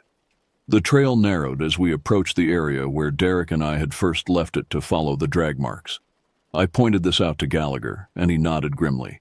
"According to your report, the body was found east of here, down an embankment and across a creek?" "Yes. There should be signs of the first search team passing through. Broken branches, footprints." He directed the point officers to look for such signs, and soon they found them. Multiple boot prints in the soft earth leading away from the trail in the same direction Derek and I had gone earlier that day. We followed this new trail, moving even more cautiously now. The terrain became increasingly difficult. The same steep embankment, the same shallow creek. At the water's edge, several officers paused, scanning the opposite bank with their lights. "The boot is gone," I noted, indicating where Derek and I had found Bennett's hiking boot standing upright. "Could the search team have taken it as evidence?" Gallagher asked. "Possibly," I conceded, though something about it felt wrong. We crossed the creek and began ascending the opposite slope, following the clear trail left by the search team. Their boot prints showed they'd been moving quickly, not taking the care to be quiet that we were now. At the top of the slope, we found the first sign that something had gone terribly wrong. A state police officer's cap lay on the ground, surrounded by what looked like struggle marks in the dirt and fallen leaves. Nearby, a flashlight had been dropped, its beam still weakly illuminating a patch of ferns. "Form a search grid," Gallagher ordered. "Look for blood, shell casings, anything that might tell us what happened." The team spread out, methodically examining the area. I moved toward where I remembered the rocky outcrop should be, my flashlight beam playing over the ground. Near the base of the outcrop, I found spent shell casings, a lot of them, indicating multiple weapons had been fired. "Sheriff," I called, keeping my voice low. "Evidence of gunfire here." Gallagher joined me, crouching to examine the casings. Different calibers. They all fired. But no blood, no bodies. "They might have retreated," I suggested, though without much hope. "Or been taken." His expression darkened at the implication. "Taken where? And by what?" Before I could respond, one of the rangers called out from several yards away. "I've got a blood trail. Not human, I think. Too dark." We converged on his position. He was right. Dark, almost black fluid spattered across leaves and tree bark, leading away from the area of gunfire toward a dense thicket of old-growth trees. "Same kind of fluid I saw coming from the creature when we shot it," I confirmed. Gallagher considered our options. If it's injured, it might have retreated to wherever it lairs, and it might have taken our people with it. "Or killed them and took the remains," I said, unable to avoid thinking of what we'd seen it doing to Bennett's body. The sheriff's jaw tightened. "We follow the trail. Maximum caution. No one separates from the group for any reason." We tracked the dark fluid through increasingly dense forest. The old-growth section was predominantly pine and hemlock, massive trunks rising like columns into the darkness above. Our flashlight beam seemed swallowed by the immensity, barely penetrating 20 feet ahead. The blood trail became more sporadic, suggesting the creature's wounds were clotting or it was moving more carefully to avoid leaving a trail. After about a quarter mile, we reached an area where the forest floor dipped into a shallow depression filled with ferns and moss. The blood trail disappeared completely at the edge. "Search the perimeter," Gallagher ordered. "It has to continue somewhere." The team spread out around the depression, examining the ground carefully. I moved slightly apart from the others, scanning my section methodically. That's when I noticed something odd about one of the large pines at the far edge. A dark vertical line running up its trunk that didn't match the natural pattern of the bark. I approached cautiously, my flashlight focused on the anomaly. As I drew closer, I realized what I was seeing: a narrow opening, almost like a crude door, cut into the massive trunk. The edges were rough, as if torn rather than cut, and the dark fluid we'd been tracking was smeared around the opening. "Sheriff," I called, keeping my voice low but urgent. "I think I found something." Gallagher appeared at my side, his expression changing from questioning to alarm as he saw what I was indicating. He signaled the rest of the team to approach quietly. As they gathered around, we all stared at the opening with a mixture of confusion and dread. It was roughly 7 feet tall and perhaps 3 feet wide, large enough for a human to pass through sideways or for something long-limbed and thin to enter easily. "What the hell?" one of the deputies muttered. "Trees don't just split open like that." "This one didn't," I replied, pointing to marks around the edges that looked disturbingly like claw gouges. "Something made this." Gallagher directed his flashlight beam into the opening. The interior of the trunk was hollow, far larger than seemed possible given the tree's exterior dimensions. The beam revealed a smooth-sided shaft descending steeply into darkness below the forest floor. "That's not natural," one of the rangers stated unnecessarily. "Old-growth pines don't hollow out like this." "No," I agreed, a terrible suspicion forming. "They don't." Gallagher turned to the radio operator. "Contact base, report our position and this discovery. Request the tactical team proceed directly to our location when they arrive." While the operator relayed the message, the sheriff addressed the group.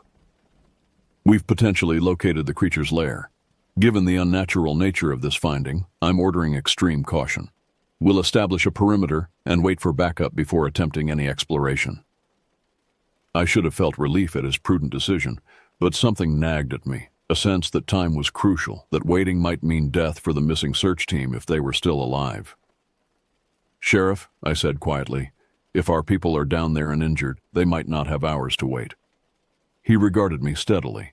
"I understand your concern, Carlyle, but I'm not sending anyone into that, whatever it is, without proper backup and equipment.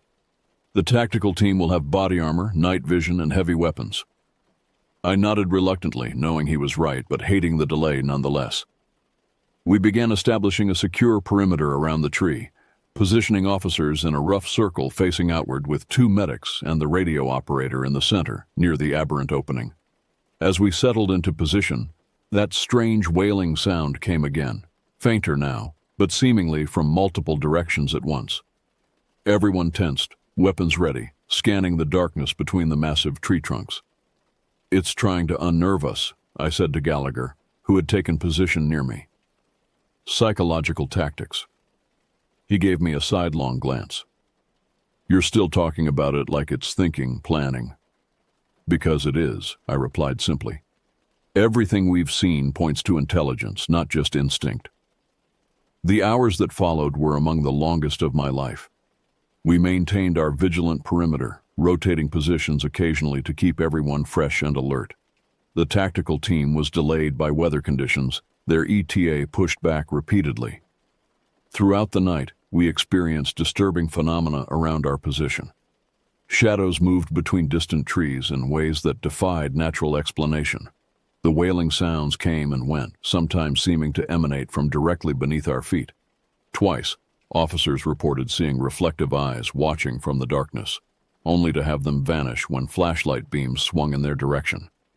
Around 3 a.m., one of the deputies who had been staring intently at the opening in the tree called for Gallagher. We both moved to his position. "Something's changed," he said, pointing his flashlight at the opening. He was right. The edges of the unnatural doorway had shifted somehow. What had been a clean, if ragged, vertical opening now had an irregular pattern along one side, almost like teeth. "That's impossible," Gallagher muttered. "We've been watching it continuously." But there it was. Undeniable evidence that the opening was changing, morphing into something even more unnatural. And now that my attention was focused on it, I noticed something else. A faint, rhythmic movement of the edges, almost like breathing. "We need to pull back," I said, the certainty in my voice surprising even me. "Right now." Gallagher hesitated only briefly before nodding. "Everyone, fall back 20 yards. Maintain the perimeter at wider range." As the team began to withdraw, a low, vibrating hum emanated from the opening. Not a sound made by anything living, but more like the resonance of something massive shifting beneath the earth. The forest floor trembled slightly, pine needles dancing on the ground. Then, from the darkness of the opening came a sound that froze us all in place, a human voice, weak but distinct. "Help! Please! Anybody!" "That's Decker," the same deputy who had identified the voice on the radio earlier exclaimed. "He's alive!" Before anyone could react, a figure stumbled from the opening, a man in a torn state police uniform covered in dirt and dark stains. He fell to his knees just outside the tree, one arm clutched across his torso. 2 officers rushed forward to help him, but I shouted a warning. "Wait! Something's wrong!" They hesitated, looking back at me in confusion. I pointed my flashlight directly at the fallen officer's face, revealing what my instincts had already sensed. His eyes were wrong, reflecting the light with the same oily sheen I'd seen in the creature's gaze. "That's not Decker," I said firmly. As if triggered by my words, the figure's head snapped up, its mouth opening far wider than humanly possible to reveal rows of needle-like teeth, its limbs elongated with sickening cracking sounds, clothes tearing as the human disguise fell away to reveal the same gaunt, pale creature that had pursued Derek and me earlier. The nearest officers opened fire immediately, bullets tearing into the transforming figure. It jerked with each impact, but didn't fall. Instead, it launched itself forward with that unnatural speed, claws extended toward the closest deputy. He managed to dive sideways, avoiding the full force of the attack, but those elongated fingers caught his leg, ripping through pants and flesh. His scream tore through the night as he was dragged toward the tree opening. 3 officers fired simultaneously, their bullets striking the creature's spine and skull. Dark fluid sprayed across the forest floor, and the thing finally released its victim, writhing in what appeared to be genuine pain. "Keep firing," Gallagher ordered, his own weapon discharging repeatedly. The combined firepower finally took effect. The creature convulsed, its limbs contracting and expanding in disturbing ways. Then, with a movement too swift to track clearly, it retreated to the tree opening and slipped inside, disappearing into the darkness below. Gallagher immediately organized a team to treat the injured deputy while ordering the rest to maintain vigilance on the opening. The wounded man's leg was badly lacerated, the edges of the wounds already showing the same grayish discoloration I'd noted on Derek's injuries. "Secure that wound and prepare for immediate evacuation," Gallagher commanded the medics. To the radio operator, he said, "Call in the helicopter for emergency extraction. And where the hell is that tactical team?" 20 minutes out, sir," came the reply. I approached the tree opening cautiously, staying beyond arm's reach of the bizarre, tooth-like protrusions that now lined one side. The darkness within seemed to pulse with its own rhythm, and a faint, acrid odor emanated from the depths. "We can't wait for the tactical team," I told Gallagher when he joined me. "That thing is injured again. This might be our only chance to finish it and potentially rescue any survivors." He studied my face, perhaps looking for signs of recklessness or shock. Finding none, he nodded slowly. "What do you propose?" "A small team, 3 of us, heavily armed. We go in, locate any survivors, and get out. No heroics, no extended exploration. And if we encounter that thing again?" "We kill it," I said simply. "Empty every round we have into it if necessary." Gallagher considered this, then made his decision. "I'll take 2 volunteers besides myself. You stay here, Carlisle. Coordinate with the tactical team when they arrive." I started to protest, but he cut me off. "That's an order. You're still technically a patient who left against medical advice. I can't authorize you to participate in this operation. Reluctantly, I nodded, knowing he was right from a procedural standpoint. 2 officers quickly volunteered, a state police sergeant named Martinez and one of the forest rangers, Alan Wickham, whom I knew had military experience. They prepared quickly, loading up with extra ammunition and powerful flashlights. Gallagher addressed the remaining team. If we're not back or in radio contact within 30 minutes, you wait for the tactical team. No one else goes in. Is that clear? Everyone nodded grimly. With final checks of their equipment, Gallagher and his 2 volunteers approached the opening in the tree. The tooth-like protrusions seemed to quiver slightly as they drew near, but remained still as the 3 men cautiously entered the darkness, their flashlight beams quickly swallowed by the impossible depth within. The minutes that followed were among the most tense I've ever experienced.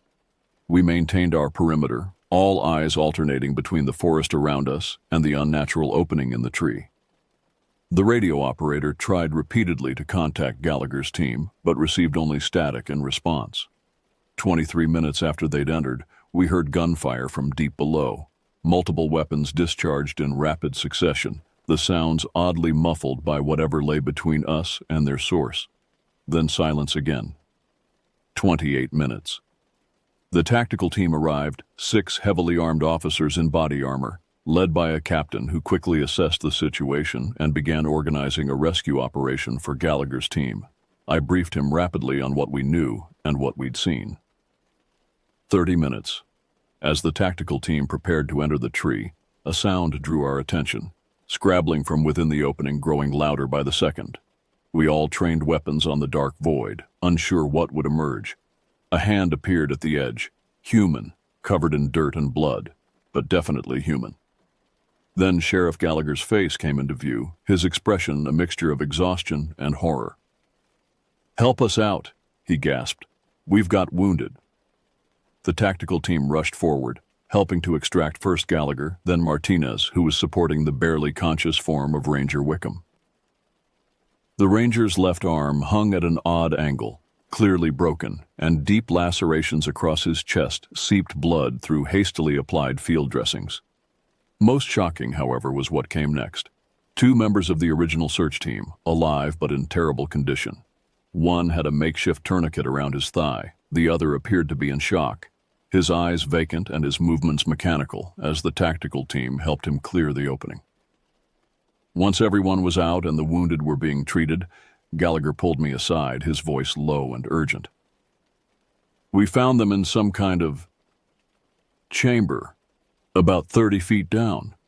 There were others too, but—" He shook his head, unable to continue for a moment. That thing was feeding on them, storing them for later, like a goddamn larder. I felt sick but pressed for more information. "The creature? Did you kill it?" "We hit it with everything we had. It fell into some kind of lower chamber, deeper than our lights could penetrate. I don't know if it's dead, but it's badly wounded at minimum." He looked back at the tree opening, which now seemed to be slowly contracting, the edges drawing together like a healing wound. "Get everyone away from that thing," he ordered suddenly. "Right now." The urgency in his voice prompted immediate action. The tactical team helped move the wounded further from the tree as the opening continued to contract visibly now, the tooth-like protrusions meshing together. "What about the others?" I asked. "The rest of the search team?" Gallagher's expression told me everything I needed to know. There was nothing left to recover. Within minutes, the opening had sealed completely, leaving no trace that it had ever existed except for the dark fluid spattered on the surrounding ground and the traumatized survivors we'd managed to rescue. As dawn broke over the forest, casting long shadows through the ancient trees, I couldn't shake the feeling that we'd encountered something that shouldn't exist in our world. Something that had found its way in through some crack in reality and made its lair beneath our forests. And despite Gallagher's belief that we'd wounded it severely, I sensed that we hadn't seen the last of the thing that hunted in the woods around Ely, Minnesota. 3 weeks after our encounter in the Ely forest, I sat in a sterile hospital room, watching Derek Moore struggle through his physical therapy. His wounds had healed poorly, the strange contamination in the lacerations causing complications that baffled the medical staff.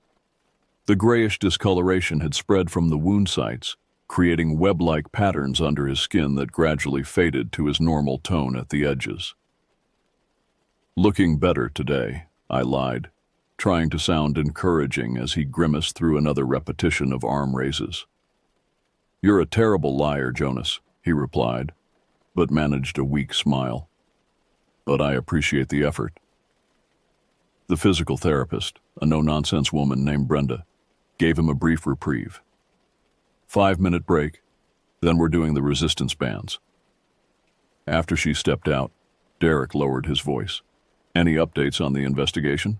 I glanced toward the door to ensure we were truly alone. "Not officially. The state has classified the entire incident. DNR is calling it a wildlife attack by an unidentified predator. Bennett's death is attributed to a large carnivore, possibly a bear with unusual pathology." Derek snorted. "Of course they are. Can't have people thinking there's something in those woods that science can't explain." "Sheriff Gallagher is fighting the classification," I continued. "He wants a more thorough investigation, maybe federal involvement. But he's hitting brick walls at every turn." "And the tree? The opening?" I hesitated. This was the part that still gave me nightmares. Gone. Completely normal pine when the follow-up team arrived the next day. Core samples showed no evidence of hollowing or any internal structure. If we didn't have photos and multiple witnesses, they'd say we all hallucinated, Derek finished. He stared out the window for a moment, his expression troubled. "The others who were injured, Martinez, Wickham, those two from the first search team, are they showing the same symptoms?" I nodded grimly. "Similar tissue discoloration around their wounds. Delayed healing, recurring infections that don't respond to standard antibiotics. The CDC sent a team last week, but they're being very tight-lipped about their findings." Derek absently rubbed his chest where the worst of his injuries had been. "I feel different, Jonas, not just physically, it's like..." He struggled to find the words. "Like there's something else in my head sometimes. Watching, listening." A chill ran through me. "Have you told the doctors?" "They sent a psychiatrist. She prescribed anti-anxiety medication and suggested PTSD." His laugh was bitter. "Maybe she's right. Maybe we all just went temporarily insane out there." But we both knew that wasn't true. Too many people had seen the creature. Too many had been injured or killed by it. Whatever had been living beneath that ancient pine was real. Terrifyingly, impossibly real. "I put in for a transfer," I said, changing the subject. "Yellowstone, figure a change of scenery might do me good." Derek nodded. "Smart move. I'm done with the Forest Service once I'm discharged. My sister has a contracting business in Arizona, says she can use a partner." "Arizona," I mused. "Good call. Not a lot of dense forest there." "Exactly." Brenda returned with resistance bands in various colors, ending our private conversation. I stood to leave, promising to visit again the following day. As I reached the door, Derek called after me. "Jonas, be careful until you leave. It knows who we are now." His words echoed those he'd spoken as he was being airlifted from the forest clearing, and they followed me out of the hospital like a shadow. In the weeks that followed, I tied up loose ends at the ranger station, processed my transfer paperwork, and began packing my modest apartment.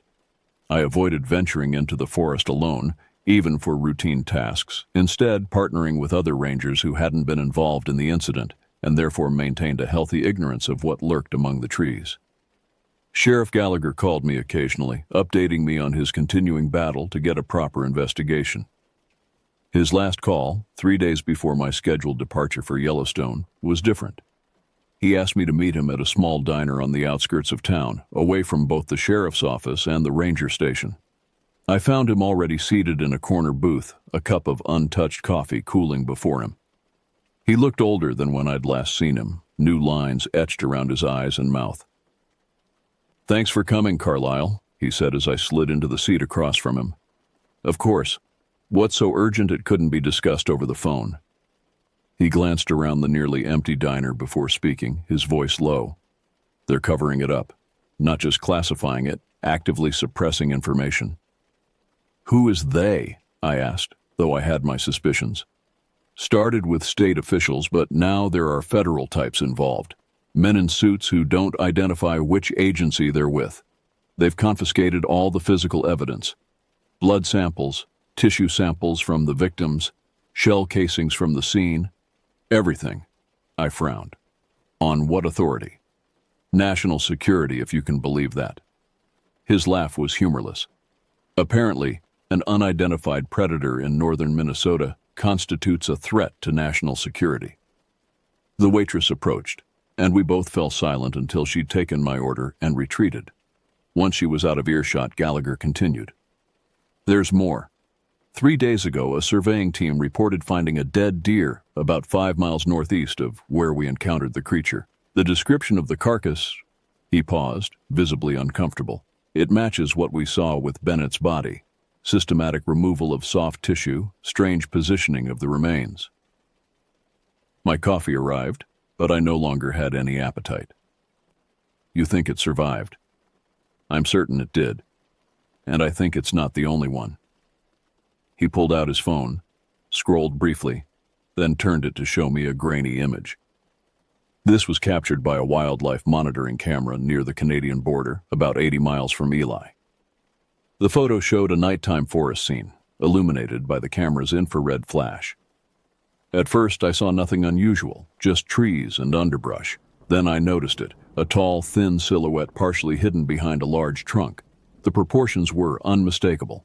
Too tall, too thin, limbs too long. The head was turned directly toward the camera, reflective eyes creating 2 pinpoints of light in the darkness. When was this taken? I asked, my mouth suddenly dry.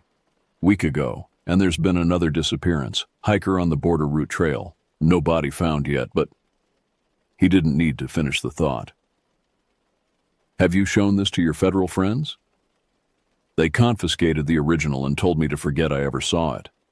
Good thing I kept a copy. He tucked the phone away. That's not why I asked you here, though. I need to know if you've experienced any unusual symptoms since your encounter with that thing. The question caught me off guard. Symptoms? Like what? Gallagher leaned forward, voice dropping even lower. Dreams. Vivid ones about forests you've never seen, moments of lost time, unusual physical changes, however minor. A chill ran through me as I thought about Derek's web-like discolorations and his comment about feeling something else in his head. No, nothing like that. Why? He studied my face, perhaps looking for signs of deception. 2 of the men who were injured in the second encounter, Martinez and one of the deputies, they've been experiencing changes. Started with the discoloration around their wounds, but it's progressed. Martinez's wife reported that he woke up speaking a language she'd never heard before. The deputy has developed unusual sensitivity to light and sound. And the others? Wickham? The search team survivors? Similar reports. Psychological changes mostly, but some physical anomalies too. The CDC team has them in isolation now, claiming it's to prevent potential contagion, but I think they're more interested in studying them than helping them. I thought of Derek alone in that hospital room, describing something watching from inside his own mind. What about Moore, my partner? Don't know. His medical records were classified above my clearance level 3 days ago. Gallagher looked genuinely troubled. That's part of why I wanted to talk to you before you left. You're the only one who had direct contact with that thing and didn't suffer physical injuries. You might be the only uncompromised witness left. The implications of his statement hung heavy between us. If he was right, then the creature, or whatever it was, had some method of influencing or altering those it had wounded. And the authorities weren't treating it as a medical issue, but as something to be contained and studied. What do you want from me? I asked finally. Be careful in Yellowstone, keep your eyes open. And if you notice anything unusual, in yourself or in the forests around you, document it securely and contact me through this. He slid a small notepad across the table. Inside was written an email address that appeared to be random characters. It's secure, untraceable to me. Check it weekly for messages. I pocketed the notepad, wondering what I was getting myself into. You think this thing might be more widespread than just Minnesota? Gallagher's expression was grim.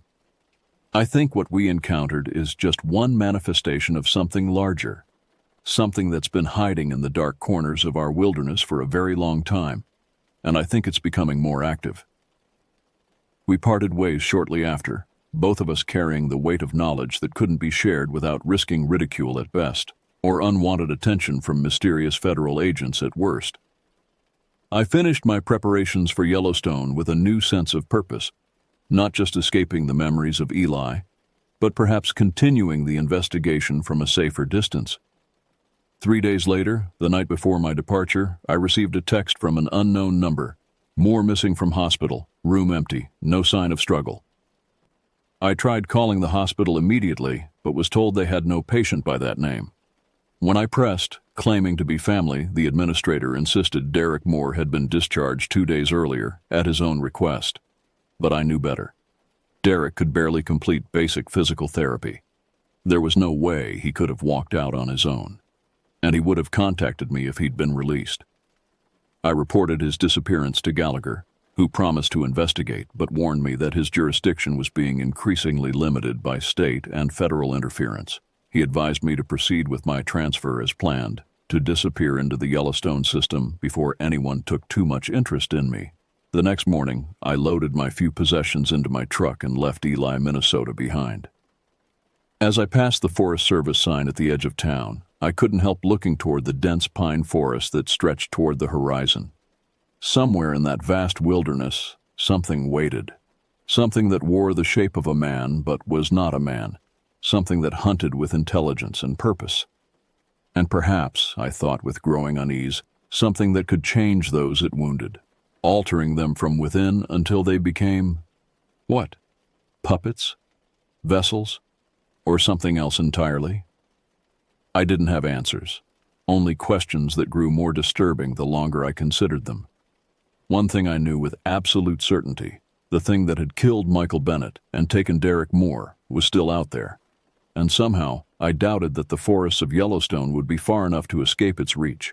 Because the last dream I'd had before leaving Eli, the dream I hadn't told Gallagher about, was of running through unfamiliar pine forests under a vast starlit sky, my body moving with unnatural speed and grace, elongated limbs carrying me effortlessly through the darkness as I tracked the scent of human prey. And in the dream, I hadn't been the hunter. I had been the thing itself. I check my rearview mirror now, watching the Minnesota forests recede behind me. The highway stretches ahead, leading west toward new mountains and forests. I tell myself I'm escaping, starting fresh, leaving the horror behind. But deep inside, in a place I try not to acknowledge, something whispers that I'm not running away from the forest. I'm simply moving to new hunting grounds.